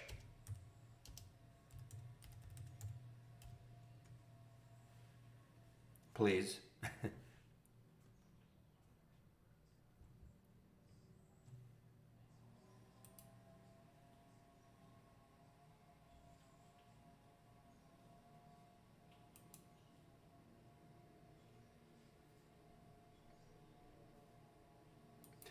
So actually, guys, I mean, listen, a couple of nice ones. Seriously, I mean, AGEN 498 got up to 528, and this one, even though I'm short this one, 1610. I mean, it got up to 1670.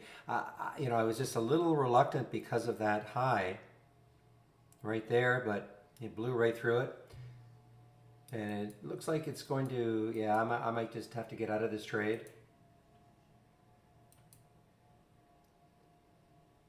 Just going to watch just a little bit more.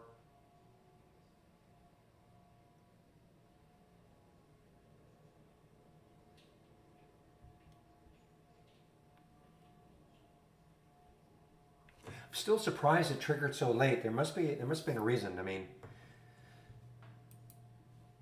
for the place.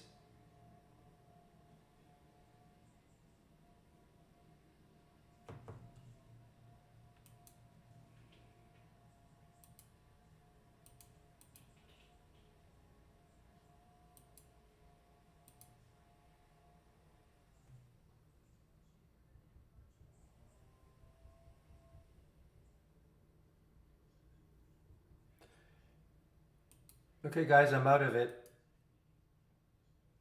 I'm out of the. It's not a link, Sam. It's in the channels. One of the channels, new channel bar, and Traders Vault. So it's not a link. You just have to go to the channels. Where is it? Traders Vault. Okay.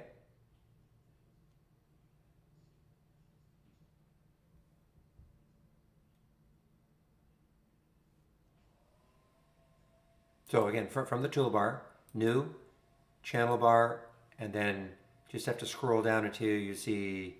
Okay, you got it. Okay, great.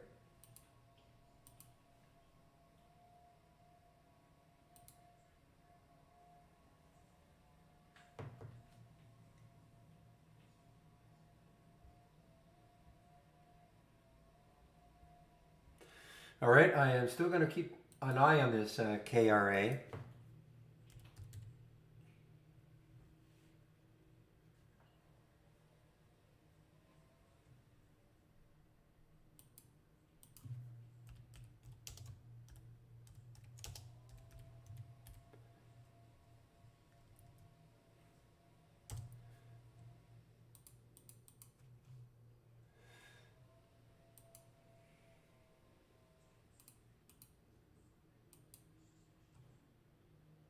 Big volume came in too, though. Big volume, and they sort of a red bar ignored. So this just may not be a short. So that's that simple.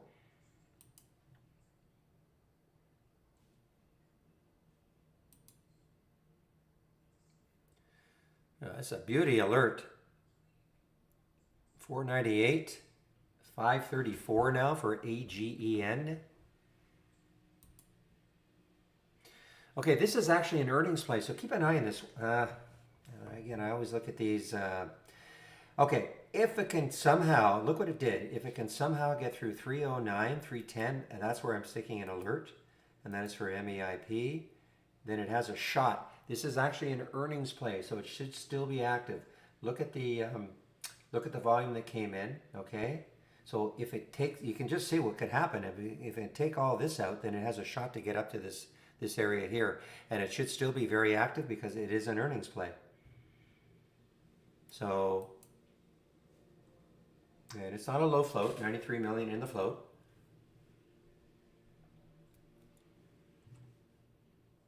I mean, I have to be all over this one if it takes this out, because just look at that weekly chart. You've got all these highs basically right there, takes that out, and then you look left and you've got room to 370. So from 310 to 370, that'd be an awesome move if it could do it.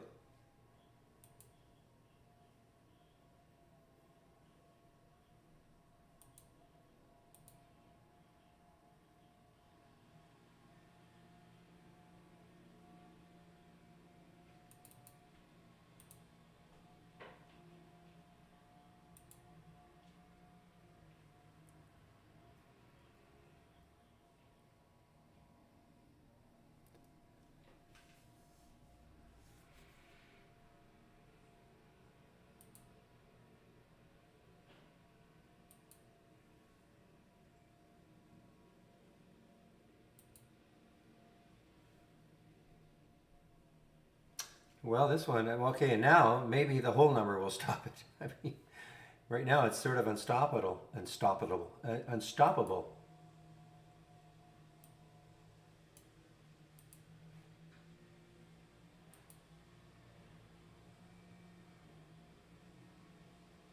Okay, so the swing exit is nothing highly scientific. It is just the, no, I'm sort of surprised, the swing exit. Usually it is the 20, oh, it must be the 1, 2, 3. It's usually the 20 on the daily chart. It's a 20-day low. Okay, so nothing highly scientific. Okay. The smart stop usually, and the smart stop, so that means if you got into this trade right here, the smart stop actually is not appropriate for the daily chart. It's actually that's an intraday. Okay, I know it shows up on the daily chart, but it's really not. There is your swing exit. Okay, if you're looking, it's a 20-day low. The smart stop is appropriate on the intraday charts. So the theory being that if you took the trade right here at 1682, there's your smart stop. It's a guide. So disregard the smart stop that you see on the daily, anything longer than intraday, okay? And the smart stop, I really don't know what the logic is anymore. I mean, well, let's put it this way, 1682, I want to try one. Before there were too many that were just 25 cents away. The theory is that it would be the volatility of the stock with the high and the low, and the number gets, those data points get plugged in and a smart stop is generated. Again, it's a guide. So I mean, and the smart stops are only for going long. So if at 135,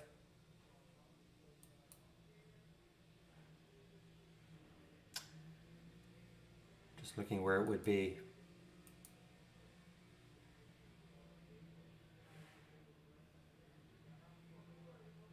Okay, so for instance on next, and this is just a guide, all right? So next, there was a smart stop.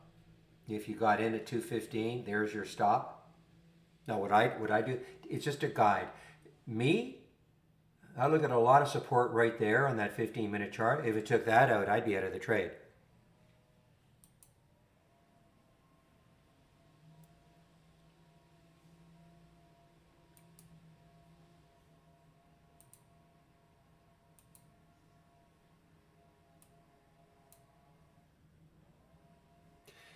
No, what you just heard is it. I mean, there's nothing more to add.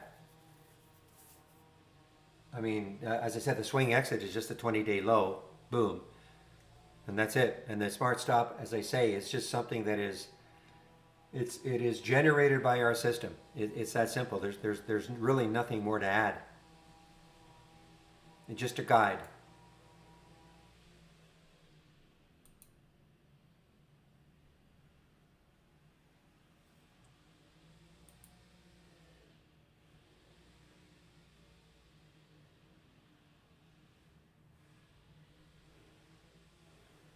I mean, as I pointed out, would you really wait? If you saw this chart, Would you let it break here? You know, there's 205. You got if you did take this trade, I mean, look at all that consolidation on the 15. That's, you know, it's almost, yeah, 2 hours. I mean, you would, in my opinion, you would never let it break 2 and then get out at 190. And in this particular case, you know, there is your sort of 25-cent stop. That's why I'm saying it's not scientific enough. There are a lot of stops that are 25 cents. Some aren't, but there are a lot that are.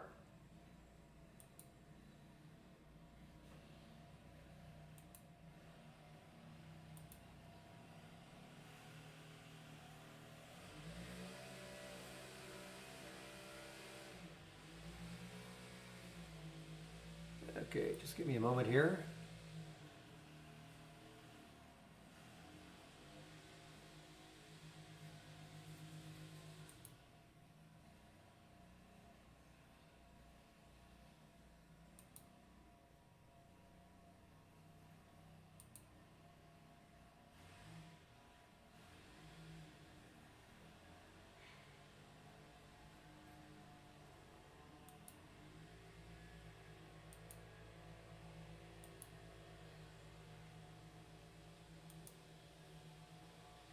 I missed it. Doggone it. There it is, guys. I mean, that's a nice top, 1683. You know, let's see what it does. You know, it could have some support around 1654. And that's for the KRA. Has it halted, really? I don't see that it's halted.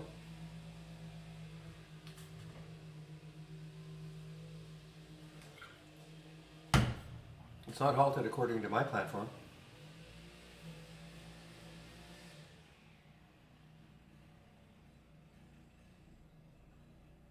It's definitely not halted. Well, I don't see that it was ever halted, to be honest. Looking at it, I don't see. I know you did, unless somebody can tell me that it was halted. I don't see why. I mean, unless there was halt. I mean, that was not a move. What like don't confuse a halt with something that's just not moving.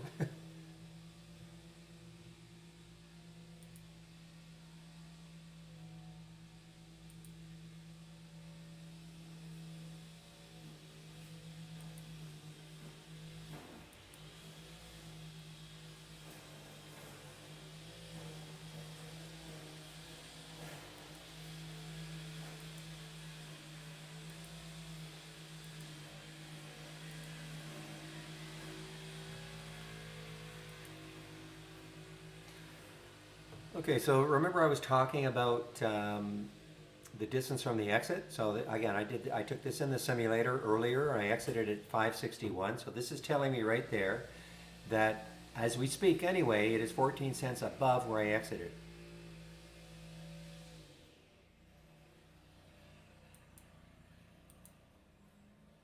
Yeah, that would have been a crazy halt. I mean, that would have been a halt for, that would have had to have been a news halt. Certainly wouldn't have been would not have been a volatility halt.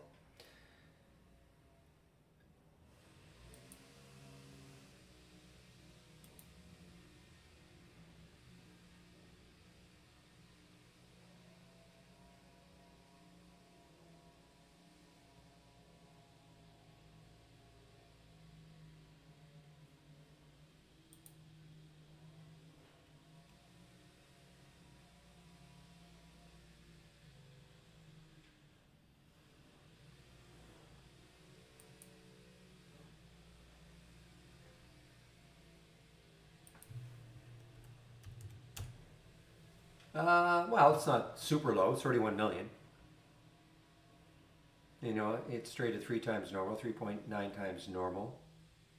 So it's 500,000 shares that have traded.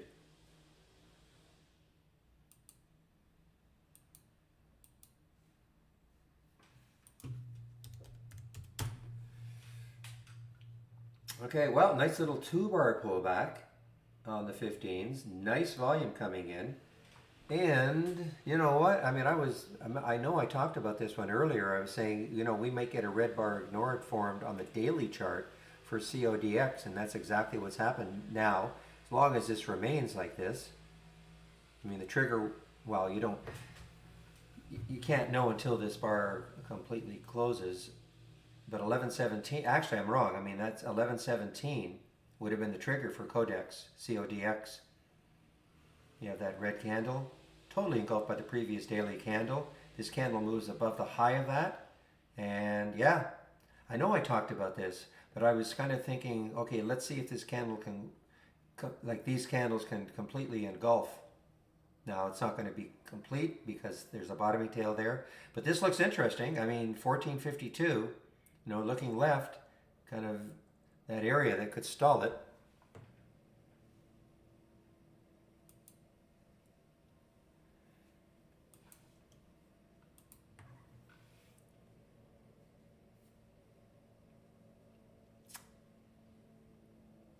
Well, I guess, I mean, if you look at the weekly chart, 642, so I guess it has a little bit of room on that weekly chart. I mean, that is the next.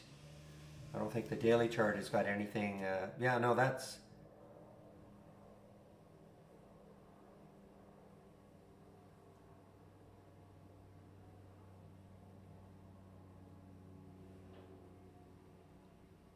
Yeah, so there, that day, that daily, that spike high right there corresponds to that on the weekly chart. So yeah, I mean, in theory, sure.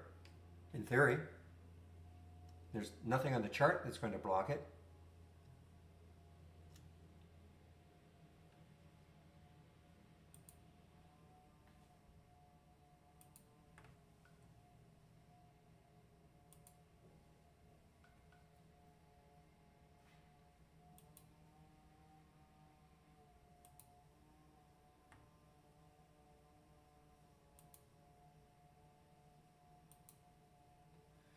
Keep an eye on this one, guys. The 301, the MEIP. Keep an eye on this one.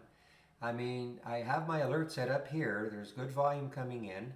It is an earnings play, so it should get it. Well, it is still active. You can see. I mean, it's the biggest volume bar of the day, right there in that 15-minute candle.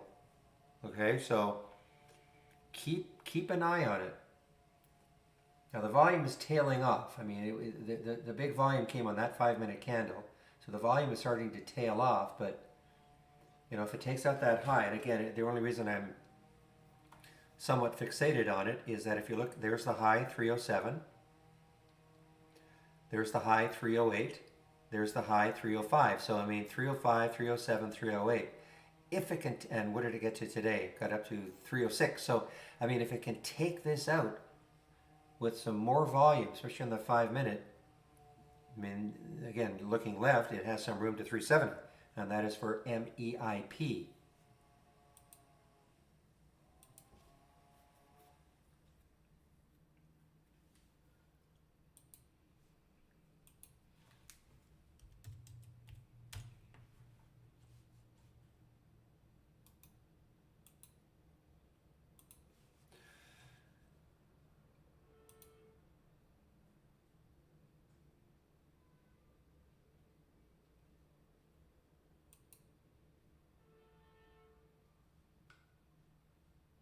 Look at that white TEN, no shorts. Well, I've put an alert, I think, at 310 or so. Yeah, around 310. Try to let it clear all this on that weekly chart, and then maybe you can start to fill in. Yeah, I mean, it may happen tomorrow. This could make my watch list if it, as long as it maintains at least 3, because you could have a second day continuation on earnings tomorrow. And if you could get in at 320 and it got anywhere close to 370, even 360, I mean, it's a great percentage move.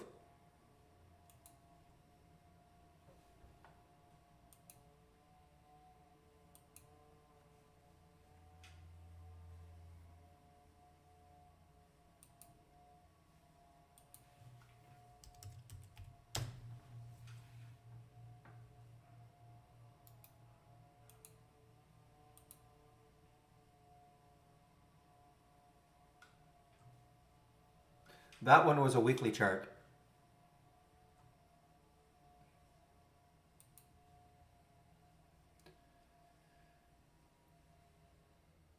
But we've seen this story before with Y10. You know, big pop pre-market, a lot of hype. Market opens, just fade. Do I have shorts for Codex? The answer is yes. Not well, 42,000.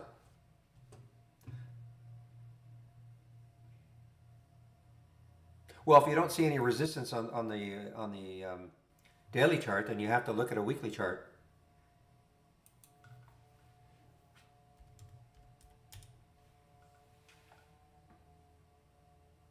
So, I mean, you can see this on the daily. I mean, you can see it right there also, but this caught my eye. I mean, all this, but you can see the same kind of thing on the daily chart, you know, clearing this and then having a shot to get here.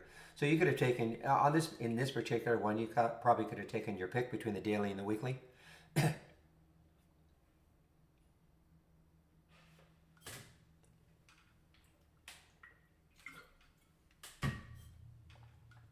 I think it looked better to me. It looked more obvious on the weekly because it's hard to see. I know because that W, the bottom of the W, is blocking. But these topping tails were virtually at the same price on the weekly, so that's what caught my eye.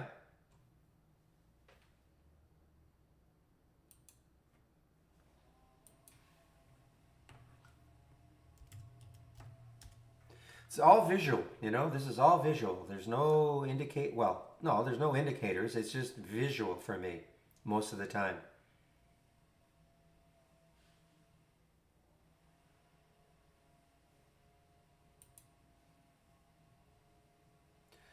Okay, you're making me look. DNKG.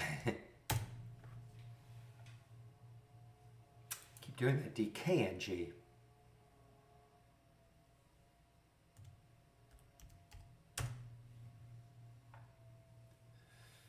Almost an all-time high.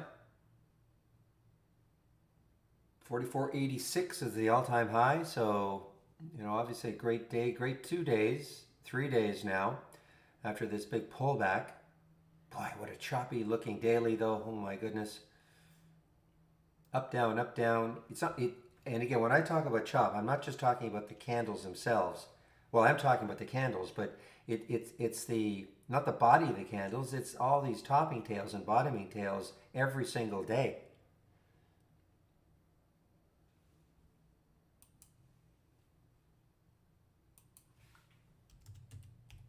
So I mean that means intraday lots of uncertainty, not just you know on the daily chart itself, but just intraday.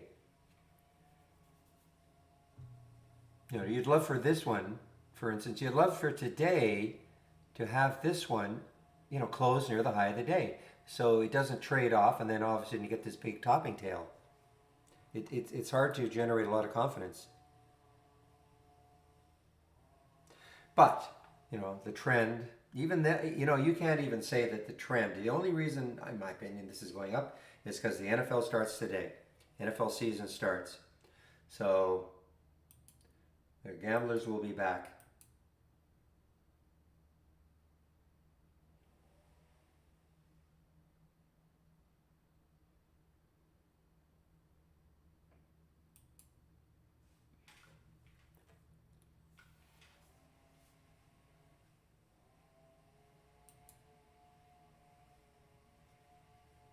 So that would have been quick, okay?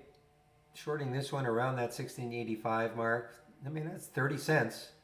That would have been quick. Now, assuming you got it right at the high and right at the low, covered right at the low. But now it looks like this wants to continue. I mean, KRA is very strong through the 200 day. Now look left. There's that high, 1679 on the weekly. So it is taking that out, or trying to take that out. And look at the daily. You know, the next high looking left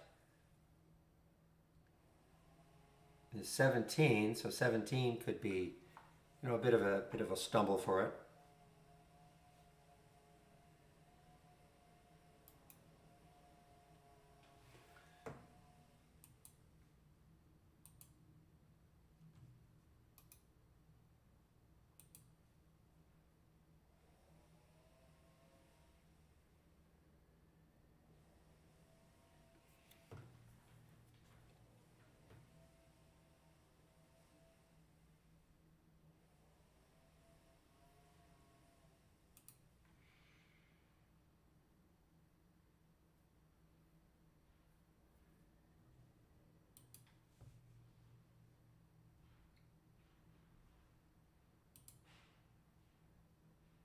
No, Chris, no, not yet. They're working on it. They've been working on it for a long time.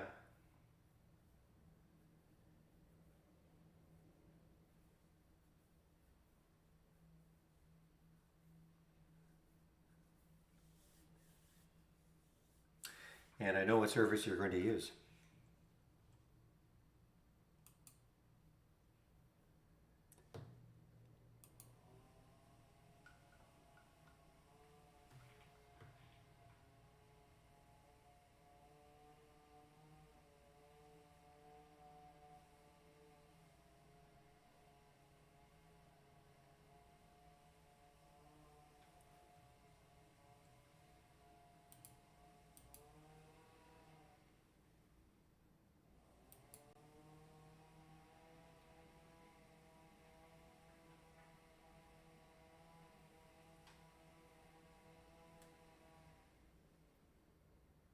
Oh, I didn't know Finviz did that. My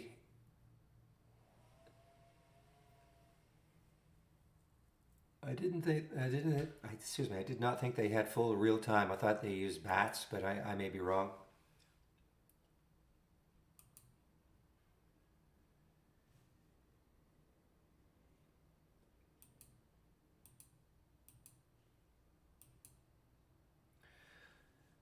All right, guys. Well, sort of everything is drying up right now for me in terms of alerts.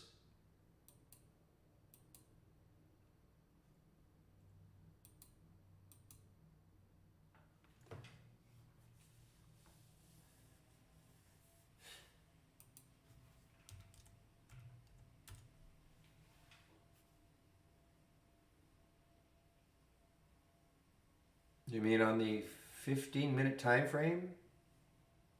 Yeah, I mean, it's only two candles. I mean, maybe. I don't. Yeah, I don't. Somebody else. That's a pattern that I just don't really pay that much attention to. These. I mean, if you're talking about right there, a couple of candles right there on the five. Okay, right here.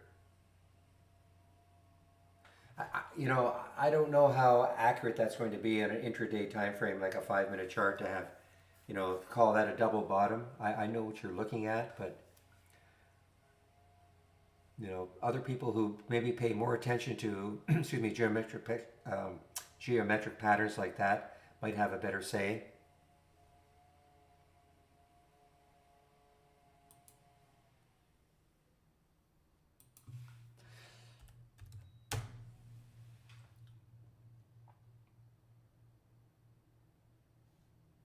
Yeah, I don't know, Vicky. I mean, it's still pretty strong.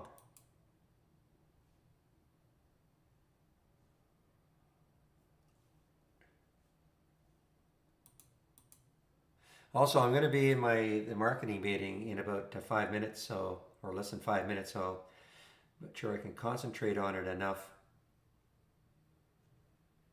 I mean, it really looks like it should stall at that whole number, based on the move.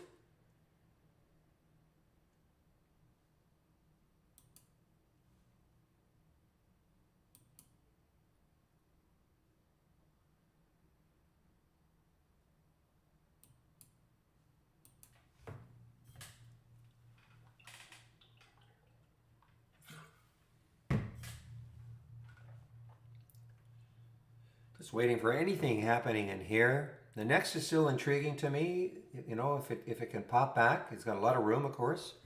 Now look at cross. So I mean this G-sum. Okay, let me quickly look at it. Well, nice day. 22 million in the float. Hasn't traded a huge amount through the 200-day kind of yesterday. I look left, and what do I see on that monthly chart? I see $1.60. So, it depends what you're looking for as a potential stall. You're chasing it now.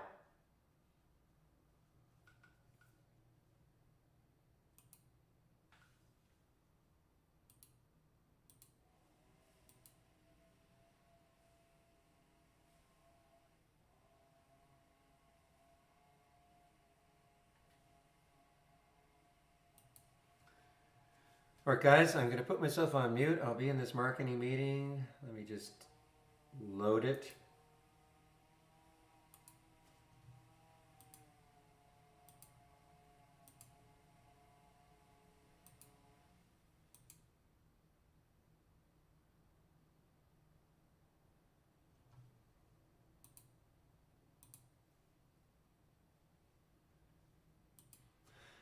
Okay, let me just get the announcement here.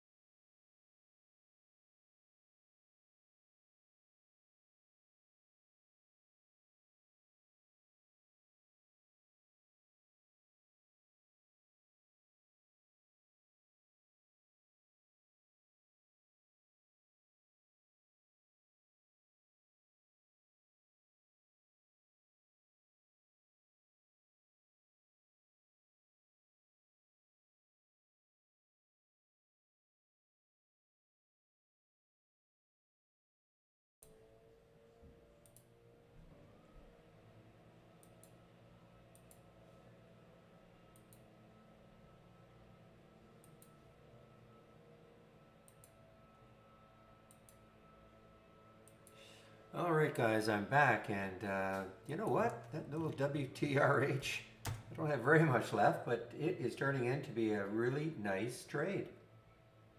You know, I mean, I've shorted here at 453-ish, covered some around 438, covered some more in this area. I'm sorry, a little bit more in this area, and then I didn't have very much left, but hey, now a challenging four. It's giving me more than I thought. I thought maybe 411 would stop it.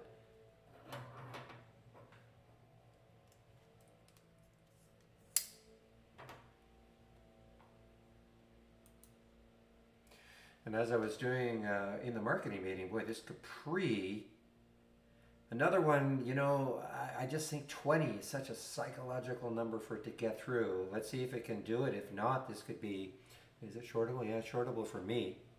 And that's the CPRI.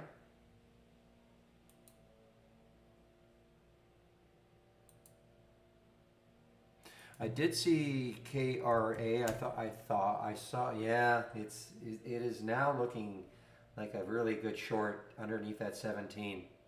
It's just that I was in the meeting and I really couldn't do it.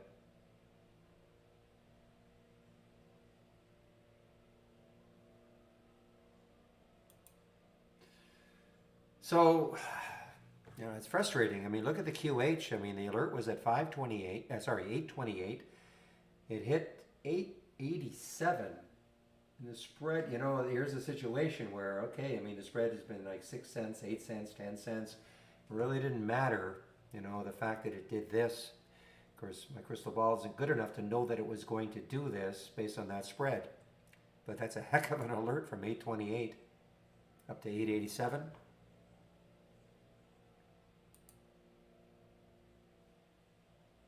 The PRTK did not move.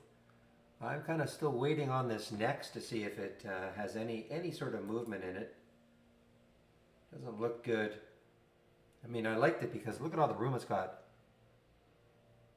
You know, a couple of days ago it hit 260, so I thought, okay, traders might get interested. So I have my alert set for 217 again, I think, just up in this area. See if it takes it out.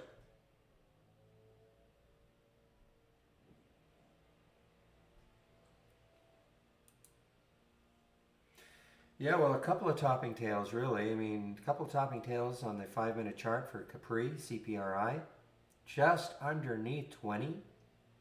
There's a bottoming tail there also.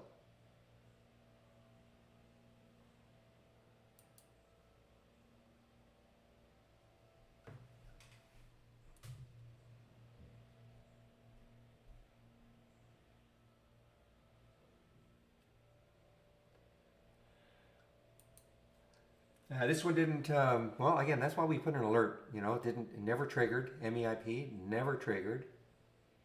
Loved the look of it if it had triggered, but it just didn't trigger, so there's a pass.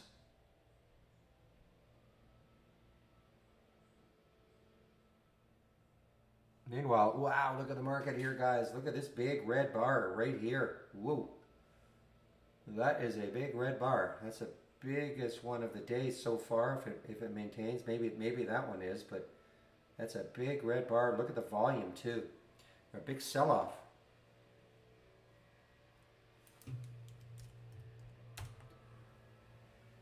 Oh man, I mean this is trading on its own. What the heck? Where are they out of? That's what I thought. I didn't think this was a U.S. stock. Capri. Well, I shouldn't say that. I mean it's trading out of the UK.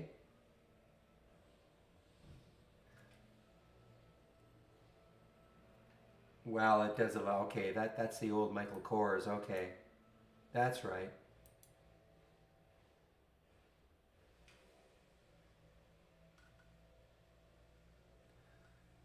That's a big red bar. Let's see what happens on the next one.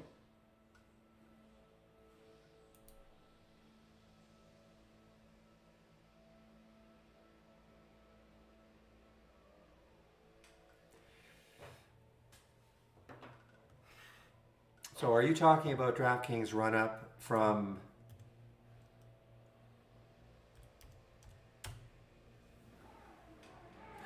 what's that ugly chart? Are you talking about here? or here. Hey, goods.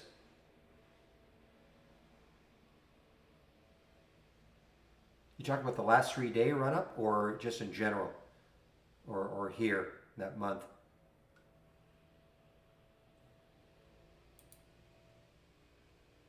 It is Thursday. The blowers are not quite outside my window, but they are around, yes.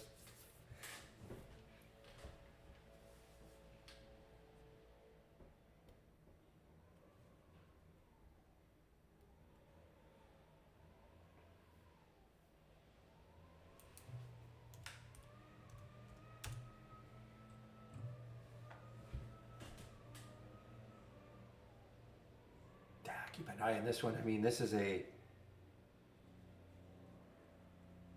Capri. If this just sort of holds here and then you start to see a downward, I have to take this short. Just put a 20 stop on it and that's it.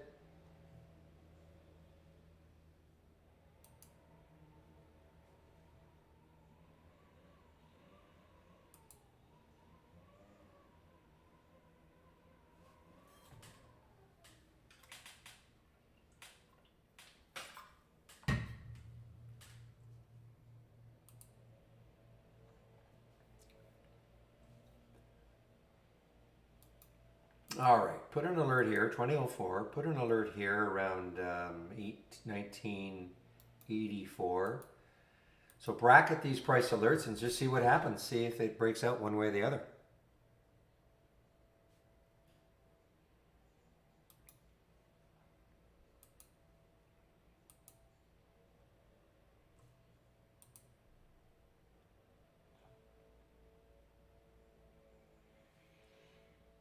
Yeah, the low of that the previous 5 minute candle. You know, it doesn't mean I'll take the trade right there, but I have to see if it's going to break. You know, one way or the other. I mean, right now it's just so I'm just putting price alerts on sort of a top and the bottom, and just see, and especially if this market, because this is not it. I don't know why it's moving the way it is. If there's any specific news about an earnings play.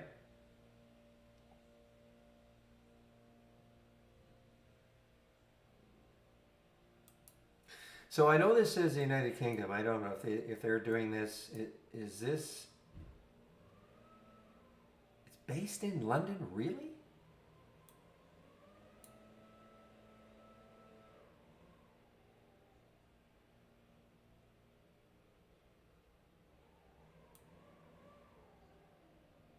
So there's Michael Kors and Jimmy Choo. Okay.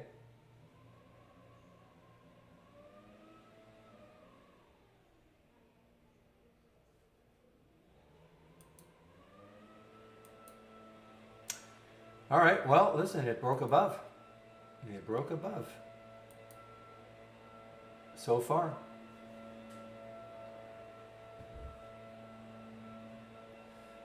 Ah, this is going to drive me crazy. Look at QH now. Wow.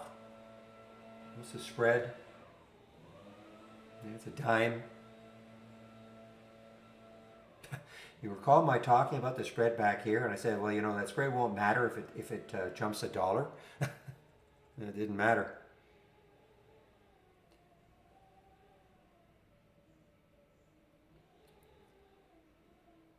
Oh, okay. Sorry. Thank you. Okay. I'm not.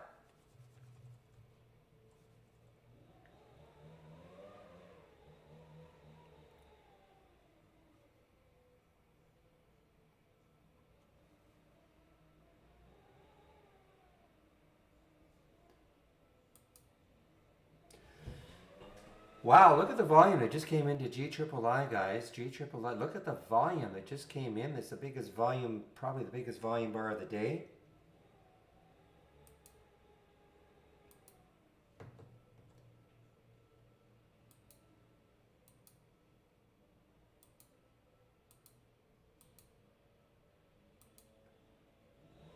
Okay, looks like a no-go for next.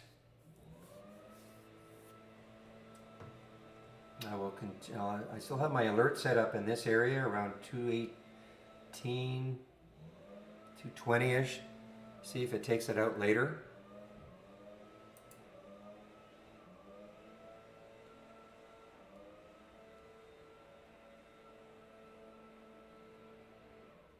Oh yeah, well, as you know, Mary, William, we're not marrying these things.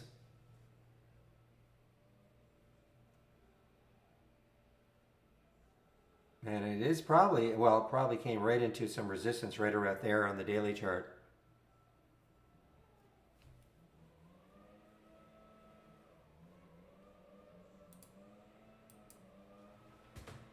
Wow, look at that. I mean, even though they had the volume, I just could not sustain it.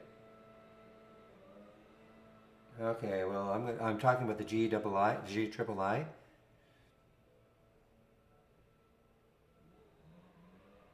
So just because you get volume doesn't necessarily mean it's going to keep ripping.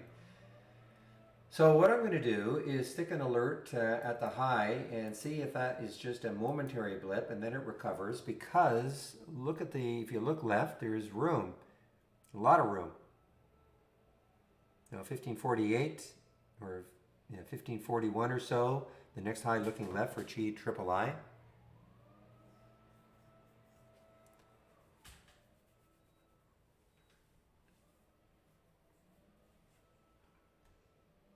Now there's Capri. Capri is not, wow, this is not wanting to stop. I mean, now we have to look at it so long. I mean, look left. I mean, it's got a lot of room. CPRI, it has a lot of room.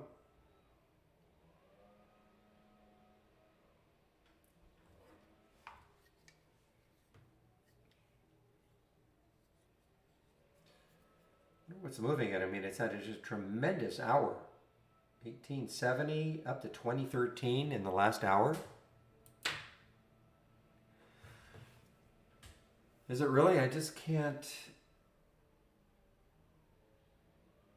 I see some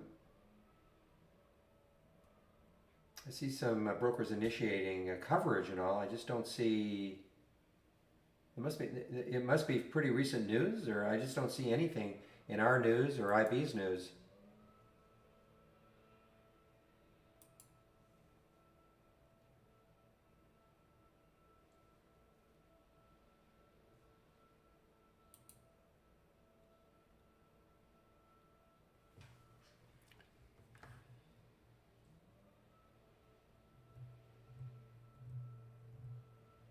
But we've got these. We do have these topping tails. We have 1, 2, 3, 4 of them now.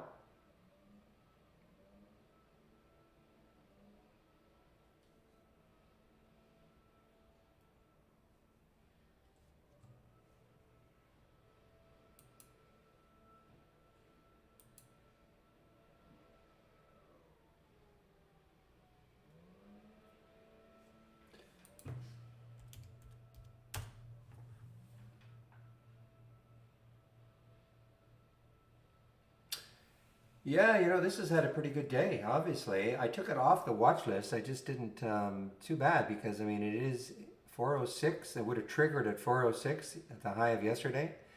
So, yeah, I mean, it's had a good recovery from yesterday's. I mean, it wasn't horrible yesterday, but it wasn't inspiring. 1, 2, 3, 4, 5, 6 days in a row up. So a breather and then continuation.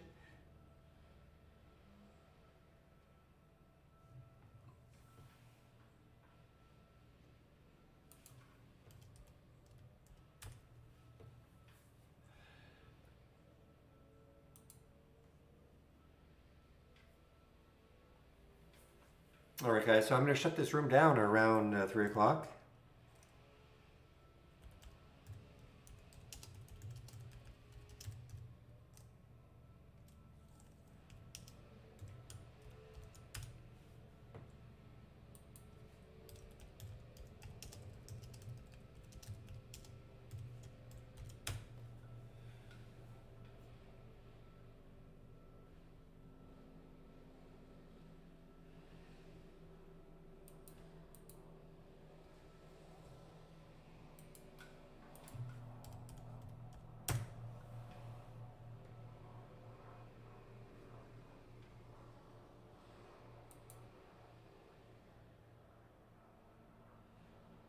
All right, I mean, I have to be interested in this one to short it. I really, really do. I have to see if this is going to give up 20 again.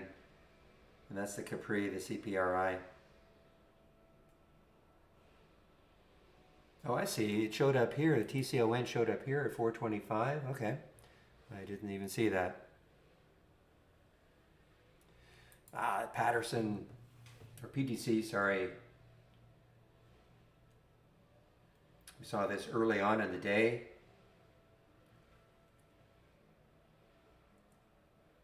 Oh, next.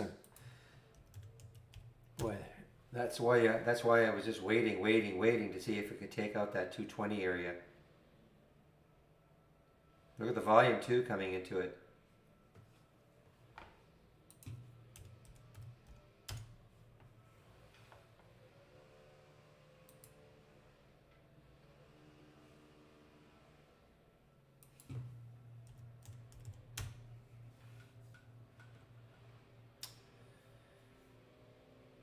Well, goods. I'm not.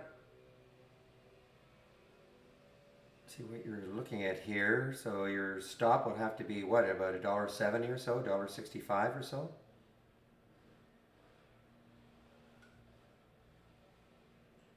Forgot to look at that one. Somebody mentioned that one earlier today. NOVN.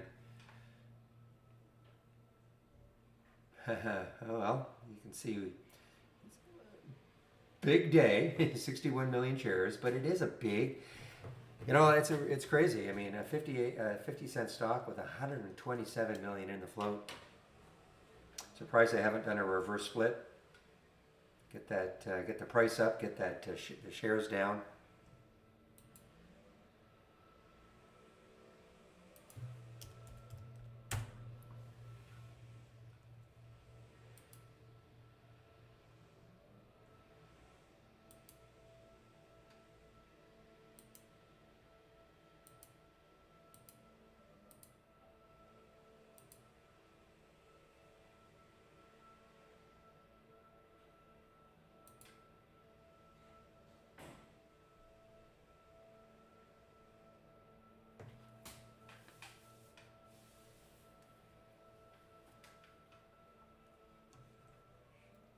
You're really watching that Capri now. The CPRI has tried to take out 20 again.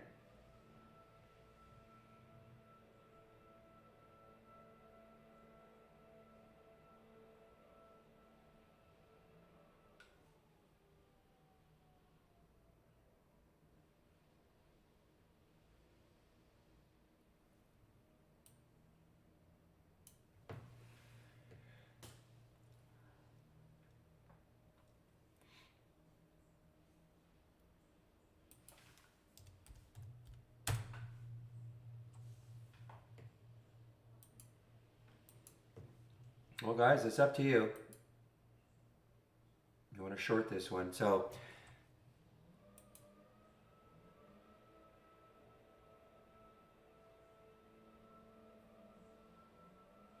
no, there's nothing in here. There is nothing in here that is not available to you. You can have as many, these are just filters. I'm talking to you, Luther. These are just filters. So when I say that, configure and columns. So these are just filters. Here are all the filters. I'm sorry, right here. Or search, sorry, search. Here are all the filters. Yeah, if you search, here, I mean, I can give you mine if you want. But it's nothing special in terms of a beta version, not at all.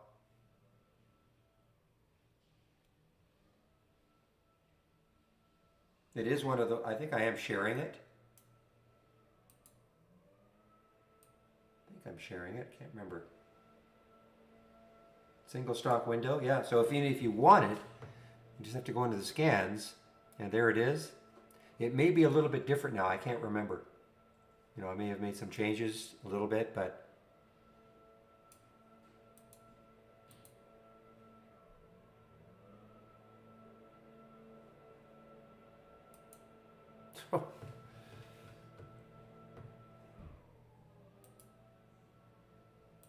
what a move, this QH.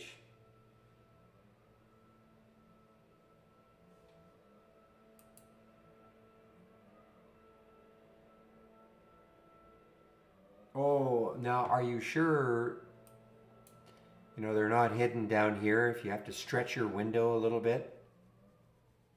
I mean, I don't know if there's an absolute max that you can have. I'm not sure.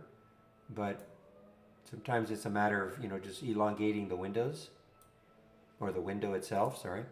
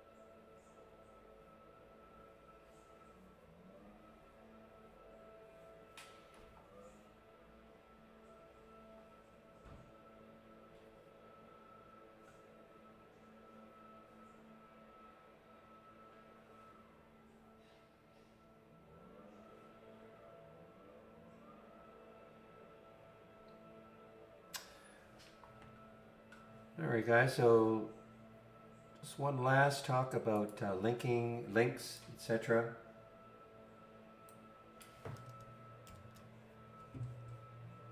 Subscriptions.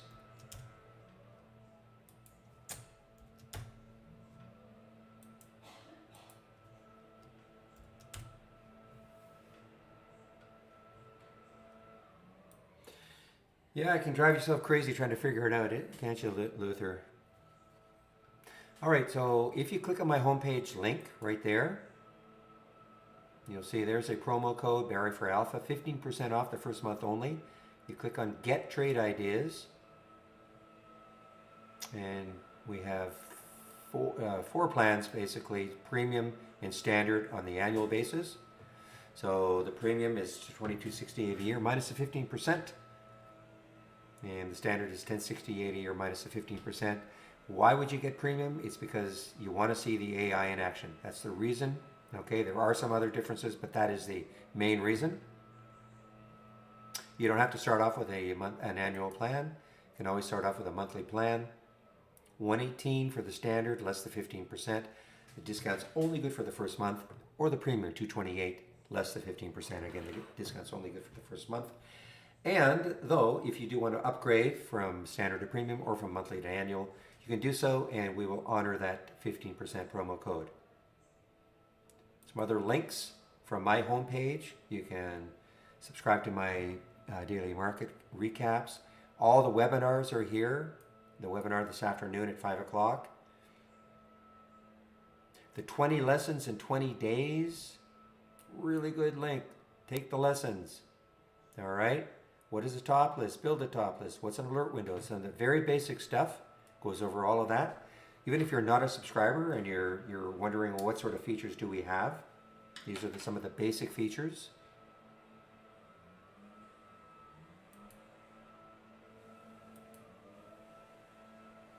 And as I say, the webinars, if you click on that link, you can sign up for all the webinars right here, Monday to Thursday at 5 o'clock Eastern Time.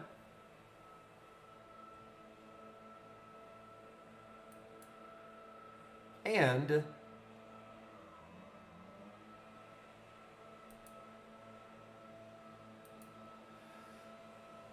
if you click on the education link, you're going to see some duplicates, but there's the 20 lessons, the daily support, daily webinars, and down here, educational videos, a lot of educational videos.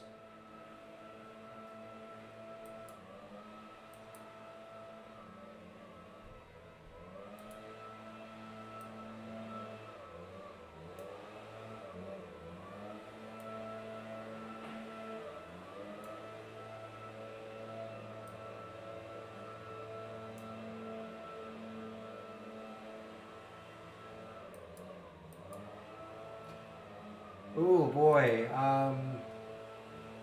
Some of the ETFs. I know the one that we saw a lot of was that FNGD. I think, is that right? Yeah, this is one that kept popping up a lot. FNGD. Other people might know who play ETFs a lot more than I do. I don't trade ETFs at all.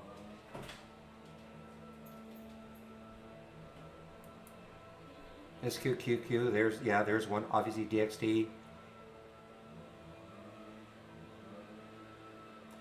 So when you say how does the entry and exit signal work? What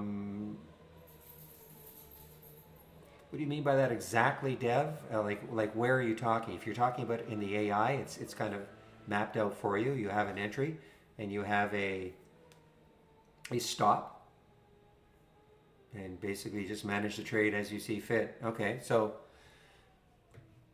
Jim, and I just want to answer somebody in the YouTube feed. I don't share my entire. Oh, are you talking about my watch list? Okay, so if you click on New from the channel bar, and then Channel.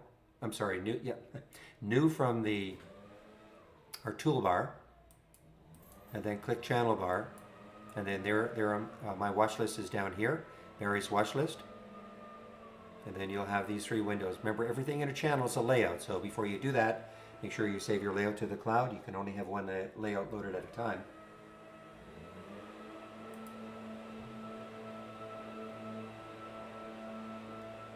You can take it, once you've done it, you can take it and then add it to your, you can save the windows, but you'll have to do it once a week, because I haven't done it for the last 3 weeks. I'm almost sure I'm going to do it this Monday or this weekend, though. I changed the name of the symbol list.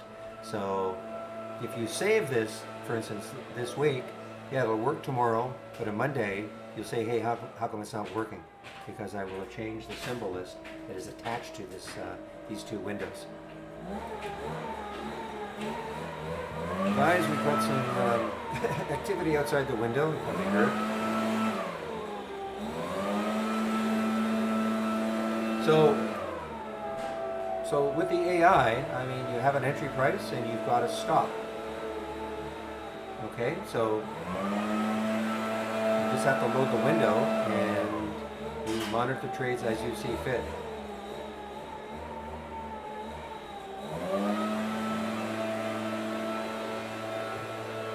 I don't know how much more I can elaborate on it.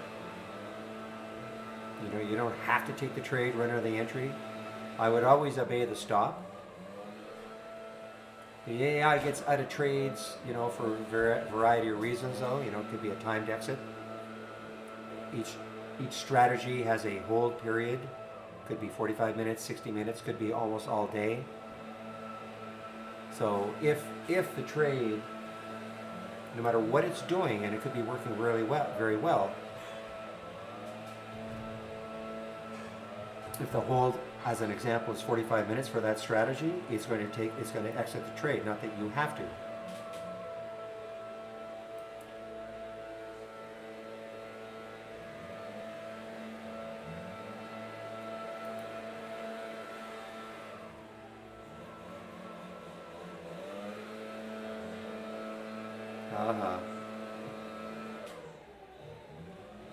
Well, this Capri is still looking pretty strong here. We got these topping tails. I'm just going to give it a little more time and see if it takes out 20 again.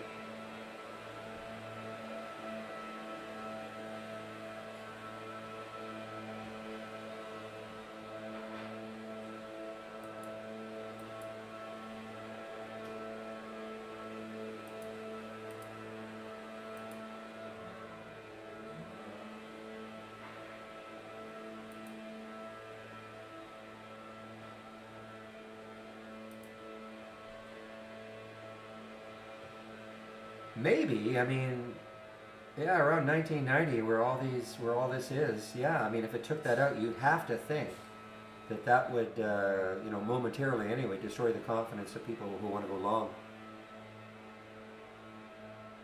So, I'm going to wait on, but I don't know if I'm going to be able to stick around at my computer anyway, once I close the room down. So.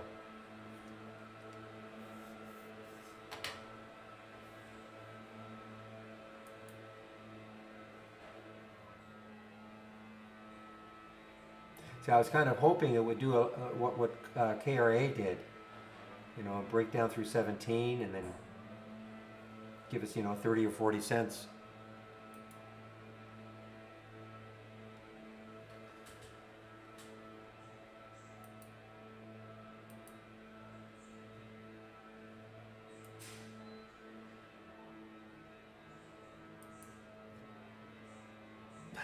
There's the hammer. Look at that. 921 down to 823. $1. I don't know if William got in on that one.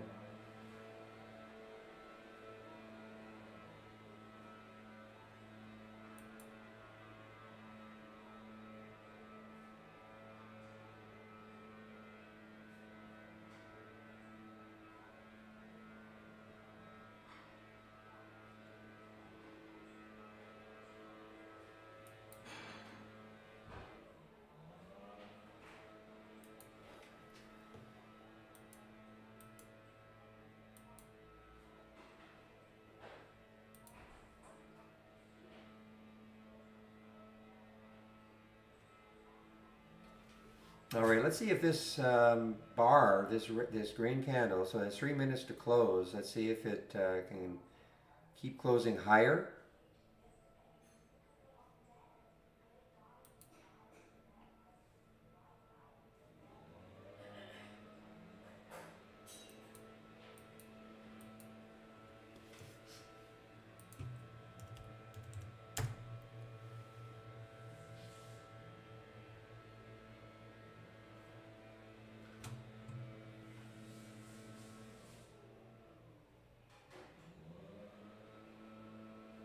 All right, guys, are there any other questions?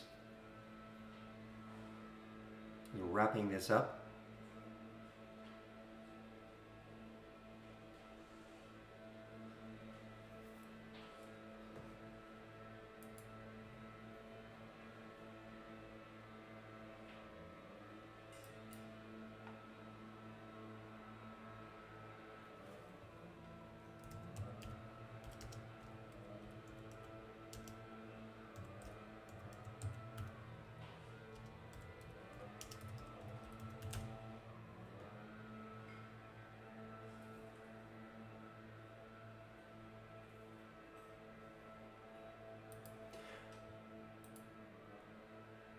All right, guys, I don't see any other questions. Okay, so thanks for all your help, everybody. And I'll open the room tomorrow at 9 o'clock Eastern Time. Hope everybody has a great evening. I'm looking forward to watching some football. Okay, guys, we'll see you tomorrow. Bye-bye.